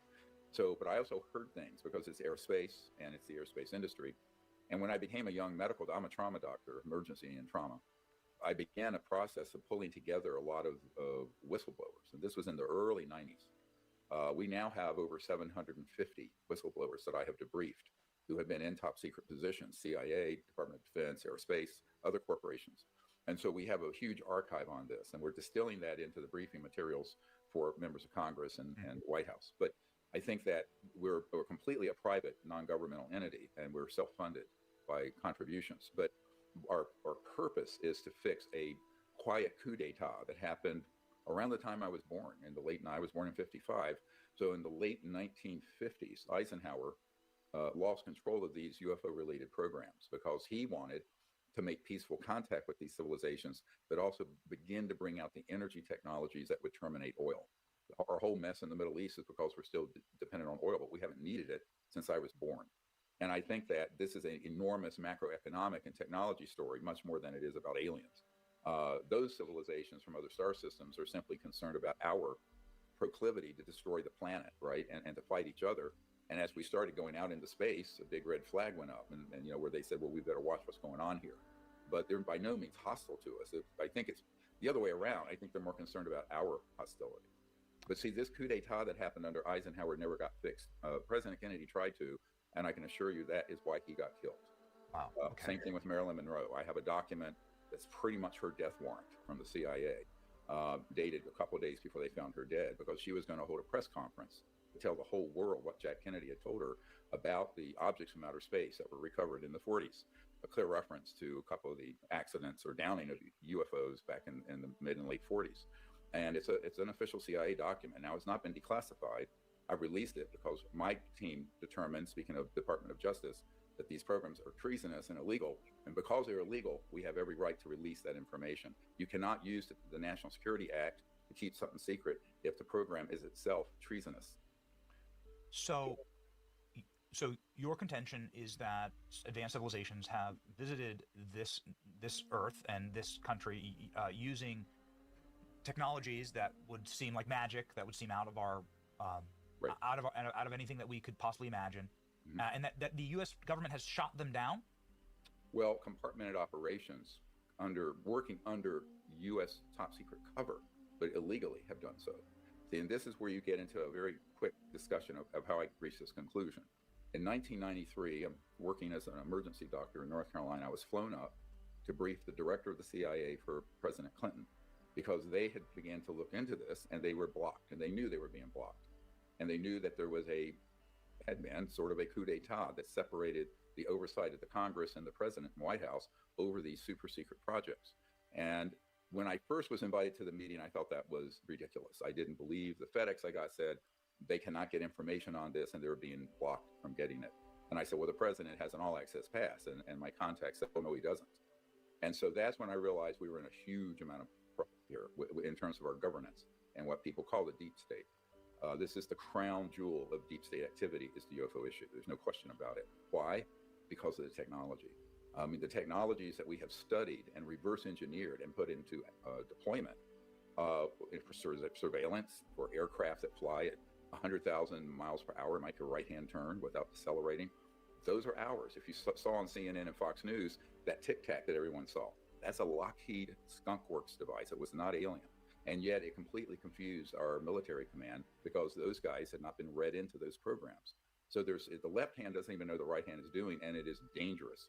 The other problem is that those technologies have been used in false flag operations to sort of deceive political leaders, such as Mr. Vance and the president, but also the people in Congress.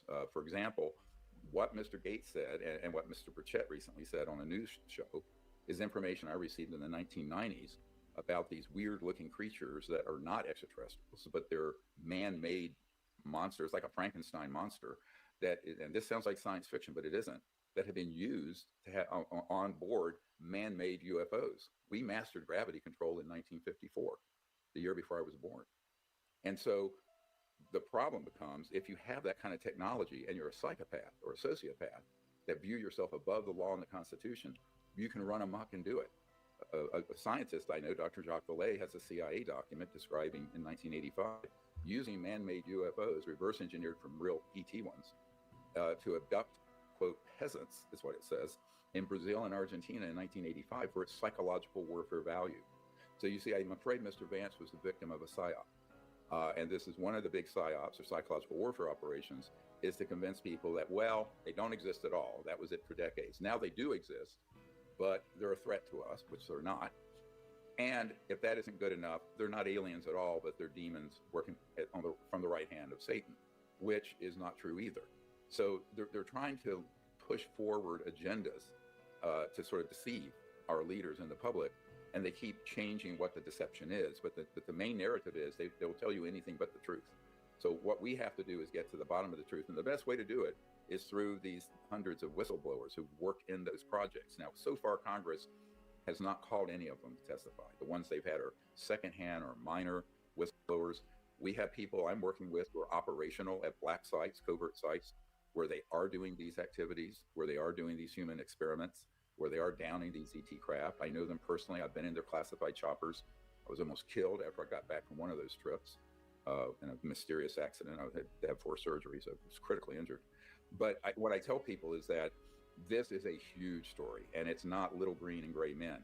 It's really about a covert program that got out of control in the late 50s and is still out of control and is the greatest threat to national security. The secrecy around this subject far exceeds the dangers of China, Iran, and Russia because it's the enemy within. It's covert programs in our country that have these technologies, and they have used them criminally for decades. Now, the good news is, because of actions, not so much in Congress or the White House yet, but by certain law enforcement entities that are confidential, that organization is on the run, and they know that we know who they are. And I'm not going to sit and list a bunch of names right here, right now, but we do need at some point to have an attorney general who will begin to make quite clear people should be prosecuted up to and including treason for what they've been doing and are doing. And I think that this is a very serious matter because when you have, like when I briefed the CI director for Clinton and later the head of the Defense Intelligence Agency, they honestly had never been read into this. And I was the first person to do it. I was taking my time away from my medical practice and my 4 little daughters. And I'm nobody. I have no clearance. I don't want a clearance. I don't need it. Same thing when I was at the Senate Intelligence Committee SCIF, to get information from Mr. Rubio and Warner, who were chair and co-chair of Senate Intelligence. They didn't have any information. Now they do. But it's because we have stitched together, the information from nearly 1,000 whistleblowers. And that's what we're providing as a briefing. I would offer that to you and to Mr. Vance. It looks like he's quite interested in the matter. It does, and I think that his interest is earnest and in good faith. Yes, I agree.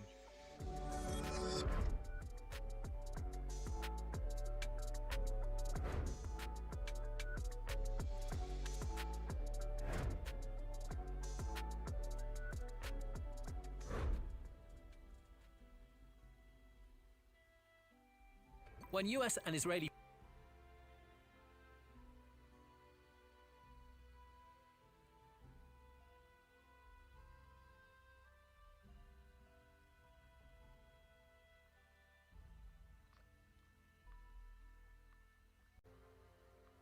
So if you don't know who that was Dr. Stephen Greer talking to Benny, and I've known about him for a long time since his documentaries that were released. One thing I got to say is he gave up the majority of his life to literally try to get this disclosed to us. I have the utmost regard for Dr. Stephen Greer, and I haven't gotten to talk to him yet, but since I have my own experience at such a young age, I kind of feel like he's one of those other people, him and Bob Lazar, that has really just kept the fire on for my studies when I'm studying my UFO projects and stuff. And I don't, because I tend to get too scared, I'm not gonna lie.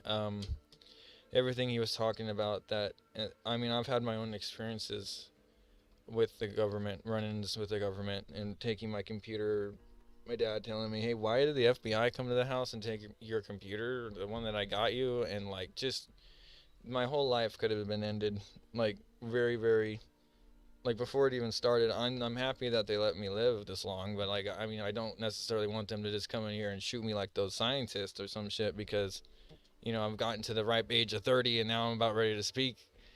Like, no, like, I mean, honestly, like, what I've seen needs to be said in a skiff and stuff. I don't want it to just be on the open air too much. I mean, rumors are rumors. Like, if I tell you what I seen, then I tell you what I saw. But it's not like, I don't want to just go into an epic of Gilgamesh type of, one of those ancient text codexes. And yeah, that's, next thing you know, no more streams from this guy. What happened to him? And I'm not suicidal. So like, that's just the whole deal. And like they usually go for your loved ones and your family, so I've been very, very careful and meticulously waiting until I feel like I could say anything about this topic, including, obviously what I've seen and what I've researched and whatever. But long story short, that when I went into the military, I didn't see anything close to what I saw as a kid. It was just bar none. The closest thing that I could see was the laser scanner information being read as a barcode. That whole technology right there, that was probably the closest thing to what I saw, but on an intergalactic level, like if that makes any sense, like on a quantum level, like it was just way different. So, but the same, I'm betting, like in principle, it probably was just a drone of light that was able to send and receive through like what you can call an advanced gigahertz thing, but like to where it could like manipulate a laser in and out of its light manifold or whatever you want to call it. But I realize now that it's probably more like a toroidal field, that they are being cloaked by this like light. I described it as like a glow stick you drop into water and all you see is the light rays coming out from the glow stick very brightly until it stops, until the light can't dissipate anymore. Well, it was like that, but it was more controlled and refined. It wasn't like the light could go on forever, but it was manipulated itself to where it was just bright enough. And I was like, okay, so like I couldn't really get a shape. I couldn't get a sports model. I couldn't get anything like that from my instance. When I did, I'm not gonna lie, thank God I had a witness, because I mean, to this day it still kind of feels like a dream. Like it wasn't like I was hypnotized in the sense, but I wasn't exactly like fully developed, right? Because I was still young. I was like 13, and it was just very out of this world. It all happened in around 3 seconds. It came down, it scanned the horizon that we were looking at across from where I used to live, and it went back up into the sky. And I didn't even see it come down. I saw the person that I was with, her face lit up, white, and we didn't even have LEDs back then. And for this craft to be able to like, and I say craft lightly, just to get the word out, but when this craft lit the area, like in a more illuminated, like it lit up the whole canyon, like you could see the canyon illuminated like it was day. And I mean, just the amount, like it really was pretty nuts. I mean, I'm not gonna lie, like the amount of detail that was in it. I mean, I'm a gamer and I still haven't seen anything like it, man. I mean, really, I've been searching, trying to keep my mind sane. And when you can't talk to your first shirt about it in the Air Force, that there was really something going on. And then that's when like I got upset when I just seen Obama like just say, "Oh yeah, there's aliens, but they're not in Area 51." Like, I'm like, oh, so what gives you the ability to just say who the fuck, when they are, what's going on? Like, God, it gets me so frustrated, just the ignorance of it all. Like, we kept that secret for 50 fucking years, and then Obama's just like, oh yeah, no. They're not in Area 51, though.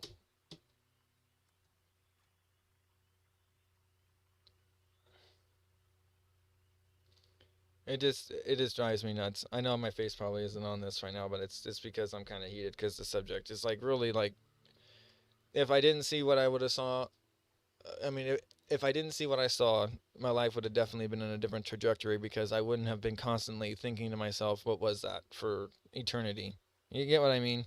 Like that in and of itself could make somebody look like they're like loopy and like not there, but it's damn near on like a cult thing for me, to where I would literally anything alien I would watch, review it, and like watch that tape over in my head of what I saw as a kid, and did it match it, and what have I learned in the realm of like what does it even mean? Why are they here? Like if it is just like an extraterrestrial being coming down for a second, to why was my hill like very important? What was the point of this?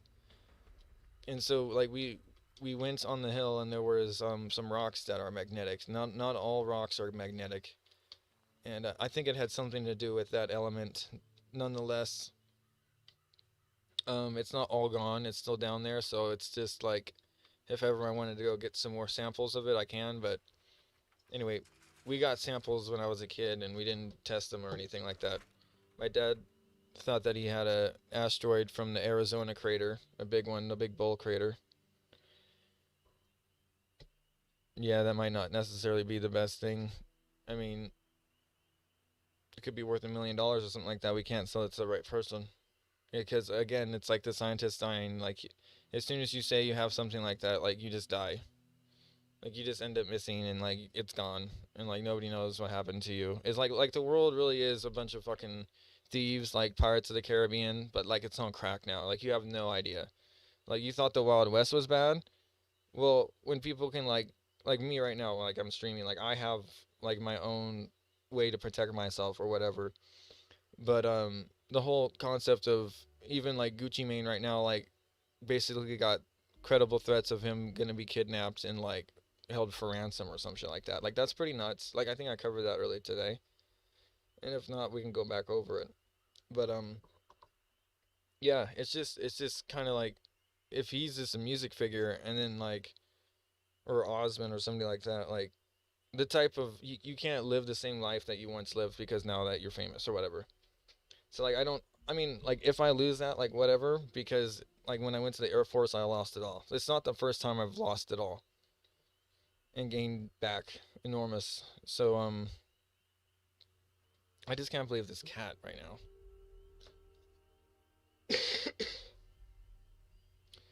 Like, literally. Anyway, we're gonna get some more on that. I was gonna write a book, or at least an encounter memoir of that instance, in case maybe I got hit in the head or something, or I died. And I haven't published it yet, and I do want to publish it. So I'm thinking about doing that. Not like really like a thing, like maybe as one of those early access things. You become a member of my Patreon and you get to read my encounter or something. Not to sell out, but like to like get the information out there, if that makes sense. Kind of like how Bob Lazar did. It was kind of like insurance policy that, like, if he went missing, it's because, like, there's something wrong. And, like, yeah, that's kind of like where I want it to be at. Like, I want people to know where I'm at and how long I've played this hide and seek game with this dark web of government and people coming to my house and taking my electronics and just that, all of that stuff. I'm over all that. Like, this needs to end. Like, people need to understand, like, you can't control the concept of interdimensional beings even. Why would you try to hide the presence of somebody trying to visit you from the same existence, but just from far away? Like, when they came here, like, even if they're like time traveling in that aspect, because like they can go at light speed, so to us it doesn't really make sense. The time dilation effect doesn't really make sense for normal humans.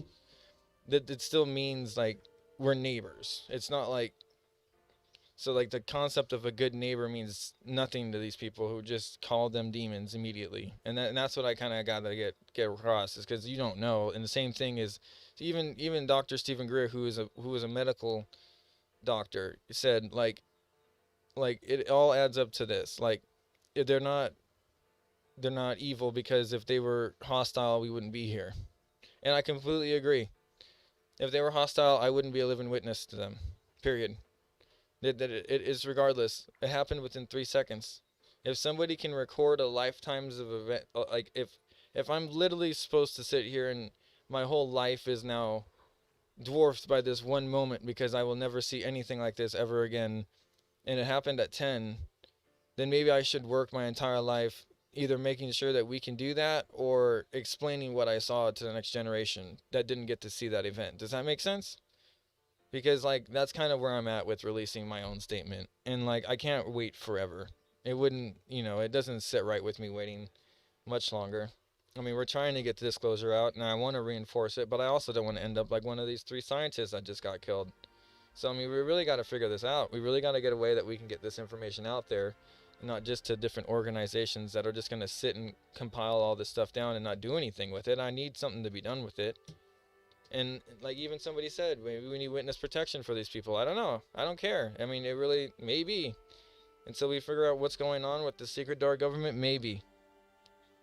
But when the money faucet doesn't get turned off and there's black budgets that literally can create power now from nothing, that are like, basically now you have a cheat code. Infinite power means that you can like now process things for free, and like lithograph machines can be ran for free, and things like our whole modern society can be created digitally like for free, but yet we're charging like top dollar. Like that's completely like the things that need to be thought of and like changed, because if we don't now, like we'll be stuck in this loop of not even like people taking their PS5 and throwing it away because their HDMI port broke or something, and not being able to think critically and like, oh, it can be repaired. Like we're literally getting to that age where like people are just, they're going to spend a $600 extra or whatever to get a brand new machine because they didn't go in there and pay $100 cleaning fee and installing an HDMI port, or learn a new trade and do it yourself, because it's not that hard. And like, I mean, that's just the importance of like, I think trade schools in an economy where everybody wants to get up and go to college, but I think trade schools should have more of an opportunity to shine. And like, people don't really look at those as like a glory. Like they want to go to Notre Dame, or they want to go to whatever type of college that like they grew up thinking that they wanted to go to. And it was just, to me, it was all just one big grift. I never wanted to deal with it. The loans, I saw somebody who was a mathematician in my school, Slagle, who was prior Army, and he even had loans. He went into the Army to deal with his loans for college debt. So, I mean, I was like, wow, this is crazy. It just doesn't, I mean, it made no sense. So then he had to sign up his life because like he couldn't pay for his knowledge now that he knows. That Woodley couldn't, the knowledge that he learned, pay for it? No, probably, I guess not, huh? So like, and that's the society that we got to talk about today, is like people are investing a lot into their education, and then it just like turns out that like, oh, like AI came and took all these jobs. Now everybody has to either like come up with new money to buy a new education, or like, how do you fix that? Like, people are like becoming fragile enough as it is with this whole, I mean, this dependence on where is the oil coming from, and then like the day-to-day landlord is trying not to raise the rent or whatever. Or if your state has rent lock, I'm not even sure if that's even a thing in any states, but that was kind of one of Kamala Harris's running points that I kind of want to steal. Like, honestly, it was a really great point. Like, you shouldn't really have these rent fiascos. Like, just you'd be able to monopolize on the fact that your rent is this high, and then it creates the market for that rent being that high, so then it's justified. But then that's not like a true justification. It seems like an inflation on something that should just be like a staple, like by your square footage. Even like, if you have this much of a square footage, then you get charged this much. And then like the location should play into it a little bit, but it shouldn't play into it to the point to where now you're like completely inflated like Beverly Hills. Like, that's insane. So like, we really need to figure this out, because like, I mean, corruption just isn't in healthcare. I mean, corruption's everywhere. You got to realize this. If we're going to fight the thing that nobody's talked about for centuries, you realize the Knights Templar was hated because they kept so good. They kept track of their money so well, and they hated them for it, because the money was the power. And then even the kings were owed to this Knight Templar, and then like, they couldn't take it anymore. The debts were like too absorbent, as they said. They're like, okay, so you basically control a kingdom, Knights Templar. Now we have to behead you. So basically, like tried to steal the Knights Templar's wealth. And that's kind of sad, because they were based off of a form of Christianity. When it comes down to that, like, hold on, there's a dog below my feet. Boom boom. You saying hi to your sister? What's going on, Baku? She's docked. What are you doing, Boom Booms? Honkadook. yeah, well, we got to get through some of Forces these. began their attack on Iran, there weren't only Iranian air defenses standing in their way. Tehran also had an exciting ace up its sleeve, a so-called world-class air defense weapon, provided courtesy of Beijing. The HQ-9B, a variant of the HQ-9 long-range surface-to-air missile system. Unfortunately for Iran and for China, this system failed to live up to the hype. It was utterly crushed beneath the weight and intensity of American airstrikes, proving to be little more than an expensive and embarrassing flop. As far as China is concerned, this wasn't supposed to happen. The HQ-9 is supposed to be one of the flagship products of the Chinese defense sector. Work began on this system back in the 1970s, with full-scale development commencing soon after in the late 1980s. Since then, several models have been released, including the original HQ-9, the naval HHQ-9 variant, the slightly improved HQ-9A, which entered service in 2001, and the HQ-9B, which boasted extended range and improved technologies. Aside from China, several other nations have invested in and currently operate HQ-9 systems, including Pakistan, Egypt, Azerbaijan, and Iran. And it's easy to see why there's been so much active interest in this system from various countries across the globe, as Chinese officials marketed it as a truly world-beating entry into their air defense sector. They claimed that it could perform up to the same standard as the Russian S-300, which has long featured in lists of the best air defense systems in existence. Officials also boasted about the HQ-9 surpassing the US Patriot system, another of the world's top air defenses in certain aspects.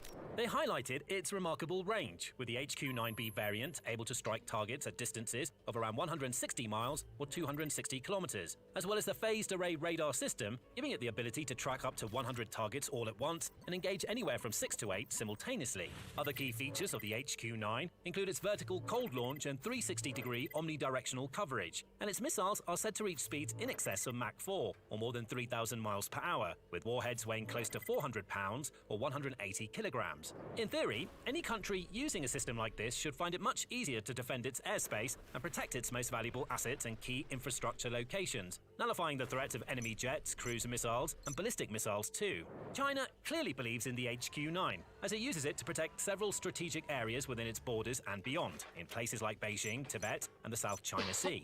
But it's one thing to boast about technical specifications and claim that your system can rival some of the best in the world.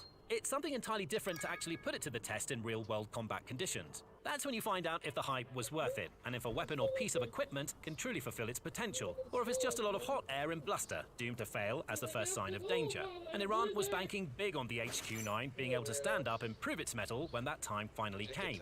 According to one of the country's officials, Iran received a significant number of these systems in 2025, in the months following the 12-day war, during which Israel and the United States carried out a surprise strike on the country's nuclear facilities, killing numerous military leaders, nuclear scientists, and politicians, as well as Iranian civilians over the course of less than 2 weeks. Clearly shaken by that intensive assault on its territory, Iran wanted to step up its defenses in anticipation of another Israeli or American attack. It not only bought a number of Chinese HQ-9 systems, negotiating an oil for arms deal with Beijing to do so, but also set about building a multi-layered air defense network far and wide across its territory. This network was made up of domestically developed platforms like the Bavar 373 and the Khordad 15, along with imported air defenses like the Russian Pantsir S-1 and S-300.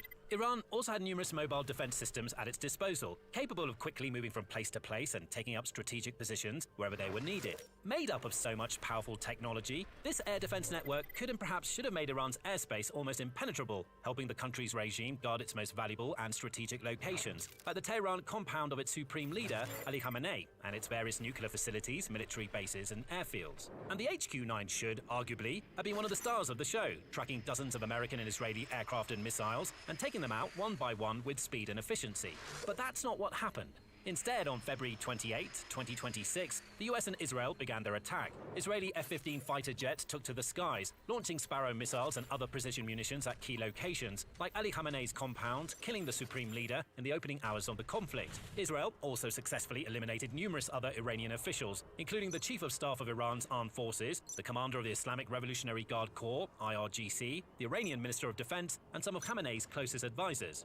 Meanwhile, US fighters and bombers also penetrated Iranian airspace, carrying out strikes on literally hundreds of targets in a matter of hours. Locations in more than 20 of Iran's 31 provinces felt the full force of American bombs and missiles, with bases, compounds, infrastructure, and military assets, like radars and air defense systems, wiped off the map or reduced to smoldering piles of wreckage and rubble. With every minute that passed, more reports came in of explosions and destruction. Iran's assets were being systematically wiped out, one by one, and its air defense network, which had been so carefully constructed and was supposed to be able to keep the country safe against attacks of this kind, was nowhere to be seen. Iran's commanders never saw it coming. They knew that they would inevitably suffer some losses due to the sheer intensity of the American and Israeli airstrikes, but they at least thought that they'd be able to strike back and dish out some damage to their opponents, and they were relying on the HQ-9 to make that happen. It was supposed to be able to detect incoming aerial threats from over 150 miles away, after all. It should have been able to spot Israeli jets and American missiles many minutes before they made impact, firing its own interceptors with speed and precision to counteract them, saving lives and protecting valuable infrastructure in the process. Its phased array radar system should have allowed it to lock on and track dozens of enemy assets at once, providing invaluable intelligence to ground teams and other systems, giving Iran the data it needed to plan its next steps and execute key countermeasures. Its high-speed missiles, traveling 4 times faster than the speed of sound and equipped with advanced navigation and homing technologies, should have had little trouble intercepting the enemy's attacks or blowing American aircraft right out of the skies. Instead, the HQ-9 was rendered almost entirely useless from the very first moments of the fight, and it's all because of one massive weakness with this system: its vulnerability to electronic warfare, EW. According to reports from various news outlets, the US deployed its Boeing EA-18G Growler EW aircraft in a bid to jam Iranian radars and air defenses, thereby creating safe pockets and pathways for the jets and bombers to travel through without fear of being fired on and taken out. Many modern air defenses are designed and developed with EW in mind, fitted with their own clever countermeasures to deal with jamming or signal interference. It seems, however, that the HQ-9 was woefully unprepared for this kind of invisible attack. Facing intense electromagnetic interference from the Growlers, the system's communications failed. They were unable to achieve seamless integration with their command centers, effectively becoming both blind and mute all in the blink of an eye. From there, the system's much-hyped phased array radars failed to function as they should. They were supposed to be able to track 100 targets at once, but struggled to even lock onto one. Interference signals filled their screens with false targets, while real ones, in the form of F-35 fighter jets and Tomahawk missiles, slipped by undetected. Blinded, paralyzed, and incapable of accurately identifying any enemy targets, let alone firing on them, the HQ-9s became little more than extremely expensive but utterly ineffective lumps of metal, easy targets for American and Israeli forces to pick off at their leisure. And it wasn't the first time that these systems failed to live up to expectations. But before we go deeper into that, there's more where this came from. So if you're getting value from the military show, don't forget to subscribe. Now, the HQ-9's catastrophic collapse in Iran is actually its second high-profile failure so far. Back in May 2025, Pakistan deployed some of these systems in order to defend its bases and important infrastructure in key locations, like Karachi and Lahore, against India's Operation Sindoor attacks. Pakistani commanders hoped that the highly rated Chinese HQ-9 would prove tough enough to deal with India's missile attacks. They were wrong. Just like how Israel and the US were able to successfully bombard Iran despite its layered air defense network, the Indian military managed to strike numerous targets across various Pakistani regions, breaking its enemy's defenses with relative ease. India made smart use of Israeli EW technologies to jam Pakistan's radars and communications, rendering at least some of its air defenses, including the HQ-9, worthless. It followed up with a mixture of kamikaze drone attacks and BrahMos supersonic cruise missile strikes, causing widespread devastation. If China's claims about the HQ-9 were true, then none of this should have happened. The HQ-9 should have had little trouble spotting incoming threats from far away, launching its high-speed missiles to eliminate them. Instead, its screens were filled with static, its radars went blind, and its missiles failed to launch without any clear targets to actually aim at. After that incident, those wishing to defend the Chinese systems could have argued that it was a result of operator error, or the fact that the HQ-9 had been deployed in an unfamiliar setting, very different from where it was originally intended to be used in China. Now, however, the HQ-9 has failed not once, but twice, in 2 very different locations against 2 very different enemy forces. That can't be simply excused or written off as an unfortunate incident. It's clear to see that these air defenses, despite all the bluster and boastful comments that have made them sound so impressive, are simply not fit for purpose. And part of this comes down to experience. The best air defense systems in the world are those that have proven themselves in real combat conditions, again and again. Israel's Iron Dome, for example, has withstood numerous attacks from various enemy forces over the years, protecting millions of people in cities like Jerusalem and Tel Aviv, and preventing incalculable amounts of damage and destruction. The US Patriot System 2 has proven to be remarkably effective, having undergone a veritable trial by fire in the Persian Gulf War of the early 1990s, going on to see extended use during the US invasion of Iraq in the 2000s and various other conflicts. It's even been used in the Russia-Ukraine war, helping Ukraine defend its towns, cities and military sites against Russian missile attacks.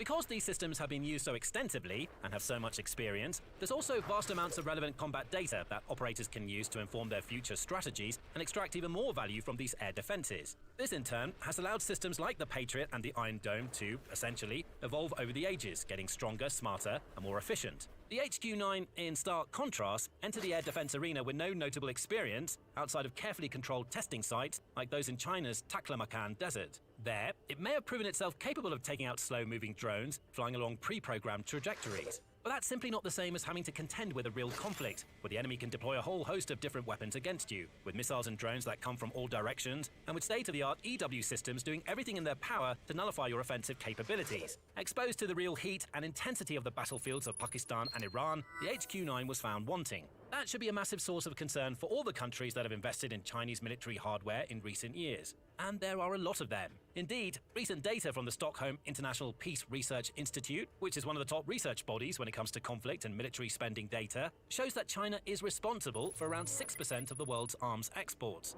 Maps show that dozens of countries across several continents have bought up various amounts of Chinese weapons and defense systems in recent times. That includes almost all of Africa, as well as large parts of Asia, and several countries across Europe and the Americas too.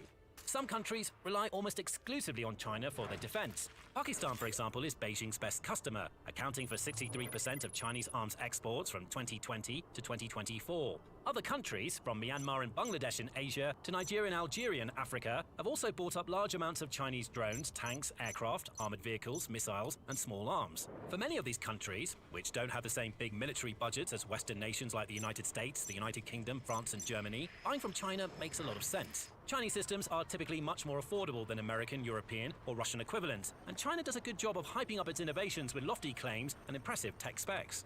But as they watch on and witness as China's HQ-9 systems fail to perform as expected, first in Pakistan, then in Iran, those countries that have opted for cheaper Chinese equipment over proven Western alternatives may now start to regret their choices. Many are likely to be realizing, as we speak, just how flawed, faulty, and inefficient these pieces of equipment truly are. That, in turn, could see some of these nations starting to shift away from importing any additional Chinese weapon systems in the not-so-distant future, looking to other countries like Russia or the nations of the European Union to bolster their defenses instead. That's bad news for China, and it's not the only reason why this whole story should have Beijing worried. The Asian giant has, in recent years, made a big show of investing heavily in its military and producing more weapons and defensive systems domestically, relying far less on imports from other countries. It has, on numerous occasions, shown off its latest missiles and other military innovations at grand parades and defense events, flaunting its technologies in an attempt to intimidate any countries that could dare to oppose it in the future, like the United States, for example. But there's not much point in showing off weapon systems if they turn out to be utterly useless in real combat conditions, like the HQ-9. Indeed, high-profile failures like this are not bolstering China's reputation as a world leader in defense, but fracturing it. All of a sudden, the Chinese military doesn't seem as scary or imposing as it has so desperately tried to appear. Instead, its flaws are being laid bare for all to see. Flaws like haphazard assembly, low-quality electronic components, plagiarized designs, and patchwork blueprints that may look good on paper but fail to deliver real results where it matters, on the battlefield. Modern warfare demands high-end technology, seamless system integration, and software that's just as advanced as the hardware, allowing weapon systems to not merely pack a punch and fire enormous explosive warheads, but also to withstand the high-level electronic warfare tactics in use around the world. Unfortunately for Beijing, it appears that the weapon systems it's been working on just aren't cut out for this kind of combat. Similar in many ways to Russia, it appears to be being left behind, adhering to outdated philosophies and driven by a desperate desire to constantly create weapons that are bigger, stronger and faster than those that have come before, but refusing to put in the necessary technical work to make those kinds of weapons actually viable in the conflicts of today. Because the truth is that it doesn't matter how fast a missile can fly if it's not able to reliably evade enemy defenses. Nor does it matter how much range an air defense system has or how many targets it can track simultaneously if it doesn't have world-class EW defenses and other crucial technologies to protect it when the likes of Growlers come into range. This is why the HQ-9's failures matter so much. It's not just that they allowed American and Israeli missiles to strike Iranian targets, decapitating the country's regime and eliminating a large part of its defenses. It's also about what this means for China moving forward. The country's credibility as an arms exporter has taken a huge hit. For years to come, buyers will look back at this incident and second-guess any potential investment into Chinese hardware. Allies will be less likely to believe Beijing's propaganda machine and buy into outlandish claims about the latest missile systems and defenses. Within China too, while they may not admit it openly, the country's commanders will slowly but surely realize that the systems simply aren't anywhere near as powerful as claimed. That in turn will make any future military operations of the People's Liberation Army, like a prospective takeover of Taiwan, much more perilous and riskier. The myth of Chinese military dominance has been shattered, and there's no going back from here. To make matters worse for China, the Iran war has underlined just how powerful and advanced the American military is, which you can learn all about in this video, which looks at how the United States Space Force has deployed futuristic satellite technology to take warfare to a whole new level. Alternatively, check out this video to learn more about other advanced, previously unseen American weapons that have been deployed to great effect in Iran so far. And finally, remember to subscribe to the Military Show too, to keep up with the latest breaking news from this conflict and others around the world.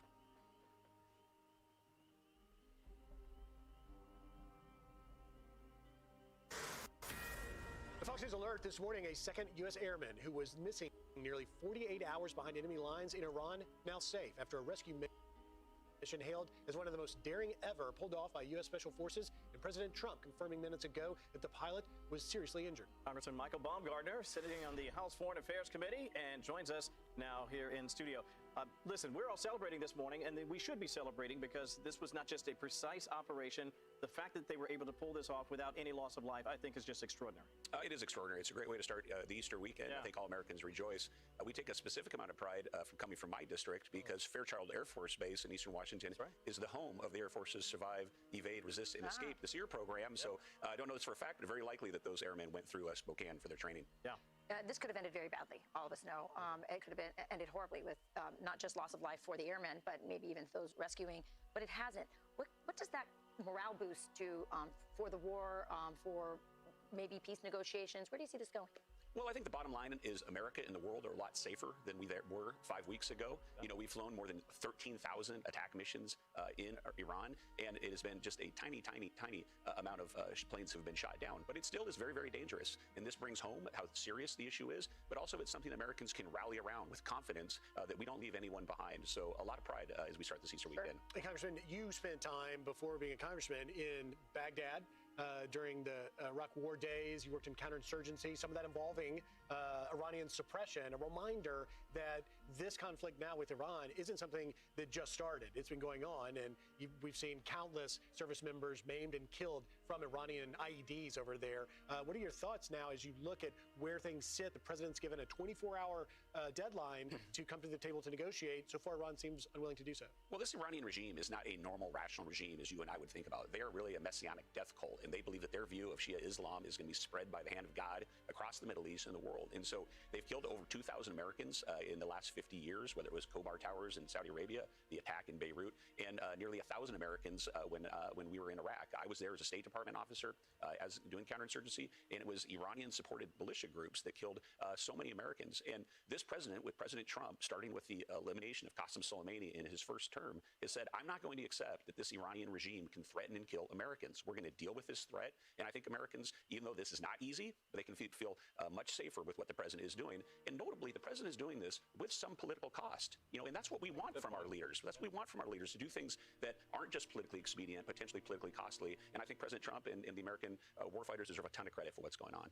Yeah, I mean, we talked about that yesterday. I think he was on the verge of an economic boom this month. Obviously, the numbers weren't as bad as it could have been, given that the Straits of Hormuz is still closed. But you talked about this messianic message, or this messianic theology that the Iranians have. And as the strength of the U.S. military becomes more and more apparent, doesn't that make things become more and more dangerous? In other words, if this is existential to the Iranian regime, and if they know that they're on the verge of losing, how does that make it? Doesn't that make things more dangerous at this moment? Maybe not on the other side, but at this very moment. Couldn't something even more terrible happen? Well, it is very honest. It is very dangerous. That's why it's so important that we've degraded their missile capabilities, set back their proxy terrorist forces, and that we know where we've looks like we've buried their nuclear material. The fact they've enriched so much nuclear material. But think about how dangerous it would be if this death cult had access to that nuclear material. We have enough problems with North Korea. And remember, in the 1990s, there was an opportunity for Bill Clinton to do something about North Korea. Instead, he chose to negotiate. But North Korea is a hermit kingdom that largely keeps to itself, where the Iranians want to spread jihad throughout the world. So they cannot be allowed to have a nuclear arsenal, and with this president, they're not going to be. So it's not easy. It is very dangerous, but America is making a lot of progress, and the world is much, much safer. And on the economic issues, prices are slightly up right now. But remember, in the Straits of Hormuz, there are many countries that it matters much, much more to them than it does to Americans to keep those straits open. China, India, Japan, Pakistan, Europe. Because with President Trump and with Republican leadership, we have increased our American domestic energy production. We are much, much safer, much more insulated. So I am not worried about the Straits of Hormuz in the medium term because there are so many countries that want to see that thing open. So I think America has done really well. I think we're in a strong position. I think we have lots of options. So I do think it's going well. And I think you make an excellent point, too. Never underestimate the real danger for the region. People talk about what the Iranians and their position toward us, but I think they've been very dangerous to their neighbors as well. So I think the U.S. is trying to do the right thing, not just for us, but for the entire globe. Thank you, Congressman. Thank you. Thank you, Congressman. Happy Easter. Happy Easter. Happy Easter. Go Cougs. All right. Meanwhile, I'm Steve Doocy. I'm Brian Kilmeade. And I'm Ainsley Earhart. And click here to subscribe to the Fox News YouTube page to catch our hottest interviews and most compelling analysis.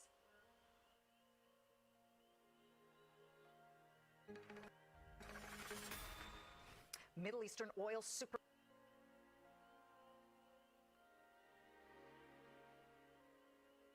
searching for a way to avoid the dangerous Strait of Hormuz and yet still move crude to the rest of the world. The Financial Times reports today that Middle East officials are now looking to build out a network of crude and liquid natural gas pipelines through Iraq, Jordan, Syria, or Turkey as they weigh the threat that Iran could seize and then totally control the Strait of Hormuz. They are not the only ones trying to protect their energy access through brand new pipelines. Alaska is advancing the proposal for its 807-mile-long AKLNG pipeline. The Trump administration has been trying to fund this project since before the war, but now it's been elevated from a state project to what Energy Secretary Chris Wright said is probably our most single important energy infrastructure project of this whole administration. Joining me now is the man who is right there in Alaska running the state, Governor Mike Dunleavy. Governor, thank you for joining us. Glad you're here with us on Good Friday. We appreciate it.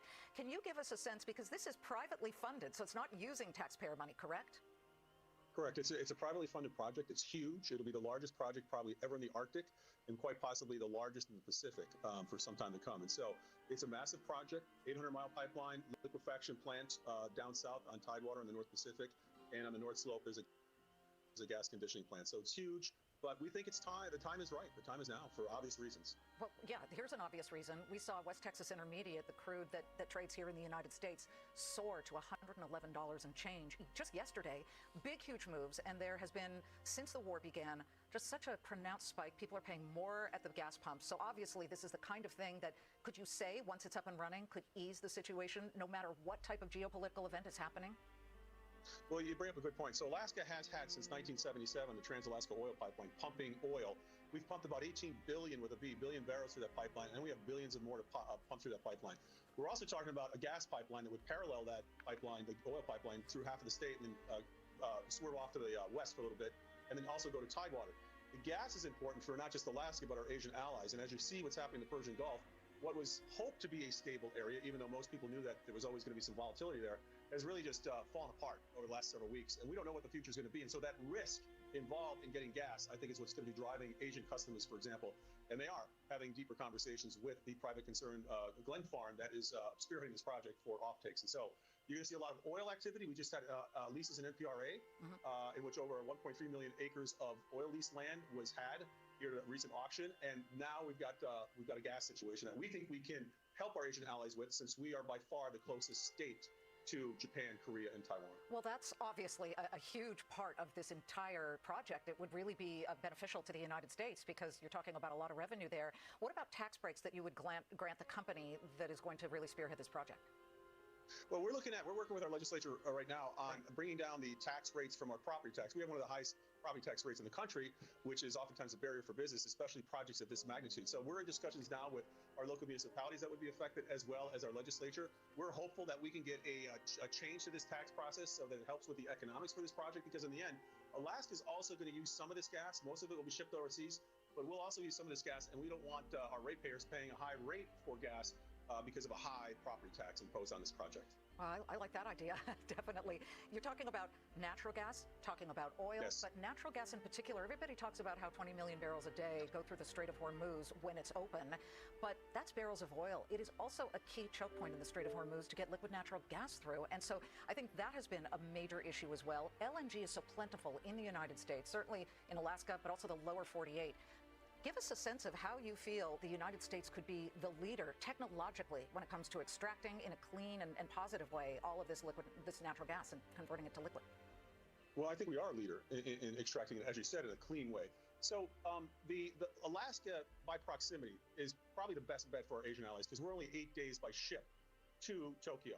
The Gulf gas is 20-some days going through the canal, then going across the Pacific. And remember, we're the closest state by far to Asia. We're the most western state in the United States, the northernmost, but the westernmost as well. So our shipping times to Asia are very, very quick, quicker than Strait of Hormuz, quicker than coming from Australia, quicker than coming from the Gulf. So Alaska really is a place to really look to for gas. And I'll say this, Alaska pioneered LNG export in the world in the late 1960s. We were the first place on the planet to actually export LNG, and we did that. We exported to Japan for 50 straight years, uninterrupted, and that's the key. There's no Strait of Hormuz you have to go through. It's just the North Pacific, uncontested waters, and of course we have a large naval presence in the North Pacific as well. So if you want safe, secure gas, safe, secure oil, you get it from Alaska. Alaskans do pay around, correct me if I'm wrong, 2 to 3 times the national average for energy, which is kind of ironic considering there's a lot of energy underneath the ground in Alaska. But you have talked about attracting a lot of data centers, or even data centers that would be open to running on liquid natural gas. We cover the hyperscalers a lot, and they at this point are like, we don't care where we get our energy, whether it's nuclear, whether it's electric, natural gas, we want energy to build out our data centers. But how realistic is that if the cost of energy in Alaska is as high as it is? Well, when you look at the cost of energy in Alaska, you're looking at also 220 plus communities that are off our road system that are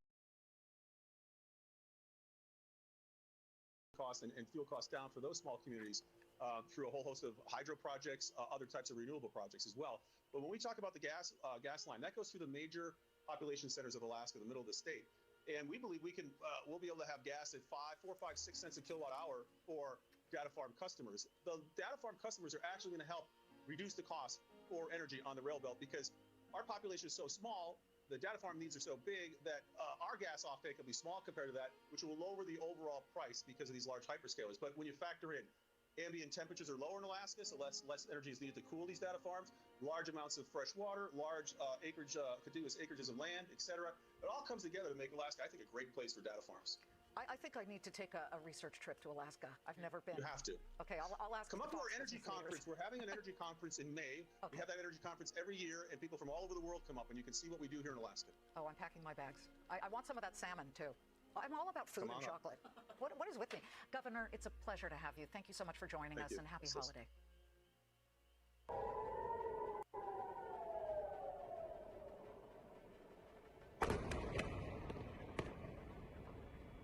The Iranian regime wanted to start a war of terror against the entire world. And now the United States is officially making them pay for it. For weeks, the desperate Islamic Republic has waged a ruthless, cowardly campaign bombing apartment buildings and attacking innocent cargo ships just to try and force the West into a ceasefire. But America is no longer holding back. In a massive act of direct retribution, American bombers just completely vaporized a multi-billion-dollar Iranian bridge used to transport enemy weapons, collapsing the entire structure into dust. The ultimate payback has begun, and our story starts with how the Iranian regime expanded this war into something they cannot deal with. So, we have footage from the day one of this war. While the US was striking military targets inside Iran, Iran started going after apartment buildings in Gulf countries like Bahrain on the very first day. Take a look.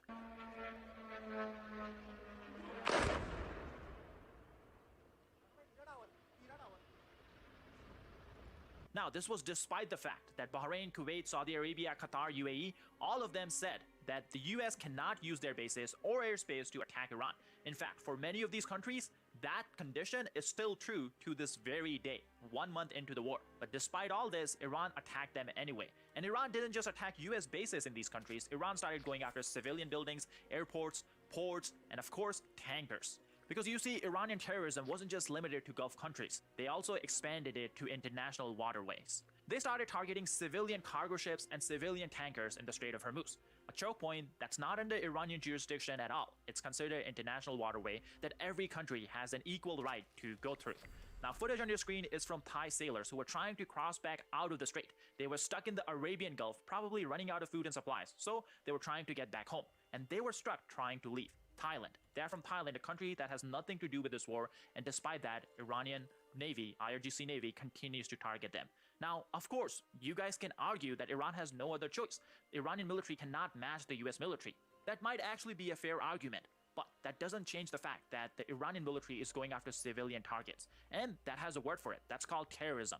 Doesn't matter the reason behind terrorism, it's terrorism nonetheless. And on top of it, it's also important to point out that because of these Iranian attacks on civilians, the war is now expanding into something Iran did not expect. Just yesterday, President Trump tweeted this out. The biggest bridge in Iran has come tumbling down, never to be used again. It is time for Iran to make a deal before it is too late, before there's nothing left. Now, of course, we want to look at every side of the story. There are people online who are arguing if this is a legal attack or not. Now, there are lawyers who are saying it's legal, there are lawyers who are saying it's illegal. And I'm not an international lawyer. I'm not any type of lawyer, so my opinion would be pretty much useless in this debate. But what I do know is that bridges have always been a military target in any conflict. In fact, in February of 2022, inside of Ukraine, Ukrainians blew up their own bridges to stop the Russian advance. And then months later, when Ukrainians started their own counteroffensive, Russia blew up bridges during the counteroffensive, so they have enough time to flee back to safety. Armies had been destroying bridges since bridges were invented. And this wasn't just any bridge inside Iran. This was one of the most important ones. According to US officials, it was being used by Iranian armed forces to move missiles and missile parts from Tehran to launch sites in western Iran. But on the other side, we have Iran claiming that the bridge was still under construction, which is creating a new debate, where people are saying that how could military be using the bridge if it was still under construction? But this is where it seems the problem for this whole debate actually starts with how Iranians were operating the bridge. The bridge was publicly supposed to be open for the public to use last year, but they said it was still under construction, that's why they couldn't open it. Then, same thing happened a few months ago where they said it's still under construction, so the public couldn't open it, or the public couldn't use it. But all this time, the military was using the bridge that was supposedly still under construction. Here we have a former YouTuber, 2CTV, explaining this a lot better than me. Take a listen. This bridge, B1, was not part of Iran's heritage. This was a new bridge, newly built bridge that wasn't even open. And there are two reasons this was hit. They were supposed to be opening it officially to traffic earlier in the year. Well, technically it was supposed to be 2 years ago, last year, whatever, and then it was delayed because obviously the Islamic socialist economic policies are not really that competent, and then it was delayed again. It was supposed to be open 2 months ago, and it wasn't still ready, as you can also see in this image. It was not complete anyway, but they made it sound, on the mainstream media, they made it sound like this was a bridge that was active, traffic flowing, and randomly innocent civilians were getting hit by the Americans and the Israelis. This is a war crime. Calm down. The reason this was hit was actually because it wasn't officially open. So symbolically, this was part of, they were going to hit your infrastructure, but we're going to hit something that's not actually open. Secondly, this was still important when it comes to logistics going forward, because while this wasn't open to the public, it was open to the IRGC. So the Islamic Revolutionary Guard Corps, over the last few weeks, were using the B1 bridge to transport military equipment between Karaj and Tehran. So that was happening. So the logistics has been cut between the two cities, Karaj and Tehran. Now let's talk about another problem that actually starts from the United States. During his April 1st address, President Trump publicly said that the US is getting ready to bomb Iran into the Stone Ages. Take a listen and then I'll explain why this is problematic language. It made clear from the beginning of Operation Epic Fury that we will continue until our objectives are fully achieved. Thanks to the progress we've made, I can say tonight that we are on track to complete all of America's military objectives shortly, very shortly. We're going to hit them extremely hard over the next 2 to 3 weeks. We're going to bring them back to the Stone Ages where they belong. In the meantime, discussions are ongoing. Regime change was not our goal. We never said regime change, but regime change has occurred because of all of their original leaders' death. They're all dead. The new group. You see a strike on the bridge, that's legal because it is a military target. But language like this that the President Trump just used just fuels people who are against this war, and it gives fuel to the Iranian state TV. It lets them frame this as America wanting to hurt Iranian civilians, not just the regime. And that's an easy narrative win for the other side. Now, it is important to clarify, the US has not purposefully targeted any civilian target inside of Iran. But nonetheless, language like this doesn't help. Now, all the while this is happening, Iran is actually committing actual war crimes that are still continuing inside the country. Now, before we talk about that, just a quick reminder to hit the like and subscribe button down below. It really does help us out, especially when we're talking about Iranian terrorism and war crimes. YouTube's AI algorithm just looks for these words, and when it hears it, it just restricts the video because it thinks it's not advertiser friendly.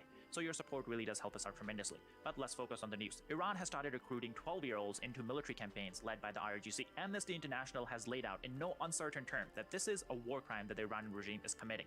It's illegal by any sort of UN law you want to go through. I'm sure there are no international lawyers debating over this. And on top of this, the executions are continuing every single day. Just yesterday, Iran executed an 18-year-old boy who took part in January protest. He's the 9th prisoner to be executed since this war began, roughly a month ago. I hope people are realizing how bad this is. Someone who's 18-year-old right now was likely born in 2007, maybe 2008. That means his whole life was like in front of him, and the Iranian regime is executing him all because he took part in a protest that was at the beginning was an economic protest. People were protesting against Iranian government's mismanagement. Even the Iranian president himself admitted to this on national television.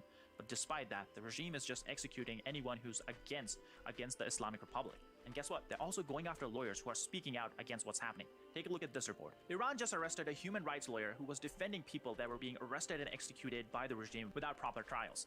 That means anyone who's now speaking out against the injustice is becoming a target in the country that's so afraid of protests restarting. And all the while this is happening inside Iran, outside of Iran, the war crimes are continuing. Iran is now openly targeting desalination plants in Kuwait.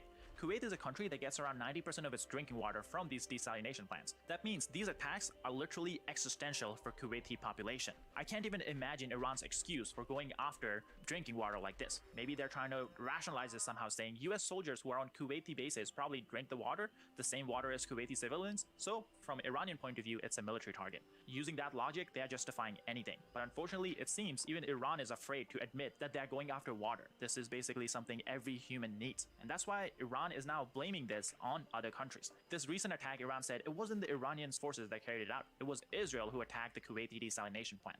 And this has been their trend for the last few weeks. Every time they carry out an attack that's indefensible, they just blame it on the United States or Israel. But the world can see what Iran is doing. The world can see what the regime is doing. And now we even have Kuwaiti civilians who are speaking out against Iran. And that's very important because if the civilian population turns against Iran, that gives the government of these Gulf countries a reason to get involved. That's one of the big part behind why these Gulf countries are not striking Iran, is because a big part of the Muslim population in a lot of these countries is sympathetic to Iran, especially since it's fighting Israel. And almost every Gulf country is not a big fan of Israel. So that's why they have stayed out, because they don't want to seem like they're fighting with Israel against another Muslim country, and that could create, internal problems for a lot of these monarchies. But it seems because of Iranian terrorist attacks, that might change very soon. Just yesterday, we had an Emirati military official say publicly that UAE is about to get involved in this war, that decision is coming very soon. Take a listen. The military get involved in what the US and Israel are currently doing. Is that a stance that the military could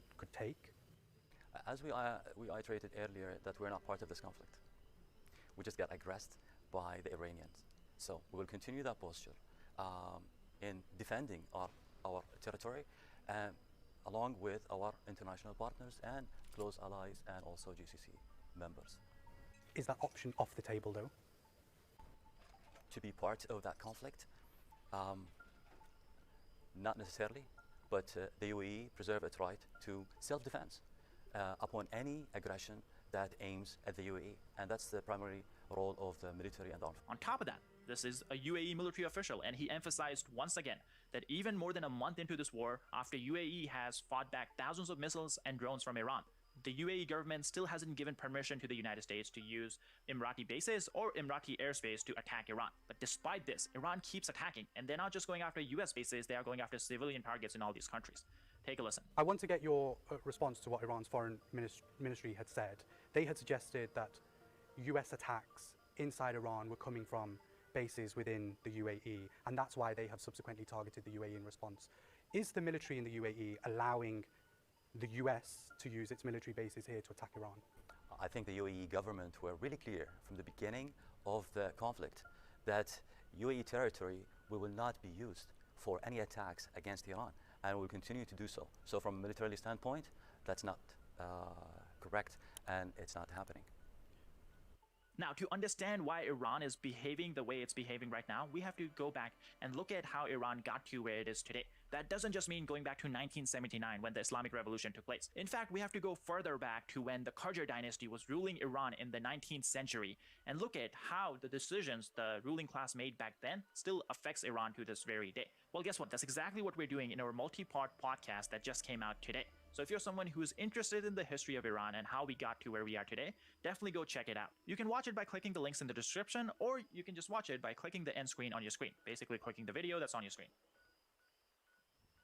Our guy is safe. You see, US just pulled off one of the most spectacular rescue mission in modern military history. After an F-15 went down inside of Iran yesterday, a US airman was stuck behind enemy lines for over 30 hours. But the United States military does not leave its people behind. That's why, in a jaw-dropping operation that sounds straight out of a Hollywood movie, the CIA launched a massive psychological deception campaign to completely blind IRGC. Then they paved the way for elite US Special Forces to launch a daring midnight raid. A full-scale mini ground war erupted in the pitch-black darkness, completely wiping out dozens of enemy fighters and making sure we get our guy back. There will be books about this, there will be movies about this, but the US military just showed the world that no man left behind isn't just a motto that we say every single time. This is something every single soldier lives by. Now, before we get into how CIA tricked the IRGC with their deception campaign, let's look at the details about the rescue operation itself. Take a listen. That is according to 2 senior U.S. officials and multiple well-placed sources in the region. The weapons systems officer, we're told, ejected along with the pilot when their F-15E Strike Eagle went down. They were flying and they were struck on Thursday night. There's been for the last 48 hours, there's been a manhunt for the weapons systems officer who used SEER training, survival, evasion, resistance, and escape training to evade capture. He hid on an elevated ridge after hiking away from the wreckage and put out an emergency beacon, but it took these last 2 days for the rescue teams to actually reach him because there were so many Iranians trying to also reach him. Iran had put out a reward for finding the American. I understand there was a massive firefight as well as a number of aircraft that had to be destroyed. We reported on Friday that 2 helicopters as part of the rescue efforts were hit, and some of the crew members on those rescue helicopters were injured. We also now know more details about the A-10 Warthog that crashed on Friday in Kuwait. It was part of the rescue mission. It was flying cover and firing suppressive cover to try and keep the crowds away, both from the wreckage as well as to protect the airman who was hiding in that what we now know was an elevated ridge. But right now we are told that a lot of the details will not be coming out because it was such a complex mission, and but we can report now that both the second crew member of that F-15E and all of the rescue teams are safely out of Iran. Now, as you guys know, after the F-15 went down, the pilot and the weapons systems officer separated when they were parachuting down to the ground. Now, luckily, the pilot was rescued just hours after the jet went down, but unluckily, the military could not locate the second airman. That's why locating him became a priority basically for every single person who was involved in Operation Epic Fury. That's because all this guy had was a pistol to defend himself. So for last 48 hours, all the resources were diverted towards making sure we find him and we get him out. We know now that the reason we could not locate him before was because he hiked away from the crash site, which probably makes sense. It was probably part of the training that he went through. You don't want to be near a jet crash because it attracts attention. His job was to evade capture and get away from anything that draws eyeballs. That's why he hiked up a 7,000-foot ridge, found a mountain crevice, and he hid in there until a rescue operation was underway. From there, he was able to contact the US military using his emergency beacon and a secure communication device. In fact, he used this device to coordinate with rescue forces when the operation was in full force. As you guys already know by now, the final rescue mission happened on Saturday night, and it was one of the most complex operations in US Special Forces history. But before we talk about the rescue mission, let's talk about what CIA was doing all this time, because they played a very big role in making sure that the IRGC forces don't actually find out where our guy was hiding. Now, just a quick reminder, if you're new to the channel, be sure to hit the like and subscribe button down below. It truly does help us out. But let's get into this report. A senior Trump official tells Axios that prior to locating the weapons systems officer and the US military rescue operation, the CIA first launched a deception campaign spreading word inside Iran that US forces had already found the guy and they were moving him on the ground for exfiltration out of the country. The official said that the CIA used its unique capabilities to search for and find this guy, the weapons systems officer, and this was the ultimate needle in a haystack. But in this case, it was a brave American soul inside a mountain crevice, invisible but for CIA capabilities. According to the official, the CIA immediately shared the pilot's exact location with the Pentagon. Then, President ordered an immediate rescue mission, which Pentagon executed with CIA, continuing to provide real-time information in support of this mission. Now, let's talk about this mission, because this was also pretty crazy. So I'm very excited to see how the movies remake this whole thing. There were hundreds of special forces troops involved, dozens of warplanes, helicopters, drones, cyber capabilities, and intelligence capabilities. Now here's the interesting part. US attack aircrafts, maybe even drones, were already monitoring the area where this guy was hiding, and they already had bombed away any roads that could lead to this position. And on top of that, whenever they saw any Iranian convoy getting too close for comfort, you know, they took care of business from the sky. Then, when the opportunity came, US forces converged on the position where our guy was hiding. A firefight actually broke out between IRGC forces who were nearby and US PJs, Sarah rescue teams. But luckily, there are no American fatalities. We don't know the injury numbers yet, but 0 death. From the Iranian side, we have seen reports on social media of as high as 40 people dead. Now, this is where the situation just gets crazy. Imagine you're an IRGC guy. You're just carrying an AK-47. You have no gear whatsoever, and you're standing in pitch black darkness. What makes you think that you're gonna go up against US Special Forces and come out ahead? I feel like they should have just stayed home. But nonetheless, US Special Forces were able to take care of the IRGC forces that were in the area, and then they were able to rescue the officer and get him back to this makeshift base that US had created for the planes to land and take off from. But this is where the twist comes in. After the officer was rescued, the 2 transport planes that were there that were supposed to carry back the commandos and the officer actually got stuck in the sand, so they couldn't take off. I'm guessing it's not easy to dig out a tire from the sand, especially when it's attached to a plane that probably weighs a lot. I don't know the exact number. But this is when the US Special Forces actually had to call in Delta forces, who brought 3 planes with them to extract all the US personnel, and on top of that, to blow up the 2 disabled planes that were stuck on this makeshift base. In fact, here we can see the plane burning when the morning came in Iran. Take a look. These are the images coming out as I'm recording this video on Saturday night, Texas time. Now tell me, after hearing all this, does this not sound like a movie script? Probably a movie that's gonna make billions of dollars. Now imagine being an IRGC member at this point, because they're probably feeling the exact opposite of what all of us are feeling. For 5 straight weeks, the US Air Force has been bombarding their bases with basically no threat in the sky. Then, after 5 weeks of bombardment, they finally take down a plane. But then we have Delta forces and PJs going into Iran, rescuing both crew members and killing possibly dozens of, maybe even hundreds of IRGC fighters. Probably not the turnout that the IRGC was hoping for. Here's the statement President Trump put out after this operation was completed. Important to point out here, guys, President Trump actually did not give any press conferences for the last 48 hours. So basically from the time the jet was shot down to the time when we finally rescued the 2nd crew member. Here's his statement when the rescue mission was over. We got him. My fellow Americans, over the past several hours, the United States military pulled off one of the most daring search and rescue operations in US history for one of our incredible crew member officers, who also happens to be a highly respected colonel, and who I'm thrilled to let you know is now safe and sound. This brave warrior was behind enemy lines in treacherous mountains of Iran, being hunted down by our enemies, who were getting closer and closer by the hour, but was never truly alone, because his commander-in-chief, Secretary of War, Chairman of Joint Chiefs of Staff, and fellow warfighters were monitoring his location 24 hours a day and diligently planning for his rescue. At my direction, the US military sent dozens of aircraft armed with the most lethal weapons in the world to retrieve him. He sustained injuries, but he'll be just fine. This miraculous search and rescue operation comes in addition to a successful rescue of another brave pilot just yesterday, which we did not confirm because we did not want to jeopardize our 2nd rescue operation. This is the first time in military memory that 2 US pilots have been rescued separately deep in enemy territory. We will never leave an American warfighter behind. The fact that we were able to pull off both of these operations without a single American getting killed or even wounded just proves once again that we have achieved overwhelming air dominance and superiority over the Iranian skies.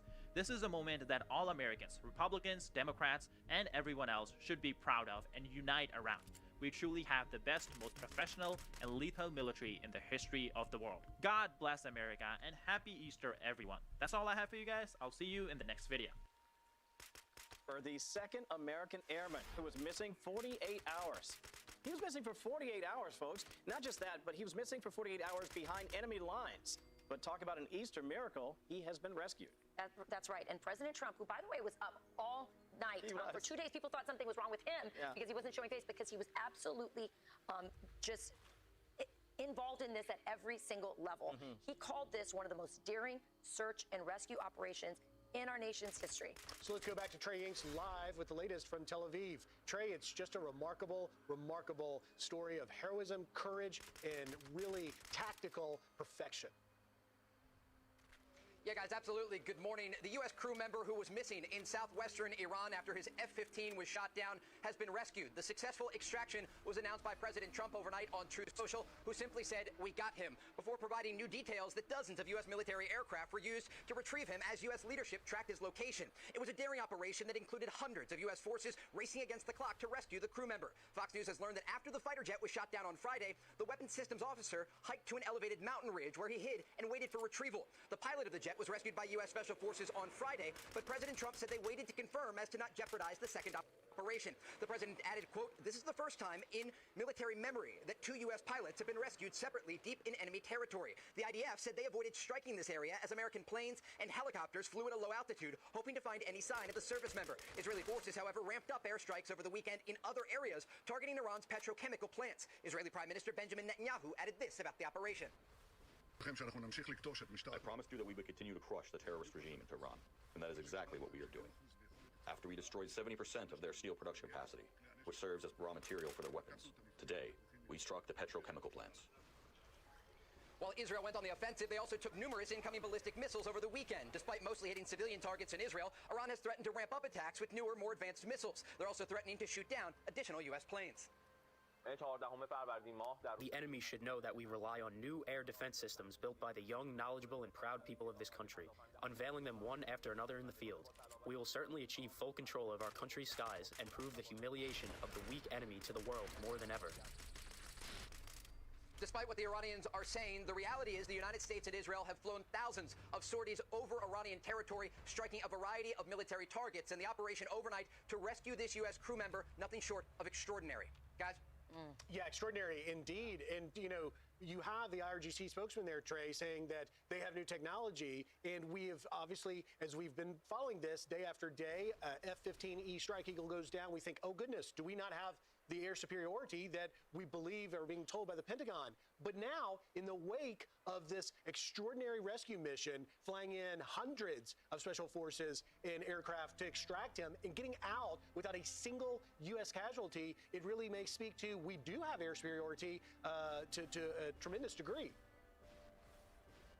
Yeah, this U.S. military rescue operation will go down in the history books as a successful operation that displayed not only the firepower but the intelligence of the U.S. military. Remember, hundreds of U.S. forces landed south of the Iranian city of Isfahan undetected, and they were able to make their way to this U.S. crew member who was missing for nearly 48 hours, hiding in a mountain range, and ultimately rescue their colleague and get him out of enemy territory. The Iranians can say that they have air superiority. The reality is quite different. U.S. forces not only were able to send in those special operators on the ground, but they were also watching from above. This was being monitored by President Trump and top U.S. generals for 2 days straight. And whenever Iranians approached this area where the crew member was hiding, they were struck. And this, again, speaks to the intelligence and how the United States was watching. The president made clear on Truth Social last night, this U.S. crew member was never alone because the United States had this advanced technology, the beaker inside the suit of this individual, so that they could transmit their location to U.S. forces. The CIA was involved. These ground forces and special operators, along with dozens of U.S. military aircraft, landed there in Iran. This is deep inside enemy territory, and were able to take the fight to the Iranians and ensure that the suppression fire was accurate, so these Iranians were not able to approach. Remember, the Iranians had put out a request for civilians in Iran and a reward of thousands of dollars if they could capture this U.S. crew member, and they were unable to do so because of the deception campaign that was waged by the CIA to make the Iranians think that this individual was already in U.S. hands. While that was taking place, a massive operation was underway at the highest levels of the U.S. military and government to send in these special forces undetected south of this major Iranian city where there are thousands of Iranian military structures. And they were able to ultimately rescue this U.S. crew member and safely get not only the crew member, but all of these special operators out of Iranian territory. So he was hiding somewhere in these mountains, which obviously he needed to do in order to not be captured by the people on the ground who were being told by the government, go get him, capture him. First they said kill him, then they said don't kill him, capture him, we want him alive. And they were offering $60,000 in bounty. But him hiding in these crevices in the mountains, one, had to have made it more difficult for the Americans to rescue him. and I want you to speak to that, Trey. But also, does this operation, I mean, Griff said, this operation confirmed that we did have air superiority, but does it also confirm that we had agents on the ground, spies, who were helping our operators, or were our operators operating alone with just the help of that beacon or whatever was inside of his uniform? This operation speaks to the excellence of the U.S. military and their preparation for an event like this to take place. Thousands of U.S. and Israeli sorties have flown over the skies of Iran since Operation Epic Fury began, and this is the only incident of a U.S. fighter jet being shot down. And again, on Friday, the pilot was rescued by U.S. Special Forces, and overnight, this U.S. crew member was rescued.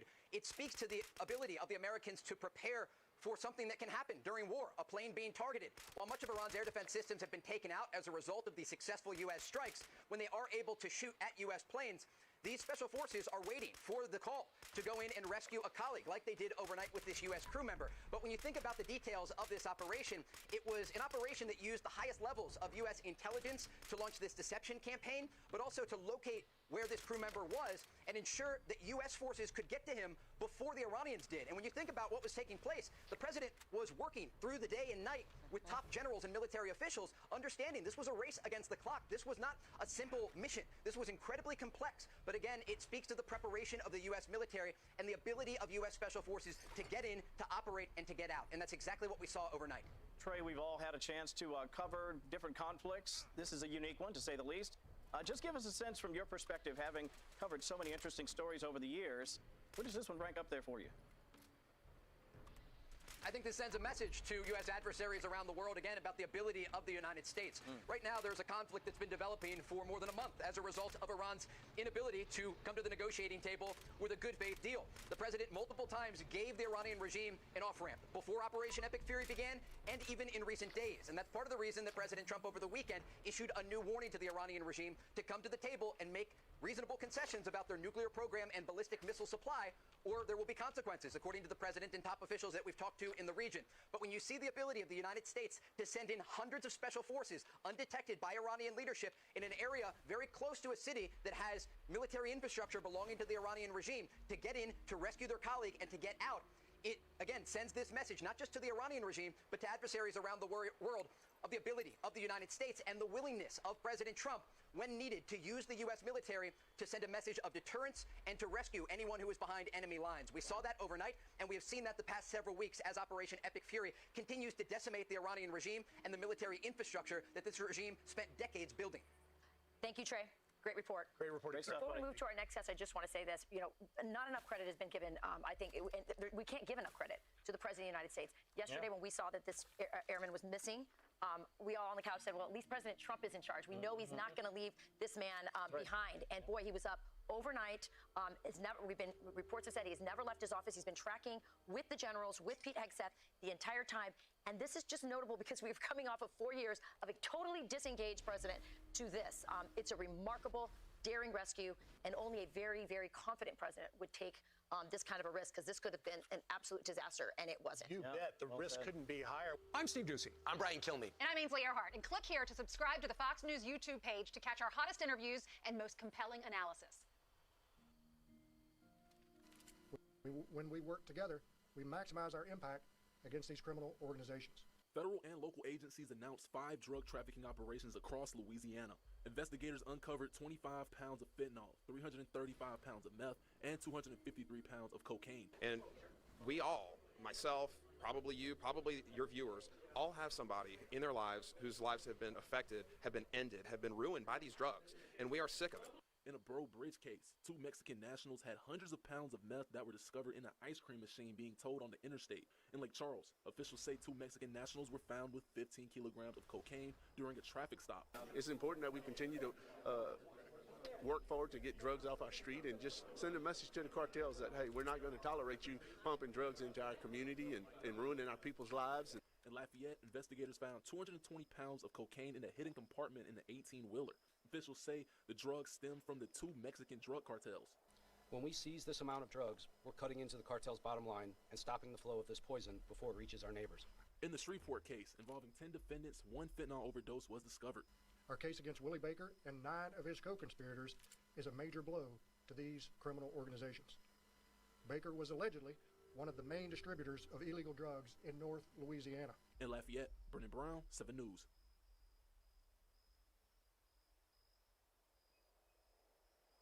Meanwhile, we have some breaking news to get to.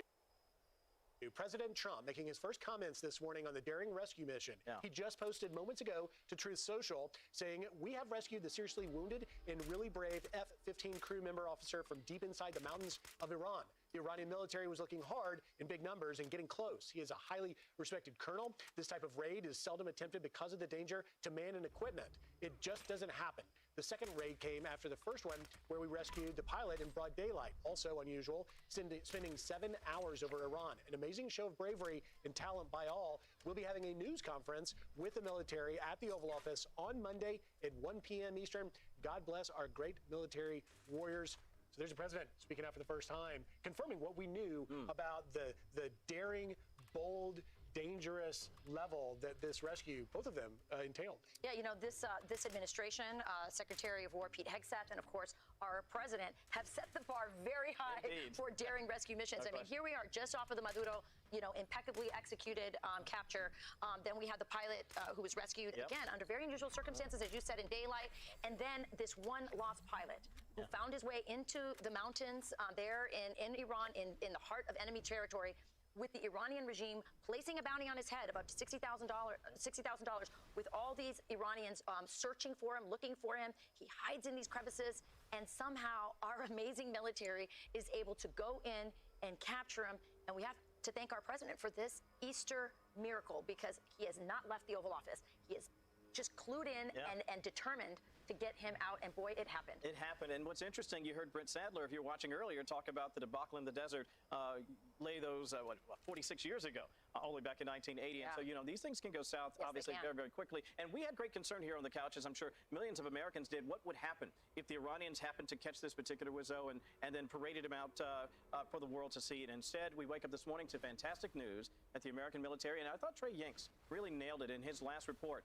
The coordination, the collaboration that it takes to pull off something like this is nothing short of extraordinary, and it is fantastic news and indeed an Easter miracle. Yeah, and you mentioned Trey Yanks. With that, let's go to Trey live in Tel Aviv with the very latest. And Trey, we understand you have brand new reporting from a senior official. What can you tell us? Yeah, guys, good morning. I just spoke with a senior U.S. official who provided new details on the intelligence behind the scenes to rescue this U.S. service member. The official telling Fox News it wasn't until Saturday morning that the CIA was able to confirm the location and that this was the individual they were trying to rescue. There was concern among the American government that this was an Iranian campaign to try and lure in U.S. forces and ultimately attack them. I understand, according to this official, that on Saturday morning, the CIA was able to locate and confirm the individual, at which point the plan went into motion. The CIA director made sure that the U.S. Secretary of War, the Joint Chiefs Chairman, and the President himself were aware, and I'm told that within 8 hours, U.S. planes were on their way to Iran, and within 12 hours, there were boots on the ground to rescue this U.S. crew member. As all of this was taking place, there was a deception campaign behind the scenes. I'm told by this U.S. official that the CIA leaked through multiple sources they were trying to move a valuable package out of the country through a maritime exfil. This was meant to draw the Iranian army away from this area where the U.S. crew member was located. Ultimately, this was successful, and as a result, this was a historic operation that combined both U.S. intelligence and the military ability on the ground to get this U.S. crew member out of enemy territory. As all of this was taking place, remember, the Americans understood what would happen if the Iranians were able to close in and capture this U.S. service member, a crew member in the F-15 that was shot down on Friday. They know what happens when prisoners are taken in Iran. They are paraded through the streets. They use them for propaganda purposes. And it spoke to just how sensitive this operation was and why it was so important to get not only the intelligence right, but also to have the special forces prepared and in place to enter into enemy territory south of the city of Isfahan and ultimately conduct this operation that led to this U.S. crew member being safely evacuated from Iranian territory. So again, a lot of moving parts here, but Fox News can report, according to a senior U.S. official, that on Saturday morning, the CIA was able to locate and confirm where the U.S. service member was just south of the city of Isfahan, and that is when this plan got into motion with those U.S. forces headed into Iranian territory to successfully evacuate their colleague. Guys? Trey, you mentioned, which I found fascinating, that at one point they weren't sure if whatever that beacon was in his that was signaling to the United States that this was indeed the person, that it could, I mean, you can imagine you find a body or a live airman, and you could take that off and put, you know, just make people think it's an American, but it's actually Iranians who have captured him.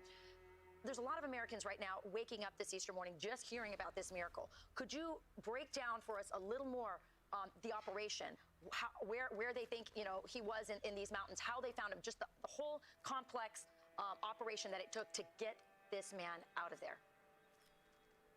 Yeah, Fox News has learned that this U.S. crew member was on the side of a mountain ridge. And despite having this beacon that all pilots and crew members have in case their planes are shot down, again, there was concern in the U.S. government and intelligence apparatus that this was an Iranian trap. And that is why it took time to confirm not only the location, but that this was indeed the U.S. service member who was lost inside enemy territory.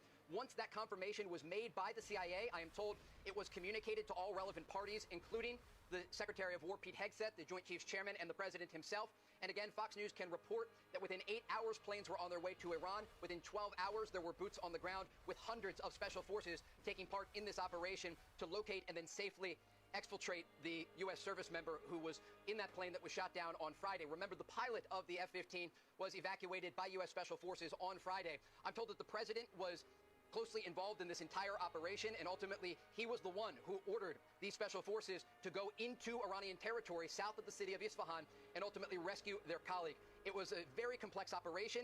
It didn't go perfectly, but there were contingency plans in place, and that is the reason that U.S. forces were able to get in and successfully get out. Again, understanding that there were real concerns that the Iranians could have been trying to lay a trap to lure in U.S. forces. But once that confirmation was made, ultimately the decision was ordered by the president himself to send in these special forces and rescue their colleague. We should also talk, though, again about this broader deception campaign. There were many moving parts here, and we know, according to Iranian state media, that a reward was offered for Iranian civilians to try and capture this crew member. And there were conversations, I am told, in Washington about what could happen if ultimately this man was captured by enemy forces. And that really led to the pressure and the concern. This official telling me there was a lot at stake here because they know that if they were not successful on an intelligence and a military level in this operation, ultimately it could have led to disaster. There could have been a U.S. service member in the hands of the Iranian regime who would have been paraded through the streets used for propaganda purposes. And that led to just how high level this operation was and just how precise the U.S. intelligence and military operation behind the scenes had to be to ensure that this was a successful military operation. Or you could have lost more men. Yeah, absolutely. Don't underestimate the danger. We're talking about perhaps 100. We don't know exactly how many operators are actually on the ground to affect this particular rescue. So that's also an important element of the story. I also want to ask you about the collaboration between the U.S. military and our partners in the region, Trey. I think a lot of people don't understand the importance, not just in terms of airspace, but again, that intelligence sharing that makes a massive difference to affect a rescue like this. Yeah, earlier today I spoke with a senior Israeli official asking about the involvement of the Israelis in this operation, and they once again credited the United States military and the intelligence apparatus that led to the successful exfiltration of this U.S. service member from Iran. But they said also in part, quote, when you watch an operation like that unfold in real time, the distinction between their pilot and our pilot becomes less relevant. The expectation is the same. You bring him home. And I think, again, that speaks to the reality on the ground. U.S. and Israeli forces are flying side by side over the skies of Iran. U.S. and Israeli intelligence are working hand in glove to ensure that Operation Epic Fury is successful. And again, there were contingency plans in place for something like this happen, with the F-15 being shot down on Friday. And there will be difficult days ahead. We've heard from the president himself and from the Secretary of War, Pete Hegseth. But the reality is that the United States is decimating the Iranian regime. They are systematically taking out military targets day in and day out. Each and every hour, there are U.S. fighter jets over the skies of Iran. And despite the fact that you hear Iranian officials trying to claim that they have control over the skies of their country, last night is a great example showing how they do not have that control. Hundreds of U.S. special forces on the ground inside of Iran conducting this high-level operation, and this is in addition to the thousands of sorties flown by U.S. and Israeli jets over the skies of Iran that continue not just to target Iranian leadership, air defense systems, production lines, and many of the military structures that are allowing the Iranian regime to attack U.S. forces and allies across the region. And so while Iran may continue to launch missiles and drones at Gulf countries and at Israel, the reality is they no longer have the production capabilities that they had before Operation Epic Fury. And even if this operation were to end today, they are set back decades in their ability to threaten U.S. interests across the Middle East. This operation will be studied for decades to come at war colleges here in the U.S. Let me just ask you quickly, for our viewers just waking up, learning all these details, you mentioned earlier it didn't go 100% to plan. I think you're referencing the fact that one of our aircraft had issues and then had to be destroyed so that technology would not fall into Iranian hands? Reports do indicate at least one American transport plane malfunctioned just south of the city of Isfahan and was ultimately destroyed.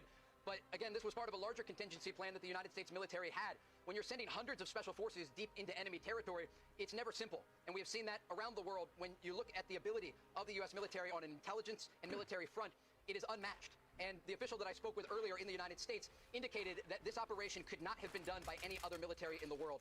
It took, according to this official, the leadership of President Trump, the CIA, the Department of War, and others working together to ensure that this U.S. service member was safely extracted from enemy territory, understanding that if this operation was unsuccessful, it would have been a disaster. And this U.S. service member could have fallen into the hands of the Iranian regime. And so again, this just speaks to the coordination that was happening behind the scenes. And again, Fox News can report that on Saturday morning, the CIA was able to locate and confirm this U.S. service member in a mountain ridge south of the city of Isfahan. And that is when the appropriate calls were made to relevant parties, including the Secretary of War, the Joint Chiefs Chairman, and the President himself, who ultimately ordered this operation. And within 12 hours, we can report there were U.S. Special Forces on the ground inside of Iran rescuing this U.S. service member. Yes. Behind enemy lines. Incredible reporting. Yeah. Trey Ying's live for us in Tel Aviv. Trey, thank you. Thanks, Trey. Thank you so much, Trey. I'm Steve Doocy. I'm Brian Kilmeade. And I'm Ainsley Earhart. And click here to subscribe to the Fox News YouTube page to catch our hottest interviews and most compelling analysis.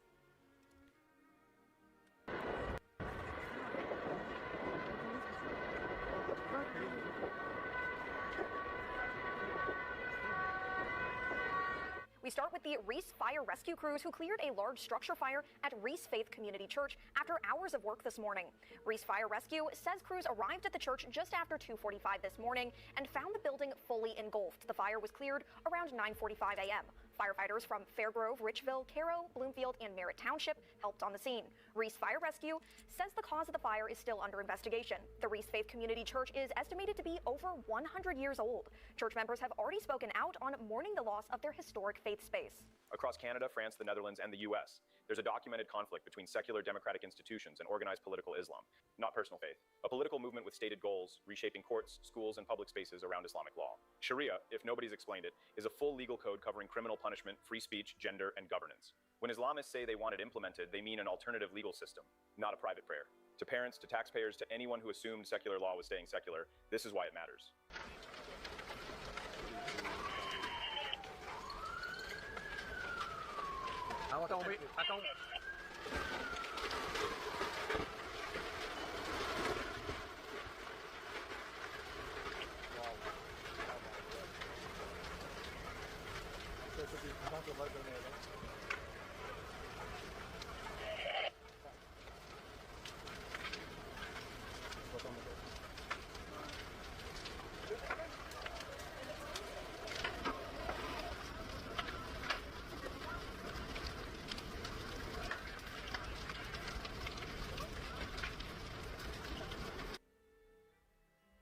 Catholic Church in Canada, built in 1880, survived 2 world wars, burns. The Église de l'Immaculée in Saint-Ours. The host says he knows who's responsible. No named perpetrator. No cited arrest. But the broader pattern, documented.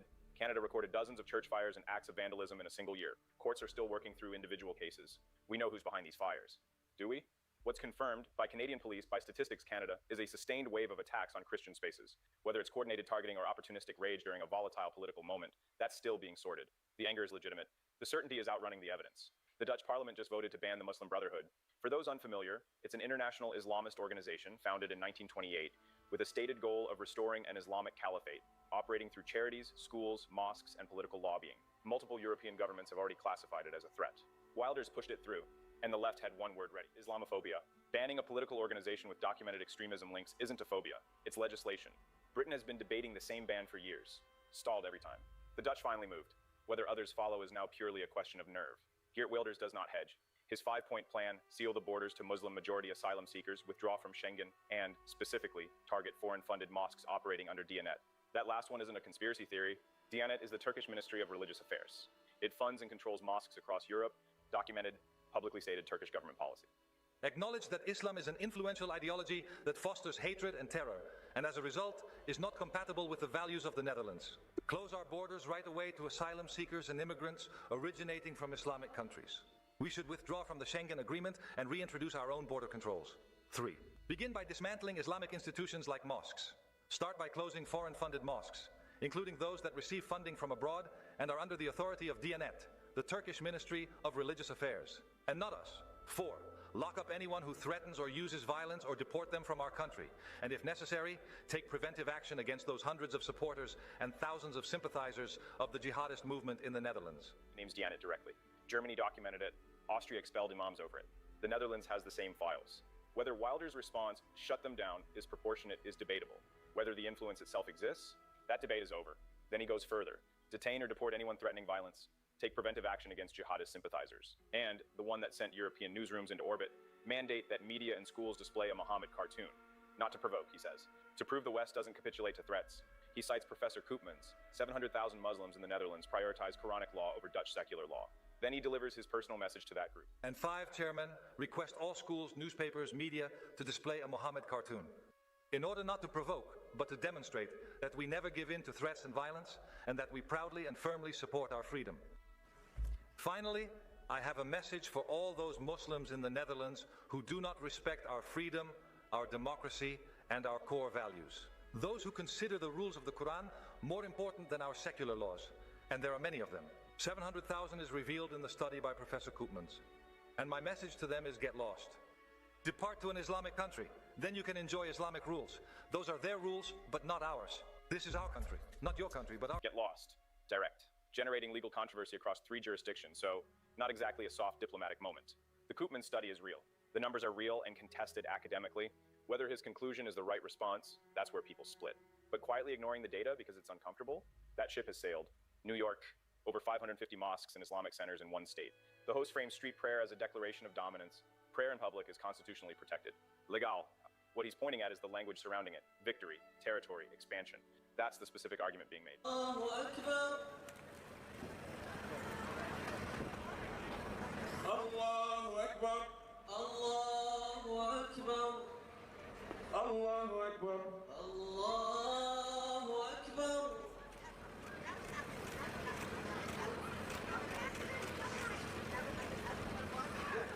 Allahu Akbar. Allahu Akbar. More than 5,000 Islamic centers in one state. Scale matters, especially when a portion of that infrastructure is foreign government funded with documented ideological goals. Personal worship and political organizing can share the same building. Often do. The question isn't whether Muslims can pray. It's what percentage of those institutions are extensions of foreign government policy. Those are not the same thing. France, a man walks into a Catholic church, positions himself in front of the altar, turns his back to it, and recites Quranic verses. Nobody invited him. The French press called it a provocation. For French journalism, that's actually quite restrained. واذكر في الكتاب مريم إذ انتبذت من أهلها مكانا شرقيا فاتخذت من دونهم حجابا فأرسلنا إليها روحنا فتمثل لها بشرا. The verses from Surah Maryam, there's real shared theology there. But the location, the posture, the deliberate choice to stand in a space of worship with your back to its central symbol, context carries as much weight as content. This wasn't dialogue. It was a statement about whose space this is. Pastor Mark Burns has been watching all of it, the cultural pressure, the institutional drift, and he's turning the lens inward. His frustration isn't directed outward. It's at his own institution, at churches that went quiet while everything around them shifted. No! He saved us. He wrapped us in his love by the blood of the Lamb. The only way we counsel Satan is with the blood of Jesus. So you hear what I'm telling you? Amen. But you can't be silent about it, church. I'm talking to you. You can't be quiet about it. The moment they try to put gay books inside your public school, you should open up your mouth and say, the devil is a liar. I won't let this pornographic show up in my school. Y'all not talking back to me. Where is the fire of the Holy Ghost? You can't be quiet about it. Worth noting, every side of this moment is saying the same sentence. The silence has to end. What separates them is who they're addressing and what action they're demanding. Burns is looking at his own congregation. That's not outward finger pointing. That's a reckoning with internal failure. This isn't only a Western story. Indonesia, world's largest Muslim majority country, and a house church gets attacked. Not a cathedral, a home, Christians gathering privately, legally, and they become a target. The pattern appears across Nigeria, Pakistan, Egypt, Indonesia, court records, police reports, human rights filings.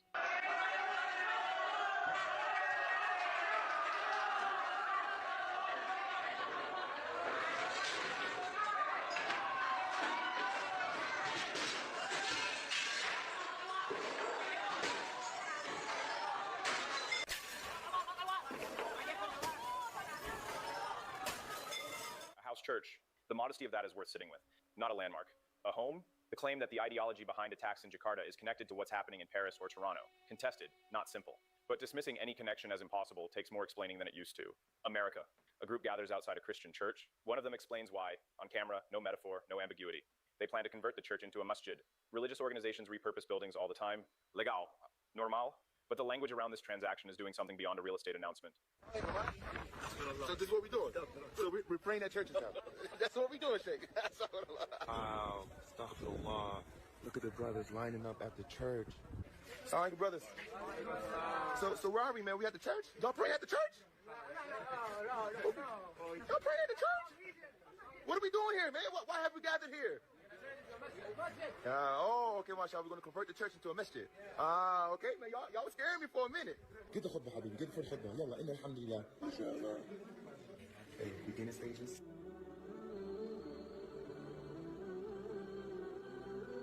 Beginner stages. That's how he closes it, which implies a progression. Communities convert properties, churches become concert halls, synagogues become condos, it happens. But stating publicly, we're here to take over our country and culture, that's a declared agenda. People who built those institutions are allowed to take declared agendas at face value.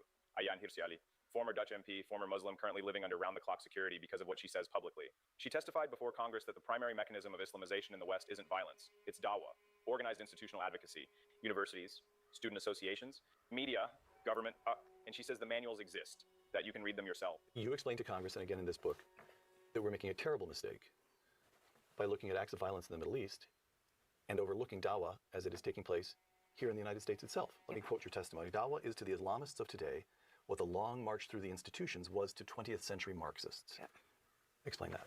The establishment of mosques, of Islamic centers that are paid for by governments like Saudi Arabia and Qatar to promote a belief system that is hostile and that is designed to replace the existing, our American system. That is that much. It is gradual. It is a march through the systems, through government, through the media, through education, through the family. And I'm not making these things up. What I've done is I've taken... You can get these dawah manuals and just read for yourself. She's describing community organizing with an ideological endgame, the same playbook any long-game political movement uses. Get into campuses, build associations, shift institutional culture, repeat in government, repeat in media. She's not theorizing. She's describing a documented strategy and asking whether Western institutions have taken its scale seriously. And then she explains why the conversation keeps dying before it gets anywhere. Not censorship, a conversational mechanism. The word Islamophobia, deployed not to address the specific claims being made, but to redirect to the person making them. And she identifies exactly who that trap catches most effectively. And I really want to share this with your viewers because we live in the information age. You can access all this information. You can get these dawah manuals and just read for yourself how they set out their strategies. Get into campuses, establish Muslim student associations. The Muslim student associations are then they're given tools and tactics to Islamize that particular institution. And it's the same for government, the same for media, and it's working. It's working because right now you cannot discuss political Islam. It's been made a taboo. A term, Islamophobia, has been invented that makes you, especially, I'm talking about a white man, it uses your own vulnerabilities against you. Because the minute you start to question their goals, their objectives, you're not having a conversation about those particular facts. We're going to have a conversation about your bigotry. Right. It uses your own vulnerabilities against you, precise. Raise a specific concern about documented funding, stated goals, published strategy, and suddenly you're not talking about any of that. You're explaining why you're not a bigot. The subject changes. The facts disappear. She's saying that shift is deliberate, engineered, and you can watch it happen in real time in any institution where this debate surfaces. The pattern across all of this is the same. Specific people in specific institutions saying openly what they intend. The argument for paying attention isn't paranoia. It's just taking people at their word. Thanks for watching Freedom Insight.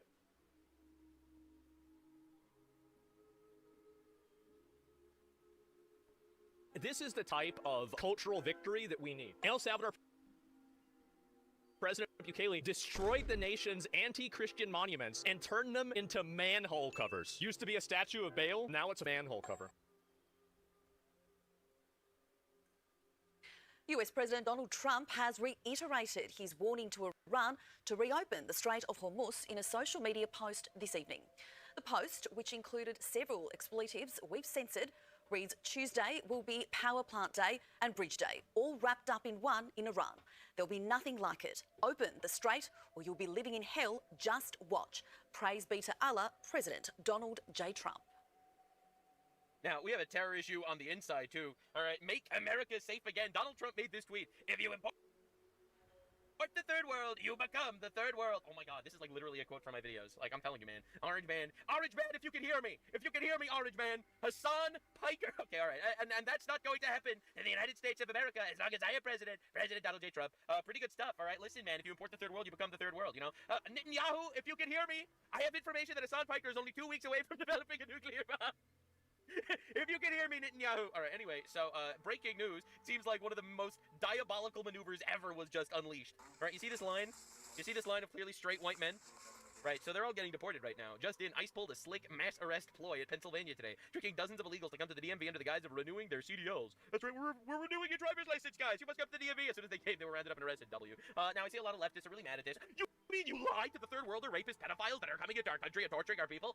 Fuck, yes we did. Absolutely we lied to them. What are you talking about? Abraham notably lied to the Egyptians to protect himself and his wife. Lying to protect your country is biblical. And there's nothing is more of a protection for your country than literally deporting people that came into our country illegally. Like, I see people always crying about it and stuff. The reality is, we have borders for a reason. We need to know who's coming into our country. We don't know who these people are. For all you know, these are the worst fucking people on the planet. And why take that chance? You know, so once again, Marco Rubio made a diabolical tweet that he's deporting, removing the green cards and deporting family members of the Iranian leadership and Soleimani, a terrorist that Trump eliminated, because they're supporting terrorism. They're supporting the other side. So he revoked their green card and he's deporting them. This has broad appeal. 7 million views, 220,000 likes. This is massive. And as I mentioned, this is a huge precedent. All right, because we're going to start revoking shit. All right, we are going to be revoking visas and green cards and temporary protective statuses on people that support terrorism. And that's so awesome because so much of the issues that we actually have in this country stems, in my opinion, from foreigners coming in and subverting us. You know, coming into our colleges, organizing these protests, you know, manipulating retards to think that actually it's empathy to support terrorist organizations that rape Americans. You know, like, and we don't need to live like that anymore. We can actually just get these people the fuck out of our country. We can actually just do things, it seems. You know, and the reality is, this is actually happening. Marco Rubio actually finally did that, and we're going to see it. Now, there are some massive immigration shit shows that have been going on. This guy is running right now for Congress in New Jersey. All right, tell me if you notice anything from his advertisement. हम देसी community New Jersey के सबसे बड़े communities में से एक हैं. मेरा नाम जय वागनकर है और मैं जून 2 को कांग्रेस के लिए election लड़ रहा हूँ. Do you notice anything? Do you notice the fact that he doesn't fucking speak English? Did you notice that? We need to get rid of these motherfuckers. Like, this is the ultimate sign of, hi, I would like to get elected. I will do nothing for any Americans, but I will do my best to import more third worlders to make sure that I stay in power forever. You know, I will make sure that we all have the right to vote, to take money from people that work for a living, and give that money to retards that invaded our country. Like if that's not the most obvious and telling sign, I don't know what is. Like, this shit's insane. So, revoking visas, that is the moderate position, all right? Deporting all these dumb fucks, that is the moderate position. We gotta protect our country here. We gotta protect them. Now, I'm not a radical myself. I am a moderate, so I want to deport every single illegal alien, and also remove the citizenship of all the foreigners that didn't assimilate. The radical position is doing something a little more permanent, and I'm not there yet. So anyway, this is London. Yep, that is not a river in India. This is London, England. Yeah, as I mentioned earlier, deporting them is the moderate position. I just want to make that clear. You have two options: get called racist or get ethnically cleansed. That's what you got, bro.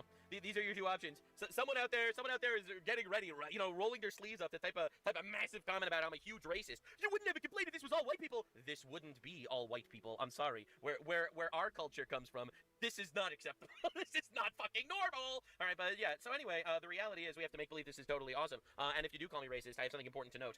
I don't fucking care. I don't care what you call me. Your words mean nothing to me. All right, this is a British man arrested by the UK after a Muslim mob tried attacking him for calling Muhammad a pedophile. That Prophet Muhammad was 50 or 53 years old when he sexually penetrated Aisha.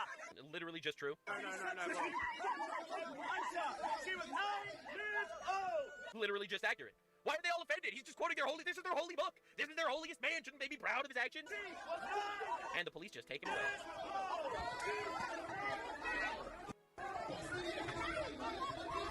And I love how I'm so justified by the Palestine flag thing, all right? Because Palestine really is just a Trojan horse. It's a Trojan horse to overthrow the West. And they're like, but look at all these Muslims! Look at all these Muslims in Palestine! They started a war and lost miserably. It's so heartbreaking.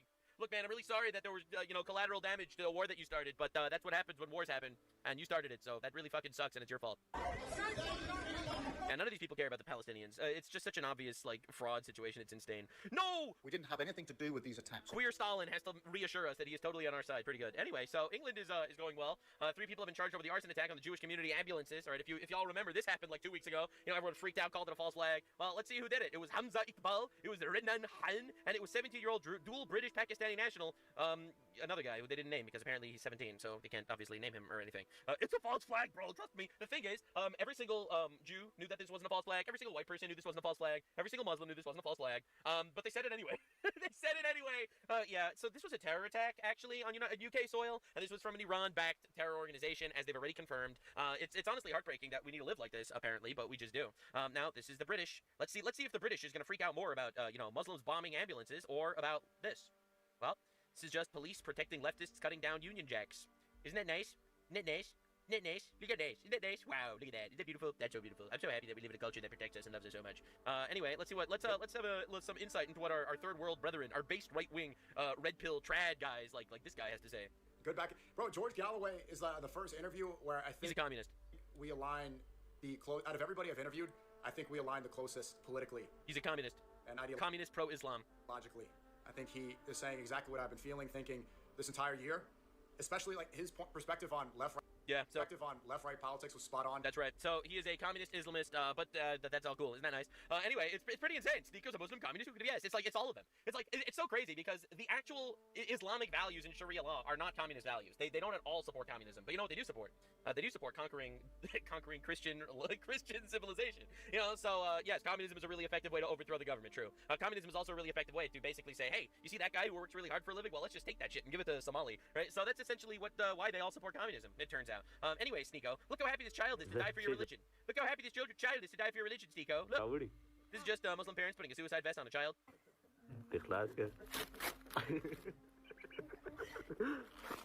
I'm sure someone in my audience is watching this disgusted. Why are you disgusted? This is a lucky kid. He's going to be able to blow himself up for Allah and then have sex with children for eternity in heaven. Isn't that the dream? This isn't child abuse. Look, he loves it. He's going to go to China. I hope you remember to brush your teeth with a stick, little friend. Anyway, this is insane. This is not compatible with our civilization. Of course, Germany decided to crack down on everything in the opposite of how they should have. All young men between the age of 17 and 45 are no longer allowed to leave Germany for more than 3 months without permission. That's right. Based free Germany. Am I right, guys? Based liberal democracy. Look at that. Isn't that beautiful?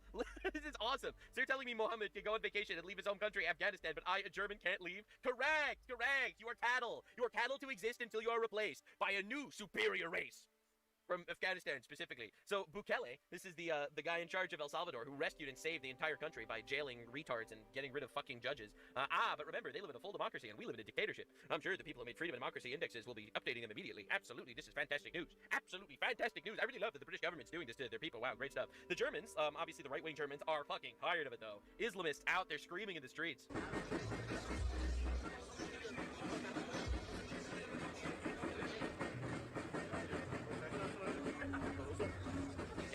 Massive, actually. Holy shit.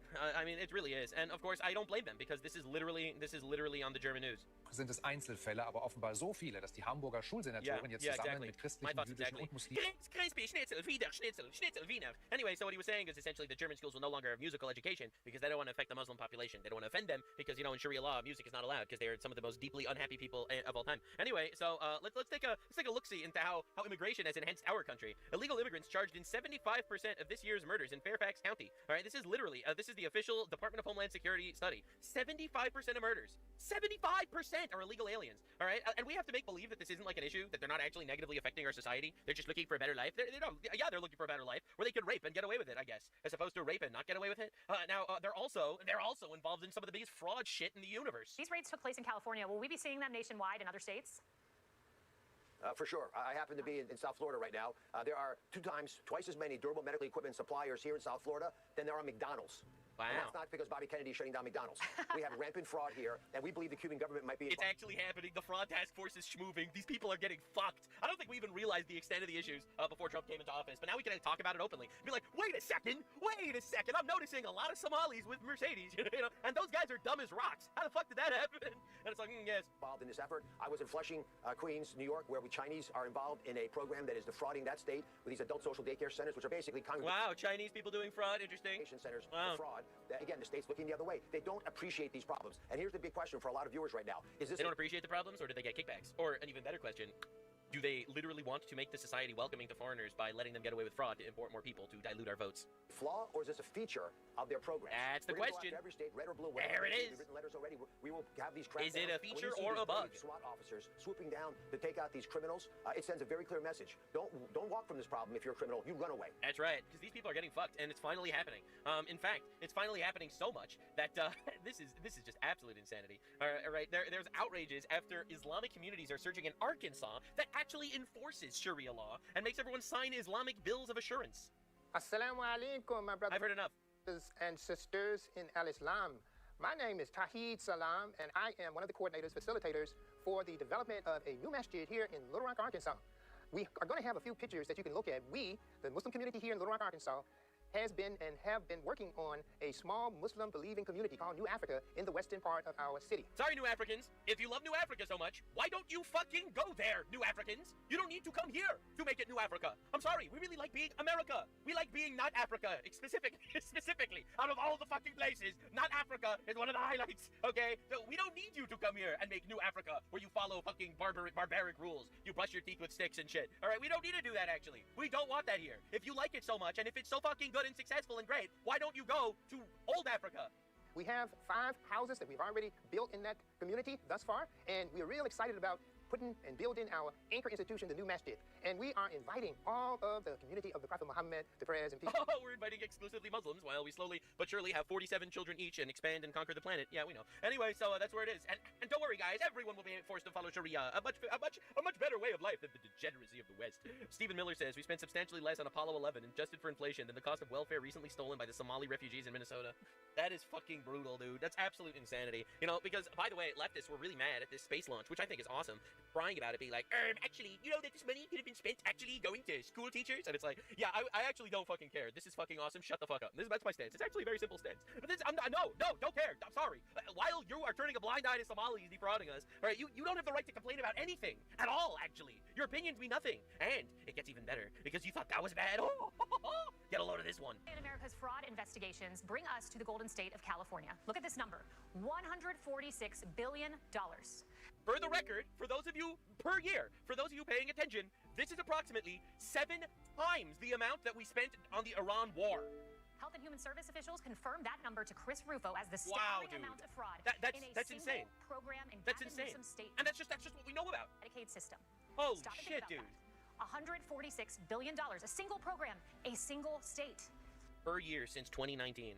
This isn't Nick Shirley. This is Fox News, okay? We already know that. Newsom's done. He's fucking cooked. He's going to jail. Right? People don't understand the level of finding out that these people are finally reaching. Mamdani now also getting cooked, under fire for blaming guns, not criminals, for shooting a 7-year-old girl. A 7-year-old girl shot to death by fucking scum. And this dude goes out and blames guns. It's unfathomable. You know, like, it's really insane if you think about it for even, like, a half a second. My guns never killed anyone. And it's, like, just the absolute irony of this. I mean, he comes from the most blood-soaked religion in the last 1,400 years by a mile. And he really doesn't think it's human disposition that's actually causing the deaths. It's the tool. Like, you do realize there are currently 10 conflicts around the world right now. One of them is not Islam. One. The others are all Islam, whether it's Nigerians, whether it's Syrians, whether it's Iranians. It's honestly insane shit. Now, I covered this in my previous video, that they on this blog. So you want to see dickhead This is crazy, right? They put up a brand new street sign basically saying now you have to start paying for parking on the street. And then the moment they put up the sign, they gave tickets to every single car that was already parked on the street after they put the sign up, right? As you can see, this was just freshly put in the ground, all right? And they immediately gave tickets to everyone, right? Kami Mamdani, really living the life. Like, dude, the Islamist communist grift is so fucking awesome because obviously Sharia law doesn't agree with Islam, but of course Muslims just want to conquer America. Not all Muslims, just the ones that follow the religion that say they should conquer us, okay? I don't want to be racist. Just the ones that follow the religion want to conquer us, okay? Let's calm down for a second there. Oh yeah, they're mad at him now. Zoran Mandami's got a lot of people angry at him. Yeah.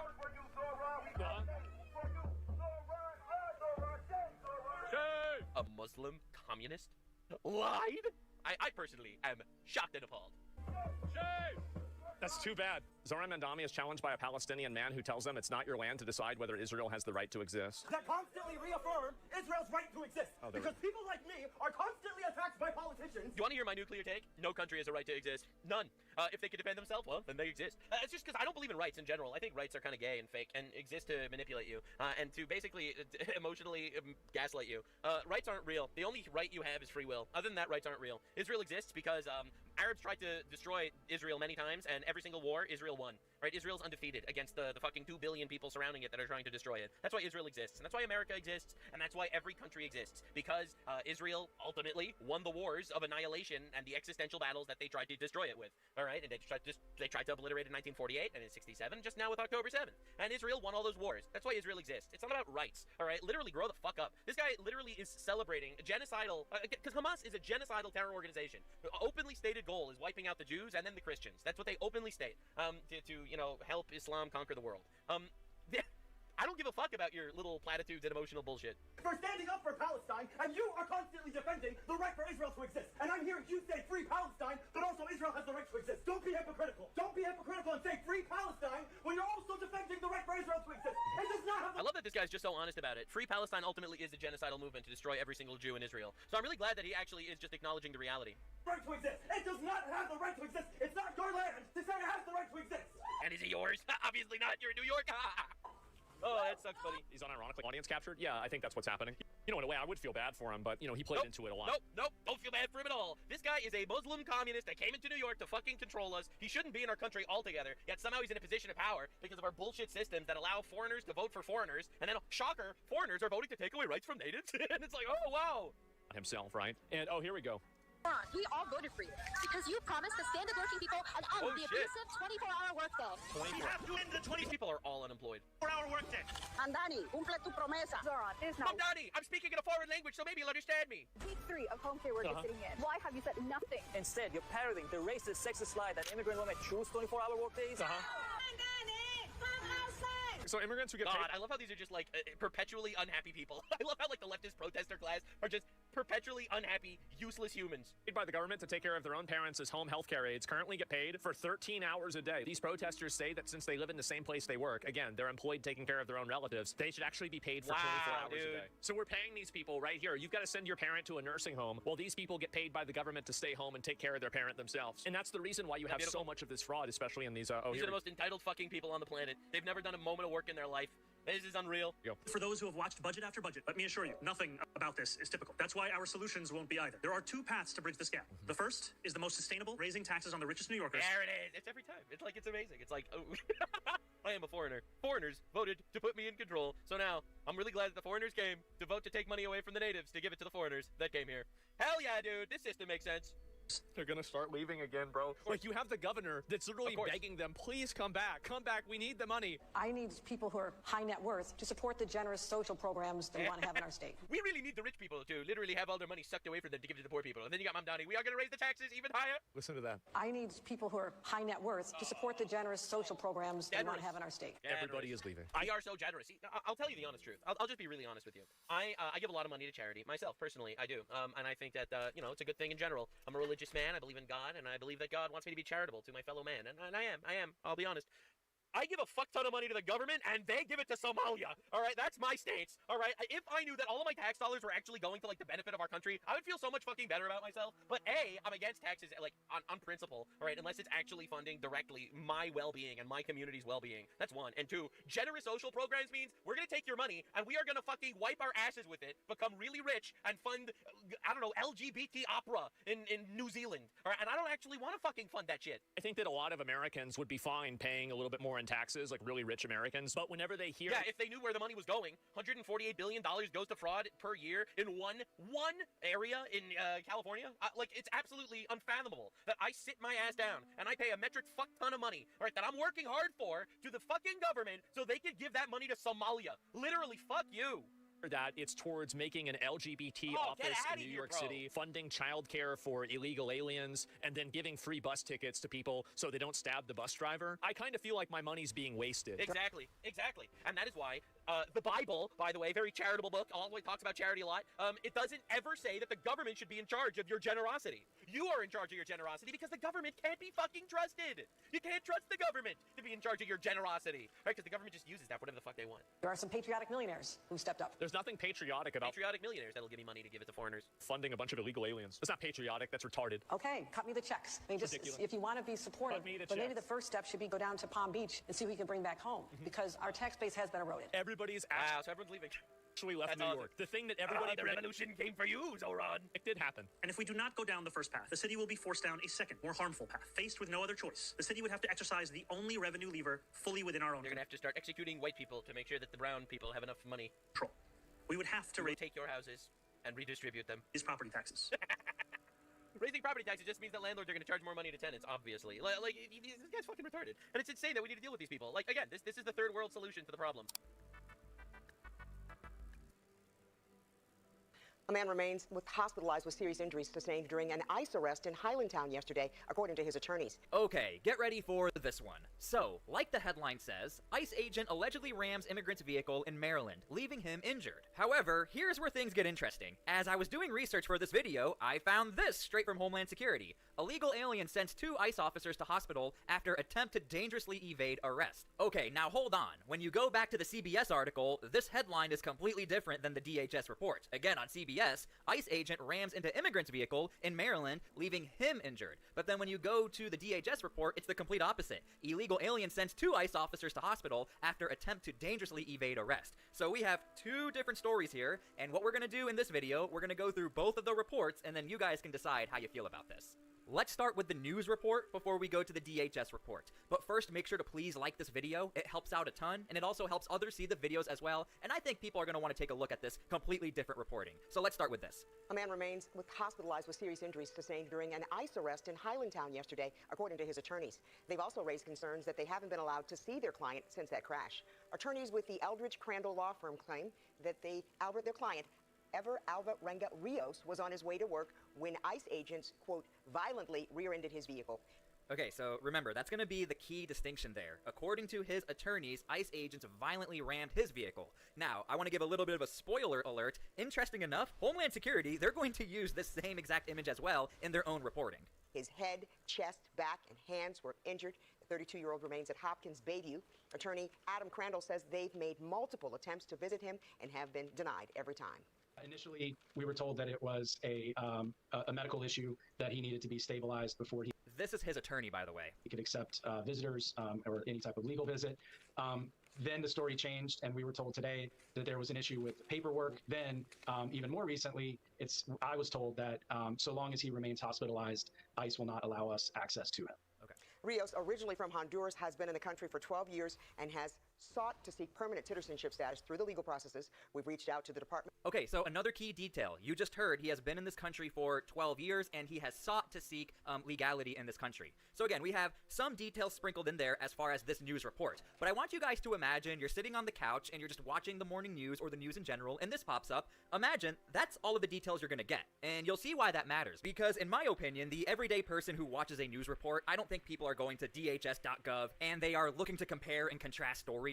That's what we do on my channel. I do all that work for you guys, and if you are new here, make sure to please subscribe to my channel because we actually do this all the time. We saw this a lot during Operation Midway Blitz over in Chicago last year. A lot of competing headlines and stories, and you guys got to decide how you feel about it. And look, right off the bat, again, imagine you're watching that news broadcast and you're like, oh my gosh, a man was sent to the hospital, but this part was not reported in the story. Illegal alien sends 2 ICE officers to hospital. That right off the bat already completely changes the scenario as far as how violent this situation really was or how dangerous it was. After attempt to dangerously evade arrest. Again, that off the bat was not thrown into that story. All we were told was that ICE rammed into his vehicle allegedly, and that sent him to the hospital, and this headline alone completely changes the story. But on this channel, we don't only read the headlines, let's read the details. On April 2nd, Immigration and Customs Enforcement, ICE officers attempted to arrest an illegal alien with a final order of removal. Again, I don't know how many times I have to keep pointing out this is different. I think you guys are smart enough to know that, so I'm not going to keep stopping. But the illegal alien chose instead to dangerously evade arrest, endangering himself, law enforcement, and the general public. On Thursday afternoon, ICE officers conducted a targeted operation to arrest Evar Omar Rios, an illegal alien from Honduras, with a final order of removal from a judge. Officers tried to conduct a vehicle stop, but instead of complying with law enforcement, this illegal alien drove recklessly through the streets of Baltimore. The illegal alien slammed on his brakes, causing a multi-car pileup. Alvarenga then attempted to flee on foot, that wasn't put in the article, and continued to disobey law enforcement commands. ICE law enforcement followed their training and used the minimum amount of force necessary to make the arrest. Alvarenga and the 2 officers involved were transported to a local hospital for treatment, including a concussion. Alvarenga remains in the hospital in ICE custody. So you'll notice in this DHS report, they actually do mention him that he did get injured and he is in the hospital seeking medical treatment, but he is under ICE custody. So I don't know why in that broadcast this wasn't all mentioned because they are giving some truth, but at the same time, I personally feel like we're missing a lot of the key details of this case. And that's why I gave you guys a little bit of a spoiler. DHS, they put the same exact image within their own statement, and so did that news reporting. However, again, I would assume you guys might be interpreting this a little more different as we have all of the details right here together. And even if you hate Homeland Security, I think you might appreciate getting a little more details as far as both of the reporting here. This illegal alien broke our laws, resisted arrest, sent 2 ICE law enforcement officers to the hospital, and endangered the general public. Thankfully, both our officers are expected to make a full recovery, said Acting Assistant Secretary Lauren Biss. This dangerous attempt to resist arrest comes after sanctuary politicians have encouraged illegal aliens to evade arrest by hosting webinars, instructing illegal aliens how to avoid being caught. Sanctuary politicians must stop encouraging this reckless behavior that endangers illegal aliens, our ICE officers, and the public. Alvarenga first entered the country in 2014, get ready for this key detail, and was released under the Obama administration. In 2018, a federal immigration judge issued him a final order of removal, which is probably why there was either some sort of warrant or an investigation, or why this was a targeted arrest, because typically speaking, you will pop up on the DHS system or ICE system if you do have a final order of removal. He had every chance to leave the United States, but chose to continue to break the law and remain in the country illegally. Okay, so when we go back to the news report, this is how they report that detail. Rios, originally from Honduras, has been in the country for 12 years and has sought to seek permanent citizenship status through the legal processes. We've reached out to the Department of Homeland Security, but we have not heard back from them. Okay, so they missed that entire part of there was a final order of removal. As far as trying to do things the legal way and become a U.S. citizen, we were given no details as far as does he have an asylum claim? I have no idea. Does he have a green card? I have no idea. I'm just trying to simply show you guys. I am trying to figure out what's going on here, and I'm just trying to give you guys both the different sides of the story so you can have an informed opinion. But I have read a lot of Homeland Security reporting. Again, this is what I do on my channel. If you're new here, make sure to please subscribe. Homeland Security has no issues putting in there if he does have a green card or if he is seeking asylum. We see that a lot. And typically speaking, Homeland Security will either let people know the asylum request has been denied or they have broken some sort of measure. And by the way, you can still be arrested by ICE or federal agents within deportation operations, even if you have an asylum process going or if you have a green card. Now, most likely you will be released, but we have covered that on my channel plenty of times, the amount of people who have actually been arrested by ICE in the middle of asylum process or a green card process as well. So it's not really out of the norm for Homeland Security to put stuff like that in there. Again, that is within my personal experience in reading these reports, so I just question why this part of the story was not thrown into that reporting, because that's a pretty crucial detail. If there is a final order of removal, we know in 2026, under this current administration, there is a very high likelihood you might get deported unless you are seeking asylum or you already have that case going or you have a green card. And by the way, shout out to Kim Katie USA on X. Make sure to go give her a follow. That's where I originally saw this report in the video as far as what's going on here. I am hoping, and I think she is hoping, we get some sort of body cam footage so we can see the raw take of what's actually happening here. Okay, so we have another video we can watch as far as reporting on this story. So this is going to be from CBS News. They say Ever Alvarenga Rios has significant injuries. His wife now speaking out on the incident. Casey Baylor is live on your corner in Baltimore City tonight. Casey, his wife is hoping that he will return home. Mi esposo no tiene ningún récord criminal. My husband doesn't have a criminal record. Ni en nuestro país de origen, que es Honduras. Not even in our origin country, that's Honduras. Thursday morning. Okay, so we see this a lot when it comes to deportation operations under the Trump administration. And this is actually one of the biggest critiques against deportation operations currently, that the Trump administration, they're not going after the worst of the worst. In fact, of all of the people out there, this might shock you, even Tom Homan has suggested he would rather go after a violent criminal. Like if he had the choice, there was a violent criminal and a non-violent criminal, and they're both illegal immigrants, he has always said they go after the violent criminal. However, it does not mean you are off the table, especially in this case. If Homeland Security is saying there was a final order of removal, we know under this current administration, you are on the table and you will most likely be deported, especially right now as the deportations are ramping up. Lurbin Vasquez says her husband's employee called her saying ICE arrested Ever Alvarenga Rios. En ese momento, pues yo lo que hice fue llorar, ponerme nerviosa sin saber qué hacer. In that moment, I started crying. I got nervous without knowing what to do. She quickly called her friends to help gather more information and soon got a call from Alvarenga Rios saying he was on his way to the hospital. Baltimore police say officers responded to a crash on South Haven Street just after 7:30 Thursday morning. Alvarenga Rios' lawyers say ICE agents rear-ended his vehicle while trying to apprehend him.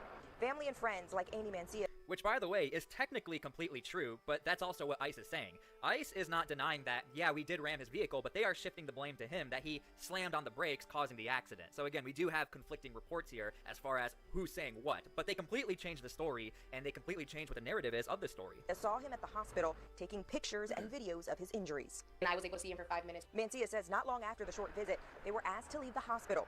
Meanwhile, Alvarenga Rios' lawyers are still fighting to talk with their client. but I have not yet been granted access to have a confidential conversation. Attorney Clarissa Lindsay says she had a brief conversation with Alvarenga Rios while third-party ICE agents were in the room. And ICE has informed PPS, which is that third-party contractor, that the client is not able to have access to any legal counsel while he is in the hospital. Yes. Yo sigo esperando que él entre y que porque hay una esposa que lo espera. And I always have to clarify this, whether you like it or not, I always have to throw it out there for a disclaimer. Even illegal immigrants, they do have the ability to have lawyers and due process. I think you guys have seen that.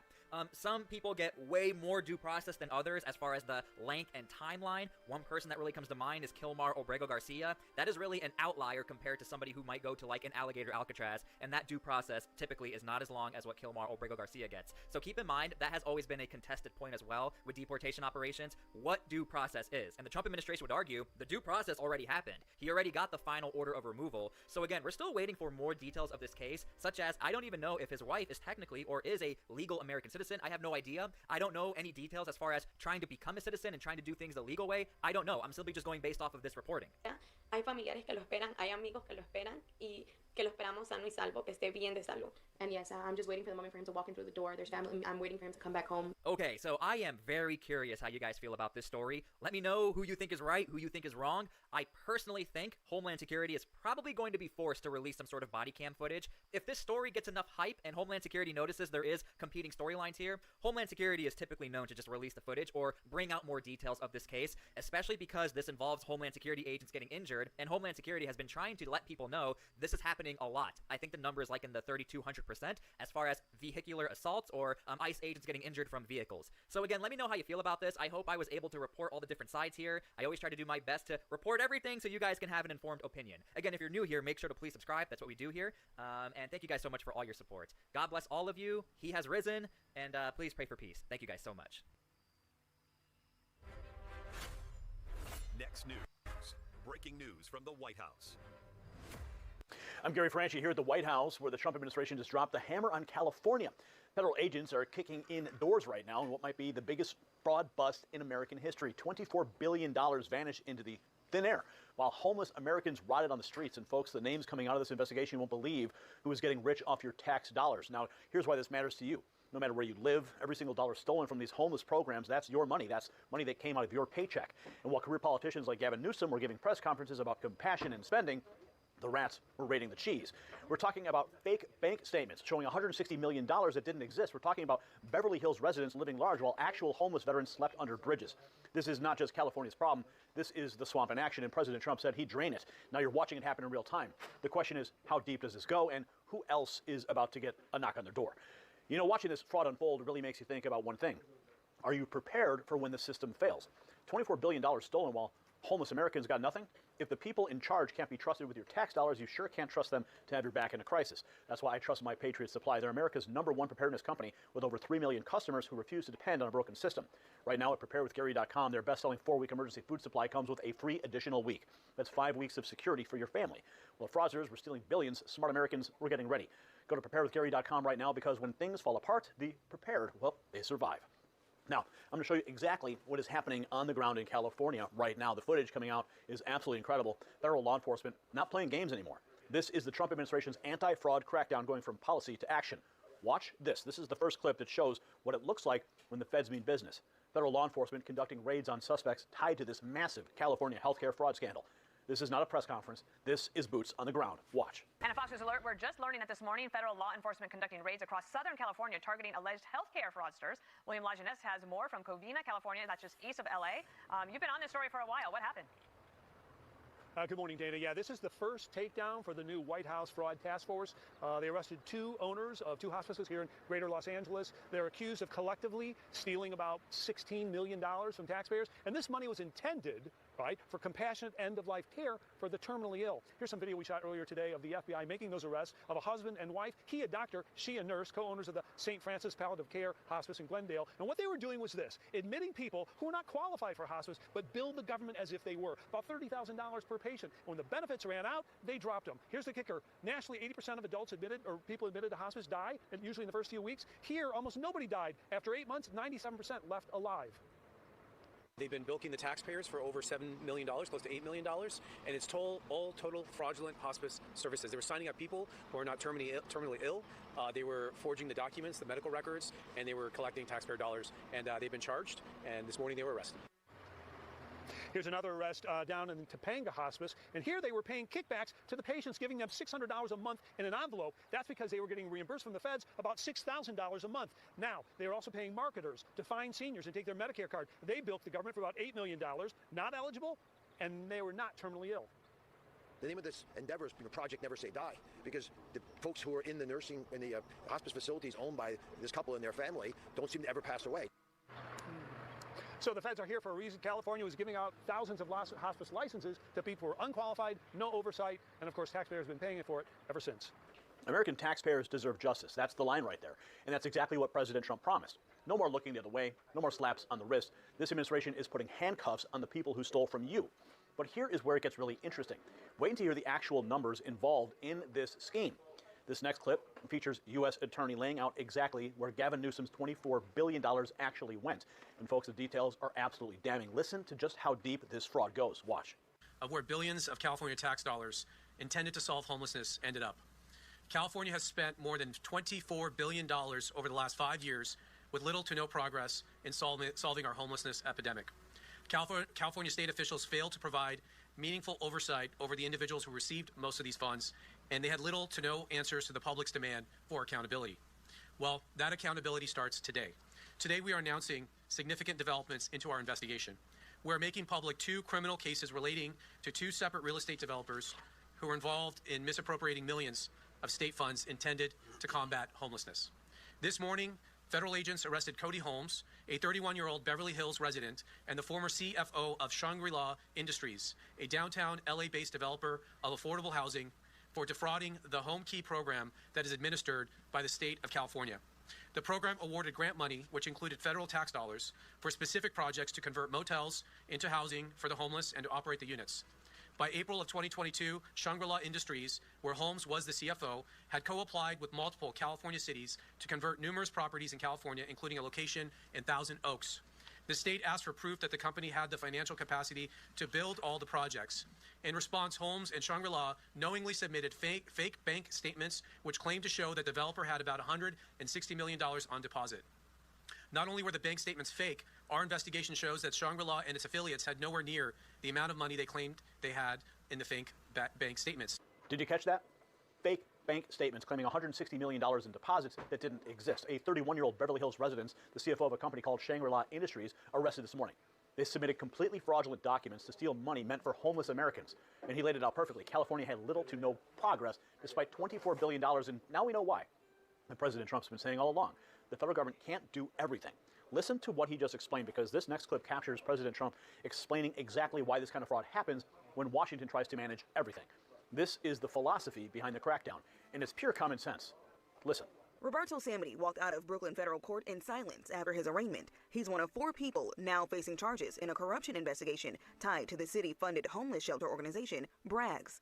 Federal prosecutors say Samity and another defendant, Ronald Jean Torellis, stole more than $1 million from the taxpayer-backed nonprofit. They now both face several charges, including wire fraud and embezzlement. The indictment, unsealed Tuesday, drawing swift reaction from Mayor Zohran Mamdani. We'll definitely be looking into these because any allegation, especially if it's being substantiated, of improper action and behavior is one that has to be followed up on. Prosecutors say the shelter leaders steered contracts worth millions of dollars to favored vendors controlled by Eduardo St. Fort and Miguel Jorge in exchange for bribes and kickbacks. Jorge was also arraigned Tuesday. St. Fort will be arraigned at a later date. Both face program bribery and related charges. The indictment comes as investigators also probe whether City Council member Farrah Lewis and her sister Debbie Lewis, an aide to Governor Kathy Hochul, accepted bribes connected to city funding for the nonprofit, according to a search warrant viewed by the Associated Press. The sisters were not among those taken into custody. A spokesperson for the City Council responding in a statement saying the council takes any potential misconduct extremely seriously. New Yorkers deserve confidence in their government. It is essential that the federal investigation proceed fairly and expeditiously to bring this matter to a resolution. Pix 11 News reached out to Councilmember Lewis's office for comment and is waiting to hear back. There it is, folks. The president said it plain as day. We have to take care of one thing: military protection. Let the states handle their own programs. When the federal government sends money to California with no oversight, this is what happens. Fraudsters get rich, homeless stay homeless, but you pay the bill. But now here's the game changer. Vice President Vance just swore in the man who's going to hunt down every single fraudster. This is the incredible moment. Vice President J.D. Vance swearing in Colin McDonald as Assistant Attorney General for National Fraud Enforcement. And what Vance says about the mission should send chills down the spine of every criminal who's been stealing from the American people. Watch. Because the United States can't take care of daycare. That has to be up to a state.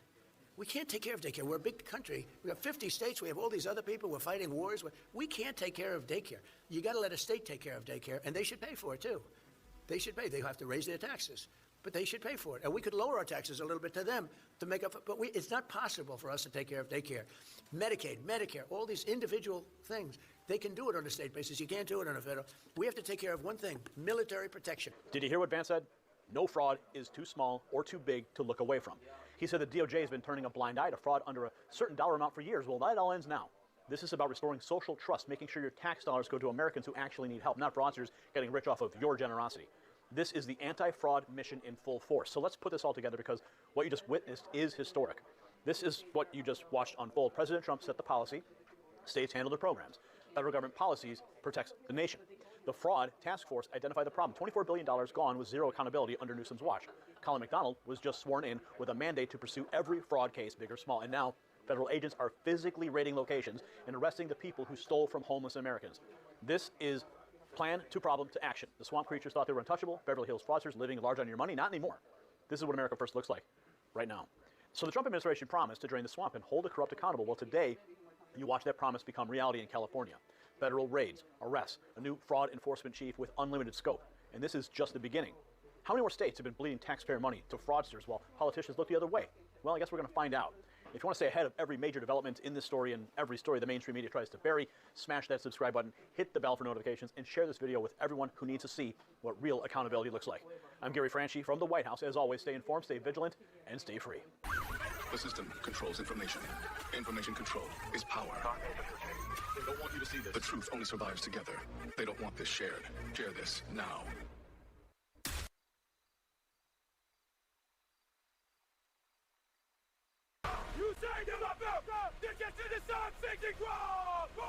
What's up, guys? It's Benny. Just in case you're wondering how impressive of a feat we just witnessed in Iran with our military, the single greatest military to ever walk the face of the planet. Here's a quick 48-hour rescue plan from Special Forces, starting with the F-15E Strike Eagle getting shot down by a Russian missile over southwestern Iran.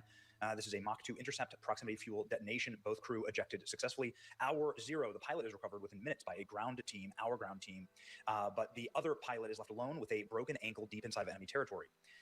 The weapons operator starts evasion using night and terrain. The Iranian forces launch massive manhunt with drones and dogs. The reason why they would want to manhunt is because, well, you could use this pilot for propaganda purposes. You could parade him around the streets of Tehran. You could use him as a negotiating tool. You could put him in any city you didn't want to be bombed.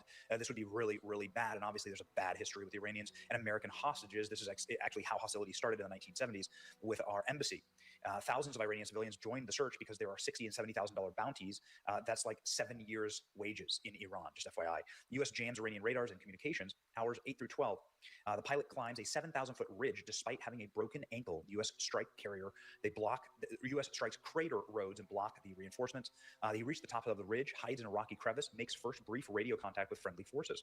Hours 18 through 24, an A-10 Warthog shot down by Chinese manpads, and pilot safely recovered by naval assets. Hours 24 through 30. 2 rescue helicopters hit by ground fire during an attempt to cruise wounded, but they returned to base. Hours 30 through 36. U.S. escalates with cruise missile strikes on the Iranian air defenses. The pilot survives a near-miss drone strike and relocates under fire. Nighttime full extraction launched. Special operations team insert and engage the Iranians in a firefight. The pilot is located, stabilized on site, and extracted in a airport, a forward operating base, and an airlift base that we built within 24 hours. Pulled out alive and conscious. Both F-15 crew members are alive. So it's just the single most impressive thing that you've ever seen. There was one little problem with the actual extraction, was that the C-130s couldn't get up out of the desert sands. They had been there all night and they couldn't move. They couldn't get airborne. And so we had to burn all of the 2 C-130s and an A-10 Warthog in the desert. Delta team, instead of leaving these planes to, again, be paraded around by the Iranians, they burned them to the ground. And what is also just an impressive feat, that they were able to get rid of these massive air platforms so quickly. So this is all that is left for Iranians to look at, just a giant pile of ash. Oh, and something that was on some guy's ass, his underwear. This is it. This is the single propaganda tool that was left by the American forces. Just FYI, in case you're wondering. One day you're holding some guy's underwear in celebration, and the next day you're getting evaporated by his buddies from the sky. You're missing a pilot. You can't soar without your eagle cover. Time to take your heroic detour and reclaim your wings. So these are Iranian like fighters, quote unquote, children holding up a pair of American Eagle boxer briefs. These ones right here. They are now unavailable. They sold out. they're like $15, and they've sold out now because of this viral photo, ladies and gentlemen. This is the greatest thing I've ever seen. This is the one thing that was left along with a tube of toothpaste. Media in Iran are now parading the treasure trove of intelligence it collected, including underwear and toothpaste and some sunscreen. They reveal the secrets of the dental hygiene. Look at this. This is what the Iranians got out of all of this. Some toothpaste and some sunscreen and a pair of underwear. Imagine holding up a pair of underwear and thinking that they won. There you go. That's incredible. Dude, this is one of the funniest things I've ever seen in my life. It was Iran celebrating holding the troops' underwear, leaving your American flag, American Eagle boxers behind $15, taking American back from behind enemy lines in a terrorist-run Iran. Priceless. Look at this. The rescue mission did have one critical failure. U.S. forces destroyed the aircraft. They missed one sensitive material. The militiamen combing through the wreckage have found a pair of red, white, and blue underwear. Expect full reverse engineering of the program. If we don't take immediate action, our technology transfer will cost us. Iranian militia pose with American Eagle flag boxers. Odd flex. I love it. They're celebrating the capture of American underwear. Someone left his underwear behind. Taking a picture with a pair of Americans' dirty underwear is a sign of defeat if I ever saw one. Honestly, Iranian people ready to burn some American planes. LMAO, they're left with underwear. Sets up a forward operating base outside of your second biggest city for 2 days. Rescues a pilot, leaves underwear on site. Complete and total dominance. Yeah, this is really funny. 2 helicopters and 2 planes vaporized. Why the F is our military not source? BDUs from American Eagle. This is the strongest underwear on Earth. Incredible. I love it. What an unbelievable moment. Donald Trump obviously saying that this is the single most successful military operation perhaps in our lifetime. And why did it happen? Because President Trump was allowed for it to happen. We could have always done this. We could always be this great as a nation. We just weren't, because our stupid and weak leaders put handcuffs on our military members. We can build airports overnight deep inside of enemy territory, extract wounded comrades, and take no casualties. All of America's limits are self-imposed by our domestic enemies. That's exactly right. It's being called the Easter miracle, and everybody is saying that they are going to watch this on IMAX on opening night. Outstanding salute to our troops. The statement is that U.S. military says that no amount of equipment is more valuable than a single airman's life. That's exactly right. Americans have built an entire military base overnight in a random mountain while looking for a guy. He's fine now, by the way. We made a temporary operating airfield in the middle of their country just to get one of our guys out. And then we left our underwear. Final thing that we left is, yes, the weapons operator said, God is good in his first radio transmission. God is good. God bless you on this glorious Easter. See ya.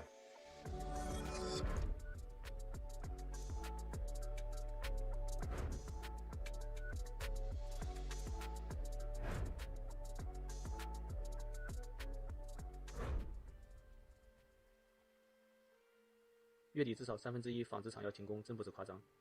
the end of the month, at least 1/3 of the textile factories will shut down. It's not an exaggeration. The big fabric factories will hold out until the end of the month, but the small ones will stop in the next few days. There's a shortage of raw materials, and without yarn, there's nothing we could do. The price of oil has caused the price of yarn to soar, and we are barely holding on with old stock. Our wool factory can barely survive another week before things get worse. More than half the factories will have to close. The factories are closing again. I didn't expect it to happen so suddenly. Last year, when they closed, I told them that after the new year, everyone would come back, and if we did better, I would pay them extra. Now there's no work. Look at this. After more than 10 years of working together, it's just closing down. In March 2026, a sudden oil crisis swept across the globe. As the world's largest manufacturing country, China was the first to feel the full impact of this crisis. In the Pearl River Delta, once a bustling industrial hub full of lights and machine noises, the economic vitality has clearly weakened. The industrial parks, once busy with traffic, now appear unusually quiet. Factory orders have sharply decreased, and the operating rate has plummeted. The textile industry, a traditional pillar of the economy, has been hit the hardest. The skyrocketing transportation costs directly increase the logistics expenses for both raw materials and finished products, while petrochemical products derived from oil surged uncontrollably. Polyester, nylon, and spandex saw prices soar by thousands of yuan per ton in just a few weeks. Once old orders were delivered, new ones were lost due to high prices. Many clothing factories couldn't hold on and had to shut down. In manufacturing cities like Dongguan, Foshan, and Shenzhen, the plastic industry chain also felt the severe tremors. Upstream petrochemical factories refused to sell at old prices, hoping for even higher quotations. Downstream injection molding factories and processing plants, facing the reality of losing money on every order, had no choice but to stop production. Merchants in the Zhangmutou plastic park watched prices jump from 8,000 yuan per ton to 13,000 yuan per ton, an increase of over 60%. Toy factories, electronics factories, shoe factories, textile factories, all these companies, once major contributors to global production, are now caught in a wave of closures. On April 2nd, a factory that had been established for 20 years, Dongguan Jingxing Mold Plastic Company, announced its closure. The company's announcement said, "Due to the deteriorating economic environment and poor management, the company has suffered continuous losses in recent years, accumulating huge debt.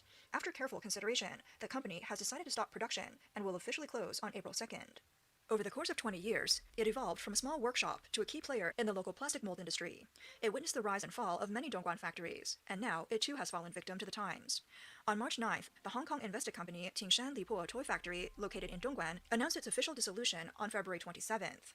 It had been operating for 32 years. The company's announcement stated that due to market shrinkage, worsening economic conditions, and rising operating costs, it had suffered severe losses in recent years. The company had tried various methods to reduce costs and increase revenue, but with little success. After careful consideration, the company decided to shut down and dissolve operations starting March 1st. In the video, the camera pans over the gray-white exterior walls, rusted iron gates, and quiet streets. The subtitles express deep sentiment. The Tingshan Lipo Toy Factory in Hojie, which was established in 1994, has been operating for 32 years. So many people's youth was devoted to this factory. But unfortunately, it announced its closure and dissolution in early March. Recently, a U.S.-owned company, Meiyi Garment Guangzhou Company Limited, which had been in business for 20 years, announced its closure, leaving about 700 employees unemployed. The company's announcement stated, "Due to the continuing severe market conditions, operational pressures, and financial liquidity issues, the company, unable to find any alternatives, has made the difficult decision to close. The company will officially shut down and close its doors starting March 25th. The once busy sewing workshops are now filled with fabric dust and empty clothes racks, as the livelihoods of 700 families scatter with the closure. The industrial parks in the Pearl River Delta, which are mainly made up of small to medium-sized manufacturers, have little resistance to risks. At the end of last year, factories were barely hanging on, and though they survived the Chinese New Year, they couldn't withstand this oil crisis. What's even more worrying is that this wave of closures is quietly escalating. Some long-established companies have announced their shutdowns, triggering a domino effect. Surrounding support factories, logistics companies, and upstream-downstream suppliers are also affected. Dongguan, Guangzhou, Shenzhen, once thriving industrial hubs, are now dotted with cold iron gates. After losing their jobs, workers have either returned to their hometowns or switched to delivery jobs and gig work, with sharply reduced incomes that have directly impacted local consumption. Night market stalls are fewer, shopping malls have less foot traffic, and the factories that once propped up the entire city have now dragged down the entire city." Look at this. This is Huaqiangbei in Shenzhen. All these markets have closed, and the impact is huge. It's so sparse. There are hardly any people. This is Shenzhen. Can you believe it? It's even more deserted than our countryside. Look, this storefront is just 300 yuan a month, and no one wants it. 300, just 300 yuan. You could turn it into a breakfast shop, a foot massage place, a massage parlor, anything. In the past, the rent for a place like this was tens of thousands a month. Now it's 300 yuan and no one wants it. The world has really gone downhill, brothers. Shenzhen's busiest area has turned into this. My countryside house rents for 500 yuan a month. In Shenzhen's big market, shops of 70 or 80 square meters or 50 or 60 square meters are all empty. The economy is really bad. Huaqiangbei in Shenzhen, once the heart of global electronics component trade, is now desolate. Rows of rolled-up doors are tightly shut, with signs still bearing names like Guangjie Technology, Lanyang Technology, and Zhonggang Mobile Technology Trading Center. Some people have calculated that a 70-square-meter shop, which used to have a monthly rent of 30 to 50,000 yuan, can now be rented for only 300 yuan, and no one wants to take it. Owning a shop means having to pay thousands more in water, electricity, property management fees, and taxes every month, and you can't even break even. Once called China's first street for electronics, it has now become the most direct display of this economic winter. This economic pressure has spread from factories to the entire society, causing unemployment rates to surge dramatically, with even highly educated individuals facing workplace difficulties. A young man with a master's degree is earning only 1,000 yuan a month, and he's completely broken. 工作了40天，今天是第一次发工资。 I've been working for 40 days, and today is the first time I get paid. My take home is 1,001 yuan. Oh my god, what was the point of my studies? The wages these days are ridiculously low. It's even worse than it was 10 years ago. 我说我一个月工资1000块钱，没有人相信。 I told them my monthly salary is 1,000 yuan, and no one believes me. Many people in the comments doubt me, saying, "You're just exaggerating. What year is it? You only make 1,000 a month?" Today I want to talk to you about my job at a state-owned enterprise in a small county. How much do you think the salary is here? My monthly salary after tax is just a little over 1,000 yuan. A lot of my friends don't believe it. They say, you work at a state-owned enterprise, how could your salary be only 1,000 yuan? I'm telling you the truth. After deductions for insurance, I only take home a little over 1,000 each month. I don't think anyone else has a lower salary than mine. I make 1,186 yuan, and I feel like I can't keep going. My salary is just 1,000 yuan a month, which means I have to control my daily spending to no more than 33 yuan. 1,000 yuan a month isn't enough to cover my expenses. How can I save any money? Last month, I didn't even make 1,000. You know, in China, if you make 5,000 yuan a month, you're already doing better than 95% of people. Don't doubt it. Do you know how much the average income really is in China? Hey, auntie, can I ask how much they're paying you now? My salary is 800 yuan a month. Huh? How's that enough? Our salary's low. How can it be only 800? That's just 20-something yuan a day. Yeah, just 20-something yuan. I really don't have a single penny. Not a single penny. I woke up to being scolded badly, opened the comment section, and saw a lot of people insulting me. I said my monthly salary is 1,000 yuan, and many people said I was bragging. I just asked my friend, who works as a school teacher at a kindergarten, and her first month's salary is 800 yuan. So let me tell you, I live in a small county in Shanxi, and this is the reality here. A kindergarten teacher's salary during the internship period is 800 yuan. I asked her how much she'd make when she's confirmed, and it's a little over 1,000. Only teachers with experience, working for many years, can earn around 1,800 to 2,000 yuan. My aunt works at a supermarket, doing cashiering, odd jobs, and stocking. She works half days, earning 7 yuan an hour, and makes about 700 to 800 yuan a month. I asked how much it was for full-time, and it's 1,400 yuan a month for 8 hours a day. This is the salary level here. Jobs paying 1,000 yuan a month are everywhere, and you could easily find them. Don't think I'm crying poor. This is just the reality of income here. On March 28th, a graduate with a degree in broadcasting and hosting gave up on the profession she loved and chose to sell dumplings on the street. She had tried and failed multiple internships, witnessed the unequal distribution of resources in the industry, and had multiple resumes ignored. I majored in broadcasting and hosting in college. After graduation, I didn't become a host or enter a related industry. Instead, I chose to start my own business selling dumplings. The reason is simple. I couldn't find a job. Everything I could try, I already tried during college. One summer, I joined a university student internship program organized by the Education Bureau. I spent a month interning at a local government agency in our county. I don't have much insight, and my EQ is low. Henan has a large population, and I thought it was already very difficult to get into university. Getting through the tough exams felt like passing through a bottleneck. In my third year, I started applying for jobs, went to the Henan Provincial TV station for a 1-month internship. I rented a place and I got scammed, and after a month of work, I spent over 6,000 yuan out of my own pocket. My daily tasks at the TV station were just finding materials online, repeating the same video editing work day after day. Interns at the TV station come and go like a conveyor belt, and even if you do finish your internship, it's extremely difficult to stay there. After the pandemic, China's economy started to decline. Most foreign companies withdrew from the area. Many people lost their jobs, and young people couldn't find work at all. Now, all industries are highly competitive.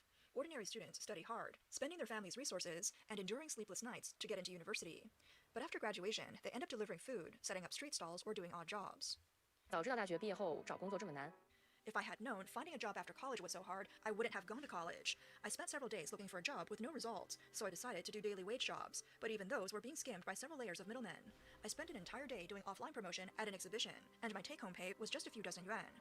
I remember when I was in school, doing part-time work, I could earn 200 or 300 yuan in a day. 10 years later, it's only a fraction of that. I asked my friends who've been doing part-time jobs for a long time how to avoid middlemen, and they all said it's almost impossible. What can I say? Don't joke about being a beast of burden. The wages at my village in Guizhou are more decent than mine. According to Chinese state media, CCTV, the Ministry of Education reports that the number of university graduates in 2026 is expected to reach 12.7 million, an increase of 480,000 compared to last year. What's concerning is that while the number of university graduates has been steadily rising, job opportunities have clearly decreased. Graduating and facing unemployment has become a nightmare for many young people. On social media platforms, hundreds of thousands of young people are documenting their difficult lives. Xie, a recent master's graduate from Beijing, shared that almost none of his classmates have found jobs. They're staying home and relying on their parents. His job was arranged through his father's connections, with a monthly salary of only 3,000 yuan. A retired civil servant from Chengdu stated that while retirement hasn't significantly affected her, it would be impossible for her to find a job now. A few years ago, it would have been possible. She said, young people in China are very frustrated, and the situation is serious. After graduation, there are no job opportunities. The children of my former colleagues can't find jobs. In Chengdu, there might still be some opportunities, but here there are basically none. If they find a job, it's only for a salary of 2,000 or 3,000 yuan. They still have to pay rent. It's better to stay home and just rely on the elderly. Some retirees even have high pensions, like 5,000 yuan. Some parents run small businesses to send their children to university, but after graduation, their children end up working as street vendors alongside them. This is how most young people are right now. What can you do? There's no opportunity. It's not that young people don't try hard. It's just that there really aren't any opportunities. A lot of them are unemployed, doing things like delivering food or driving for ride-hailing apps. These are all young people running errands. If they run fast, they can earn some money, but it's not a long-term solution. On the surface, it seems like they're employed, but in reality, there are problems. As they get older and the new generation comes in, they're eliminated. They have no security. She added, a lot of private companies are really struggling to survive. Private enterprises actually solved a large part of China's employment problems, but now they're collapsing. Where can we find jobs? Many foreign companies have also pulled out of China. My child used to work at an American company in Shanghai, but after it withdrew from China, they received severance and found a job at a German company. Most American companies have left, and fewer German companies have left. Now, even civil servants are having their salaries cut, and wages aren't being paid on time. The economy is in bad shape, and funds are needed. Someone commented on social media, encouraging young people, hang in there, it'll get better. But the reality is that the cost of hanging in there is becoming higher and higher. Prices haven't gone down, mortgage payments haven't decreased, and the cost of healthcare and education is still rising. A 1,000 yuan salary might barely cover basic needs in a small county, but in a big city, it's simply not enough to survive. The wage level in 2026 seems to have regressed to what it was 30 years ago, but the accompanying cost of living and deepening despair are much worse.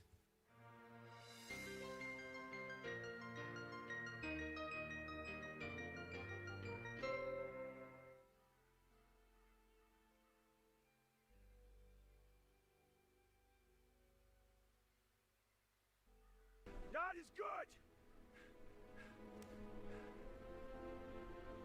Shot down on Good Friday and rescued on Easter. A bit of a resurrection story here for the U.S. military and a miracle. Many are calling it an Easter miracle, along with the pilot that was rescued. Trump says U.S. feared Iran trap during F-15 crew rescue. President Trump now talking about exactly what happened behind the scene in the single most impressive military action potentially in U.S. history. President Trump told Axios the U.S. initially worried that a message from the stranded crew member in a F-15 downed by Iran was a trick by the Iranians to lure U.S. forces into a trap. The crew member survived more than 24 hours in the mountains despite being wounded before being rescued by special forces. Around 200 soldiers from special operations units participated in the operation. Trump said Iranian military got lucky when they shot down the F-15. Speaking to Axios for an hour after confirming the rescue, Trump said, after an hour of confirming the rescue, Trump said thousands and thousands of these savages were hunting him down, using that loaded term to refer to members of the Iranian military. Even the population was looking for him. They offered people bonuses if they captured him. The officer hid in a crevice in the mountain. Trump said the U.S. managed to spot him with its technology. Trump said the U.S. military had beeping information about, this is the transponder that these pilots carry, about the officer's location. But after a radio message, officials suspected that it might be in Iranian captivity, that he may be in Iranian captivity, and the Iranians were sending false flag signals to try and lure U.S. forces into a trap. Trump said the weapon systems, the officer gave a short, unusual message over his radio after ejecting from his craft. He said, "Power be to God." A U.S. defense official confirmed Trump's account, but said the exact phrase was, "God is good." These are the first words that the downed pilot said before his certainly unsure fate as he is standing inside of the mountaintop in the mountain range of Iran, potentially waiting for the worst possible death that you could imagine. Everybody saw what happened in Benghazi, right? Like, remember Hillary Clinton saying, "What difference does it make in Benghazi?" Well, this is the difference, actually. This is the difference. In Benghazi, you watched our ambassador and our special forces get killed, suffocated to death, burned to death, and far worse as they were paraded through the street. I mean, things that you can't even repeat on channels like this. It was barbaric. And these savages, like, were waiting to do that to this individual, you know, and also potentially parading this individual through Tehran, using him for negotiations, killing him anyway, torturing him anyway. We all know what happened the last time that Iran got a chance to take American hostages. You know, you have the Iran hostage crisis that lasted for years. It lasted for years. So anyway, this is what, of course, led to this relationship, the toxic relationship that we have with Iran right now. Anyway, Defense Secretary Hegseth used the phrase "God is good" in an X post on Sunday morning. You can see here, "God is good." Oh, there's a community note here that to "God is good." Got it. All right. 4 million views, 13,000 reposts, because everybody knows what he's talking about here. What he's talking about here is the pilot immediately, like, declaring the providence of God. It's a beautiful thing. What he said on the radio sounded like something a Muslim would say, Trump said. People who knew the officer explained that he's a religious person and that it made sense for him to say this, Trump added. The defense official confirmed that account. It was not completely clear early on, but we stuck with it and verified that he was alive. And after he was captured, he said, and those who knew him said that this was religious. President Trump noted the pilot rescued much more quickly in the daylight under heavy fire from Iranians. The U.S. defense official called the first operation on Friday bold and quick snatch in daylight, while the second was done at night to establish a temporary base inside of Iran. The two crew members, I still just cannot believe that this is real. 2 crew members were spread apart by a couple of miles, hundreds of Iranian soldiers everywhere, the defense official said. One said the IDF is helping the U.S. military a little bit during the search and rescue operations of both crew members. The U.S. defense official said that the Israelis did not provide any information about the location of the weapon systems. This is just the single greatest. This is just the single greatest thing. I mean, so it's Easter. This is already a miracle, and now we find out that the first thing that the pilot says is "God is good. God is good. Happy Easter." The entire administration repeating this, one of the most amazing military operations ever. Congratulations to everybody whose skill and bravery made it possible. God bless you all, and happy Easter. Rescued F-15 crew member radioed "God is good" after ejecting from his aircraft and climbing a 7,000-foot mountain with a broken ankle, evading capture, evading being killed by drone, evading the hundreds, if not thousands, of tribesmen and Iranian paramilitary forces that were out to snatch him up, and then radioing "God is good." President Trump has a massive press conference he's going to do tomorrow with the U.S. military. So I guess we'll learn who the pilots were, and we'll learn their identities. Also, the CIA in this, just wild, man. Listen to this. CIA initiated a deception campaign to try and confuse Iranian forces and convince them that the airman had already been rescued and was moving out of the country. In a ground convoy, the airman reportedly evaded Iranian forces because the CIA had diverted their attention elsewhere. Remarkable. The U.S. aircraft dropped bombs and opened fire on Iranian convoys to keep them away from where the airman was hiding. The final twist: after the weapons officer was rescued, 2 transport planes got stuck, and then they blew them up, said "God is good," and left underwear for them. This is my favorite thing about the story. This is all that was left. So you can see the smoldering wreckage here of the transport planes, and all that they left were a couple pairs of underwear. Oh, this is so hilarious.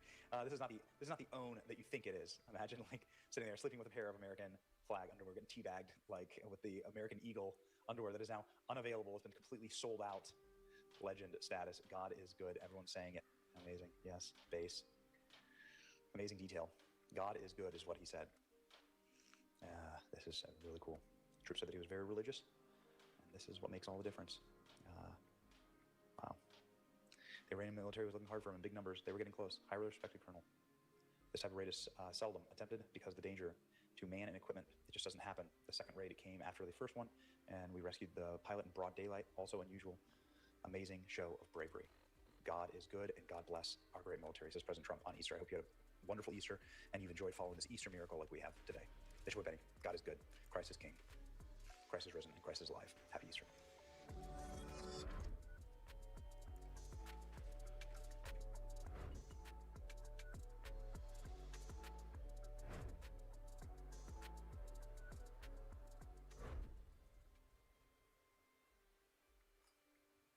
All right, so this is awesome. So Donald Trump tweeted this in regards to us bombing a military bridge from Iran. Let's remember, it's a bridge that was used by the military to transport weapons and other missiles directly from one city to another city. All right, let's understand. And we bombed that bridge because fuck terrorists, and which is a base perspective, actually. The message: it is time for Iran to make a deal before it is too late. Iran responded by posting a list of bridges from Jordan to Abu Dhabi. God, I love how they make threats. It's like they get obliterated. They're like, oh yeah, well, we're gonna obliterate all your bridges. Proceed to do fucking nothing. This is literally what we're dealing with. Right? We're dealing with the third world who knows how to posture and make threats and do fucking nothing, and the entire retard audience is just believing it. They're just falling for the psyop. But if you're watching Nuxanor, you're not falling for the psyop, because they're not going to bomb any of these bridges. I guarantee you right now.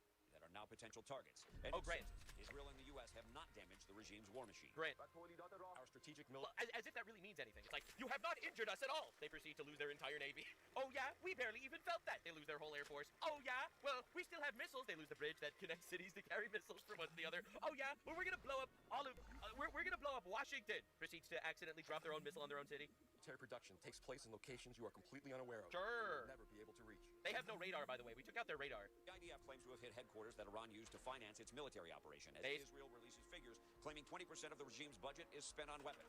The release says $2 billion were given to Hezbollah in 2025. Well, I believe that. Hundreds of millions are funneled to Hamas. You mean to tell me that the biggest state sponsor of terrorism on the planet is sponsoring terrorism with 20% of their money? Remember, the uprisings in Iran that started like a month or two ago, it all started because they had no money, right? Ultimately, they hated the Iranian regime. They were massacring them. They were torturing them. They were forcing them to be Islamic or die, right? Obviously, these were pretty bad fucking people. But ultimately, it was the fact that they had no money and no water and no food because they were too busy spending their budgets on terrorism. It's almost like their actual goal is just torturing and killing people or something. So it can strike at Israel from Gaza and the West Bank. That bridge featured in the president's post is a new bridge called the B1 Bridge, 25 miles west of Tehran. The semi-state-run Fars news agency in Iran says 8 people were killed when that bridge was blown up, 95 injured. That sucks. Iran shouldn't have, precipitated us and forced us to get into a war, and we would not have this issue.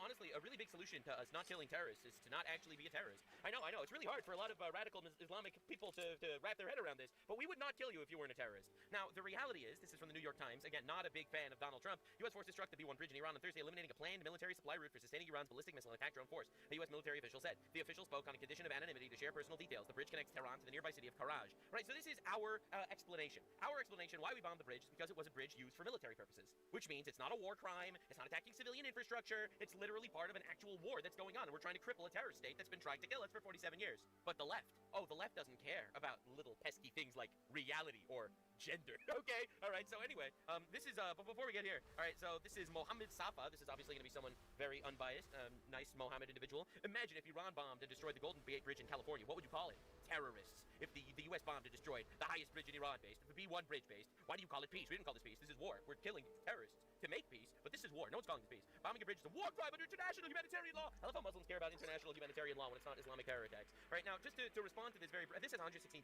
likes, 2 million views. Huge story. It's misinformation because obviously it was not a war crime. But you know what? I'll go a step further. Even if it was a war crime, fuck you. That's right. We are here to win. We're here to obliterate the enemy. I hate this leftist gotcha. Leftist gotcha is incredible. It's like, you did a thing that we don't approve of while you're literally trying to dismantle a terrorist regime that tried to assassinate Donald Trump 2 times, declared war on us, killed thousands of Americans, killed 40,000 of their own people, and also has been working to fund terror organizations around the world to fucking kill us, chanting death to America, and now we hit them back and they all cry. The reality is, Iran is violating international law every single day. I don't talk about it so much because I don't really care. They're terrorists. Of course they violate international law. They fund terrorists, which is a violation of international law. They fund the Houthis, Hezbollah, Hamas.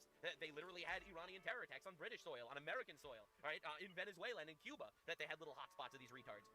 The reality is, they're bombing ships, commercial ships on the Strait of Hormuz. That is a war crime. No one's talking about it. They're firing missiles that have cluster munitions to maximize civilian casualties. No one's talking about that. No one cares that that's a war crime under international law. We need to be held to this incredibly high standard, but they're terrorists. They violate it anyway. But we need to be held to that standard. Fuck you. Fuck your platitudes. Fuck your international law. We are international law. I'm so tired of this fake and gay, retarded bullshit being held over our heads. Even if this bridge wasn't used to run missiles around, I still wouldn't give a fuck. I'm sorry for saying the things that so many people are thinking but don't want to say out loud because it makes them sound bad, but the reality is Iran would love to bomb the Golden Gate Bridge. They just don't have missiles that reach there yet, and which is why we're killing them now very effectively. All right, so this is the new leftoid movement. Shuanhead, who's a leftist ultimately, but normally I like her opinions, but she went so haywire over this Iran war thing. All right, so if Iran blows up the Golden Gate Bridge, that's just normal now and not terrorism. Why are we doing this? Iran would love to blow up the Golden Gate Bridge. They tried to assassinate Donald Trump twice. They bombed 240 Marines in a military base in Beirut, completely unprecedented. They put roadside bombs all over Iraq. All right, are we fucking retarded? They're blowing up random ships in the Strait of Hormuz, random oil tankers not related to them at all or related to us,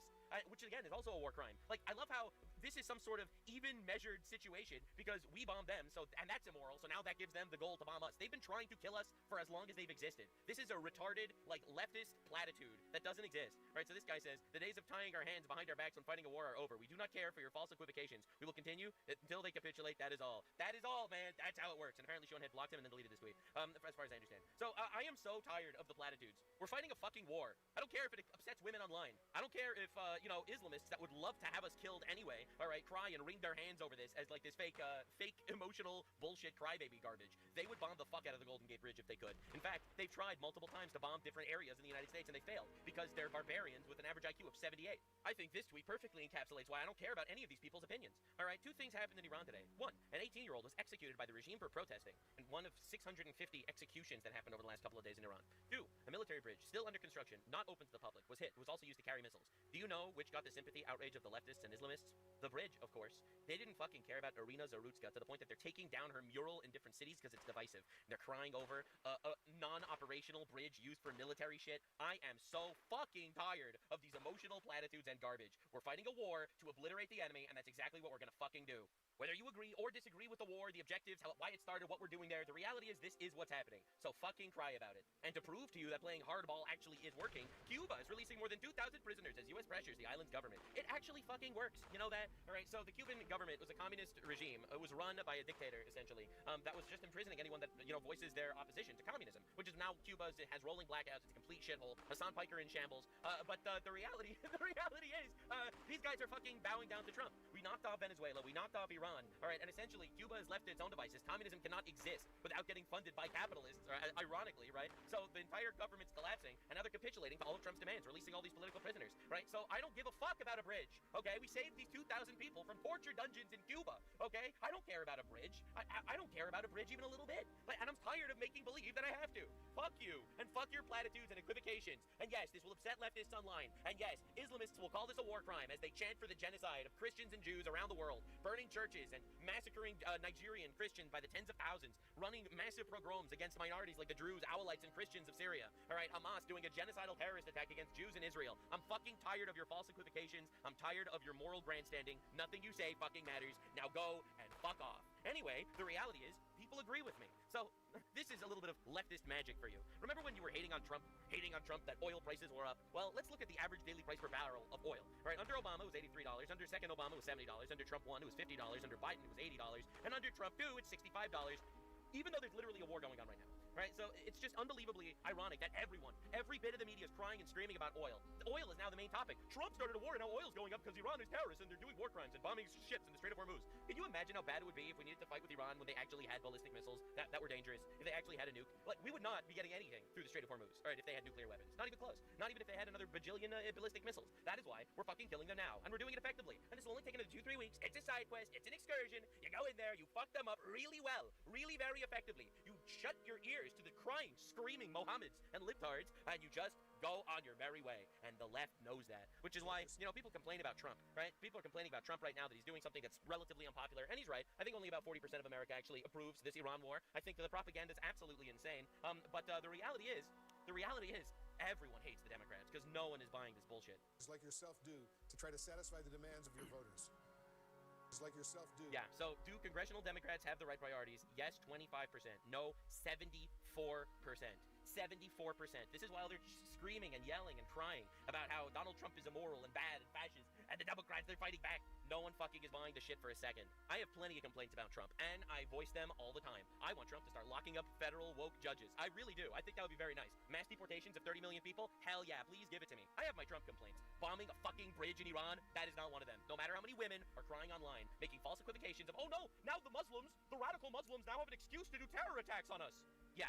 Because notably, Muslims have never done terror attacks on us before, and now they're gonna get started. I'm sorry, but this is literally the hard truth that you're gonna need to hear. No one fucking cares about your platitudes, go cry about it. It's just the absolute irony of absolute silence when Iran massacres 40,000 of their own people. Absolute silence when Iran bombs actual, regular commercial ships in the Strait of Hormuz, a war crime. Absolute silence when Iran does war crimes like firing cluster munitions literally everywhere, engaging in war with all their neighboring countries that have nothing to do with anything. Kuwait, Bahrain, all these other countries, UAE, Saudi Arabia, Qatar, Turkey, bombing all those people for literally no reason. They weren't involved. That's all a war crime. It's an aggression. It's aggression for no reason. All right, Qatar didn't pose an imminent threat to Iran, but Iran did that. I don't see anyone complaining about that. And it's because this gigantic global hegemony, all right, of these retards coming together to criticize the United States, essentially, because we are the powerhouse on the planet, and we can fucking do whatever we want. And they all know that. So they have to make these artificial, fake rules that we have to fake follow in order to fake be part of the good guy club. And they're going to brand us with all sorts of labels, racists and Islamophobes and war criminals. And they'll use these stupid fucking words that mean absolutely nothing these days, let's be honest. And they're going to use them to try their absolute best to control us, because they can't do anything else to control us, because ultimately we can do whatever the fuck we want. We're the world power. In this case, we're taking care of terrorists that threatened everyone. You're welcome.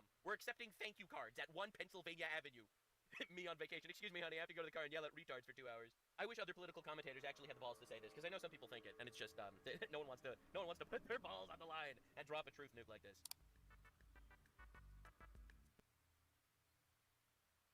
I can't believe this.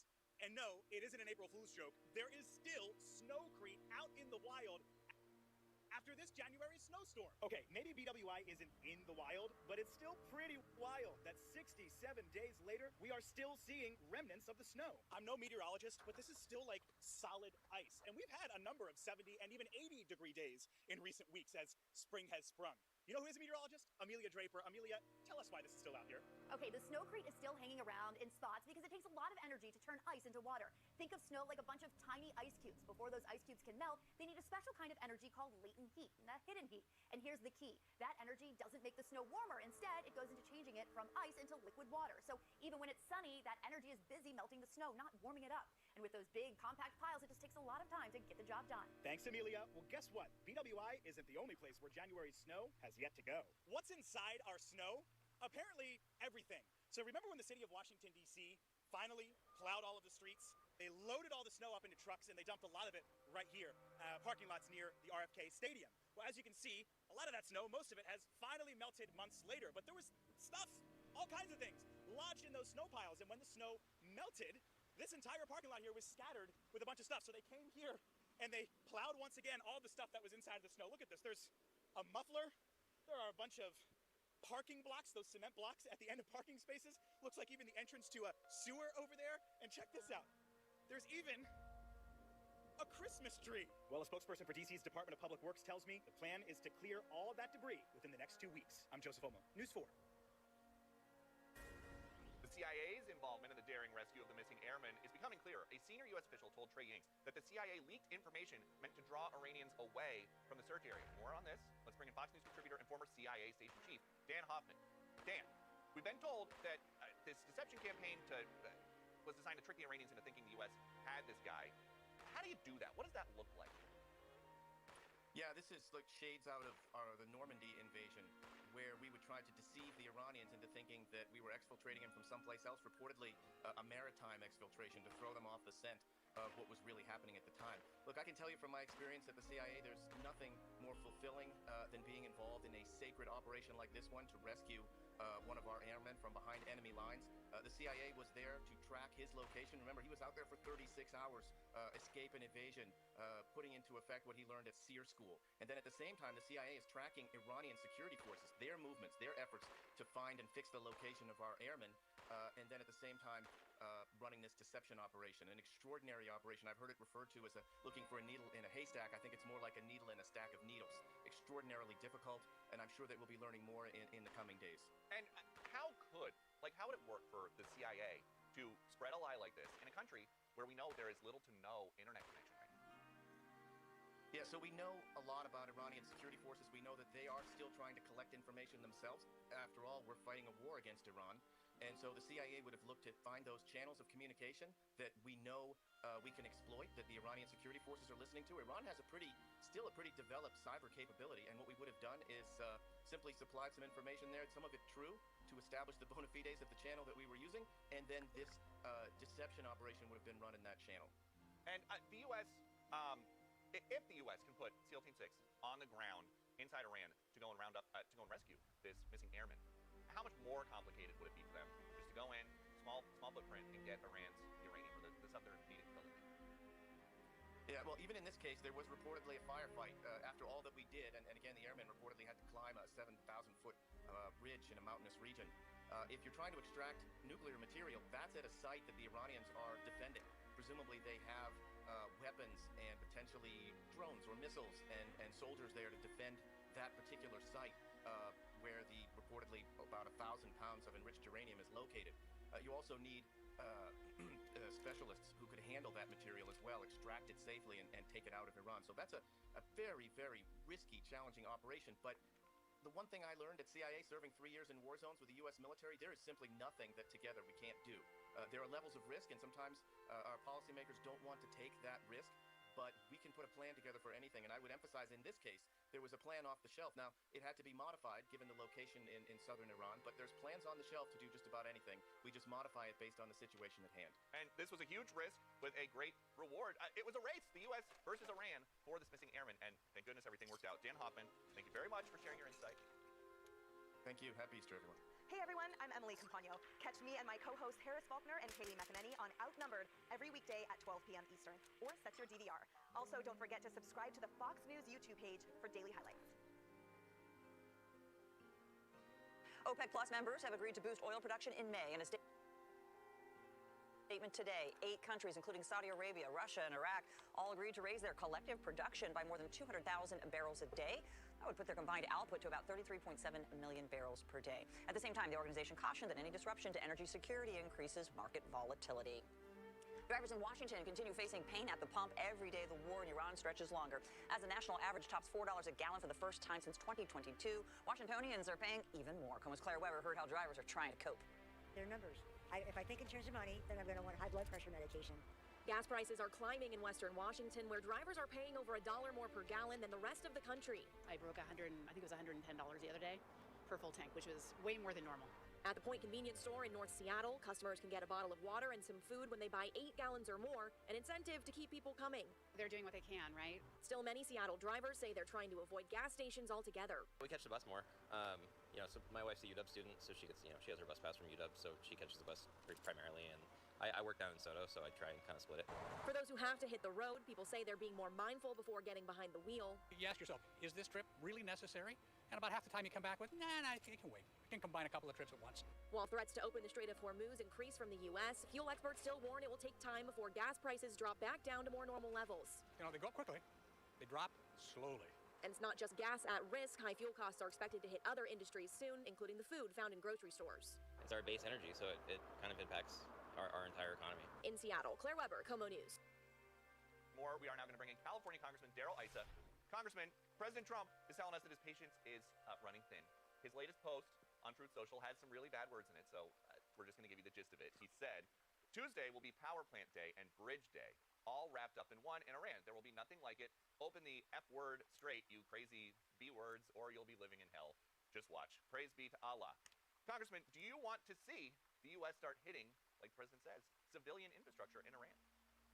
Well, the answer is, of course, the president didn't want to do it. He'd like to turn over to the Iranian people a country that can recover quickly with a change in the regime's behavior or a change of regime.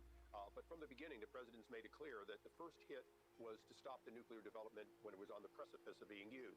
The second one is to change the behavior of the administration or change administration. And the president, in his negotiations, been clear he'll take either one. If this regime is willing to change its ways through a negotiation that leads to a viable peace, okay. But at the end of the day, he'll do what he has to do, and that includes taking the oil away from them, taking away their ability to move equipment. And Peter, let's be honest, when you take away bridges, you take away the ability for them to transport future weapons development, to run factories. So they're not purely civilian targets, but they are less valuable than the ones we hit initially from a standpoint of current weapons fighting. But in the long run, the president's going to eliminate their ability to operate as a regime if they're not willing to capitulate. And he's made that very, very clear. And, Congressman, if the U.S., as we just saw, can land planes inside Iran to then send in SEALs on the ground in Iran to go rescue a missing airman, should they also go land planes inside Iran and send SEALs on the ground to go get Iran's uranium? Well, I think if they knew they could get it with the same precision, of course they would. But, extracting uranium isn't something you do by a quick grab and throw it in the back of the trunk. And so it would be a much longer period of time, greater exposure. And this president's made it clear that if he has to choose between Iranian lives and American lives are going to be saved. And so it's very, very clear that the president is using other techniques rather than risking Americans whenever possible. And this is such a change from the earlier Republicans and Democrats, the way they did business. He's not putting our boots in harm's way unless absolutely necessary, and then only if he can minimize the risk, as he did in this incredible recovery of our airmen. And you're talking about how maybe they would go get the uranium if they knew they could do it with such precision. The Pentagon only did this rescue mission because they had to. They say that Iran was getting closer to this colonel by the hour. But now that they have done it and nobody got hurt or killed, could this be like a dry run for boots on the ground? Well, Peter, again, the general made it clear that you had a trained individual who was moving to the safest possible location and communicating. Look, this uranium is exactly where it was put by the Iranians. This uranium is absolutely where they know it could be booby-trapped. There's an awful lot of things. I'm a former EOD soldier. There's one thing you know for sure is that you don't know for sure what the booby traps are. And so to send our troops in and find out that they can push a button and blow up the site with us in it is not something we want to find out the hard way. And so the president is doing what he needs to do to get it the right way, which is to get the regime to turn over this and other tools and to change their way. Nobody said this was going to be easy. We go all the way back to Jimmy Carter almost half a century ago, and every negotiation has failed. Every technique to get them to change has failed. And the president now is using the only technique that he knows will in time succeed, which is you will either change or we will be negotiating with your successor. He's already been through a couple of successors, and there's no question at all. They can, at will, eliminate who they're negotiating with and go on to the next negotiator until one of them realizes that going to meet Allah is something they'd like to delay. And, Congressman, last thing before I let you go. The U.S. says that they have loaned the Iranian military back to the Stone Ages. Now, adding insult to injury, the president had ICE go and round up some of the family members of the general that he killed in Trump 1.0, Soleimani, who were living in the U.S. The State Department tells us they terminated their lawful permanent resident status, and this is a quote, Afshar Soleimani pushed propaganda for Iran's terrorist regime while enjoying a lavish lifestyle in Los Angeles, as attested to by her frequent posting on her recently deleted Instagram account. Congressman, What took ICE so long here? What took us so long is very straightforward, Peter, and you witnessed it in the previous 4 years. Over 10 million, perhaps as many as 15 million people allowed in. To find the proverbial needle in the haystack, well, Peter, there are thousands of needles, tens of thousands of needles, people who are dangerous, people who didn't come here for the right reason, people who, in fact, have been planted here. And that doesn't even include this technique that the Chinese have been using to plant 100,000 plus future Chinese spies through birthright here. So the president inherited an amazingly tough situation, and for more than a year, he has been sifting out and taking a huge amount. Yes, if we had to do it over again, we might have looked at these particular cells sooner. But remember, we've had attacks from people we didn't expect. And so now the brave men and women of ICE and the other allied industries are having to rethink where they look and how they look and where they prioritize so that the American people can be safe again at a time in which my colleagues in the Senate are unwilling to fully fund the organizations, especially the behind-the-scenes investigators that lead to picking these individuals. That's one of the parts of ICE that isn't funded right now and that the president's having to find ways to move to keep these people on the job. Very interesting. Congressman Darrell Issa, thank you very much for joining us today. Be sure to like and subscribe for all the Fox News latest on YouTube and catch full shows streaming now on Fox 1.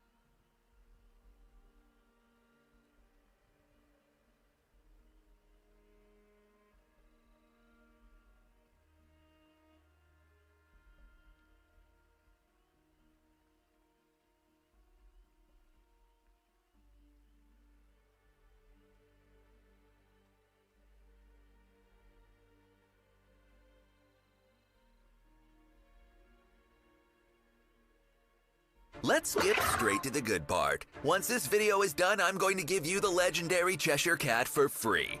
But before I do that, allow me to show you the 3 game modes in which Cheshire truly shines. Number 3, PvP. Cheshire is a beast in the arena, literally.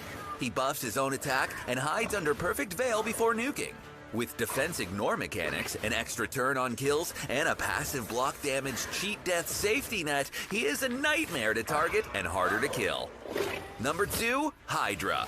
Forget about the head of Torment's fears. Cheshire's perfect veil keeps him immune and attacking constantly. Number 1, Farming Campaign. This cat is built for speed, clearing enemy waves, which is great for leveling up fast. This will allow you to carry 3 champions who will gain XP for winning battles, even if they die in the process. The wait is over. Use promo code KITTYCUT and get the legendary Cheshire Cat for free.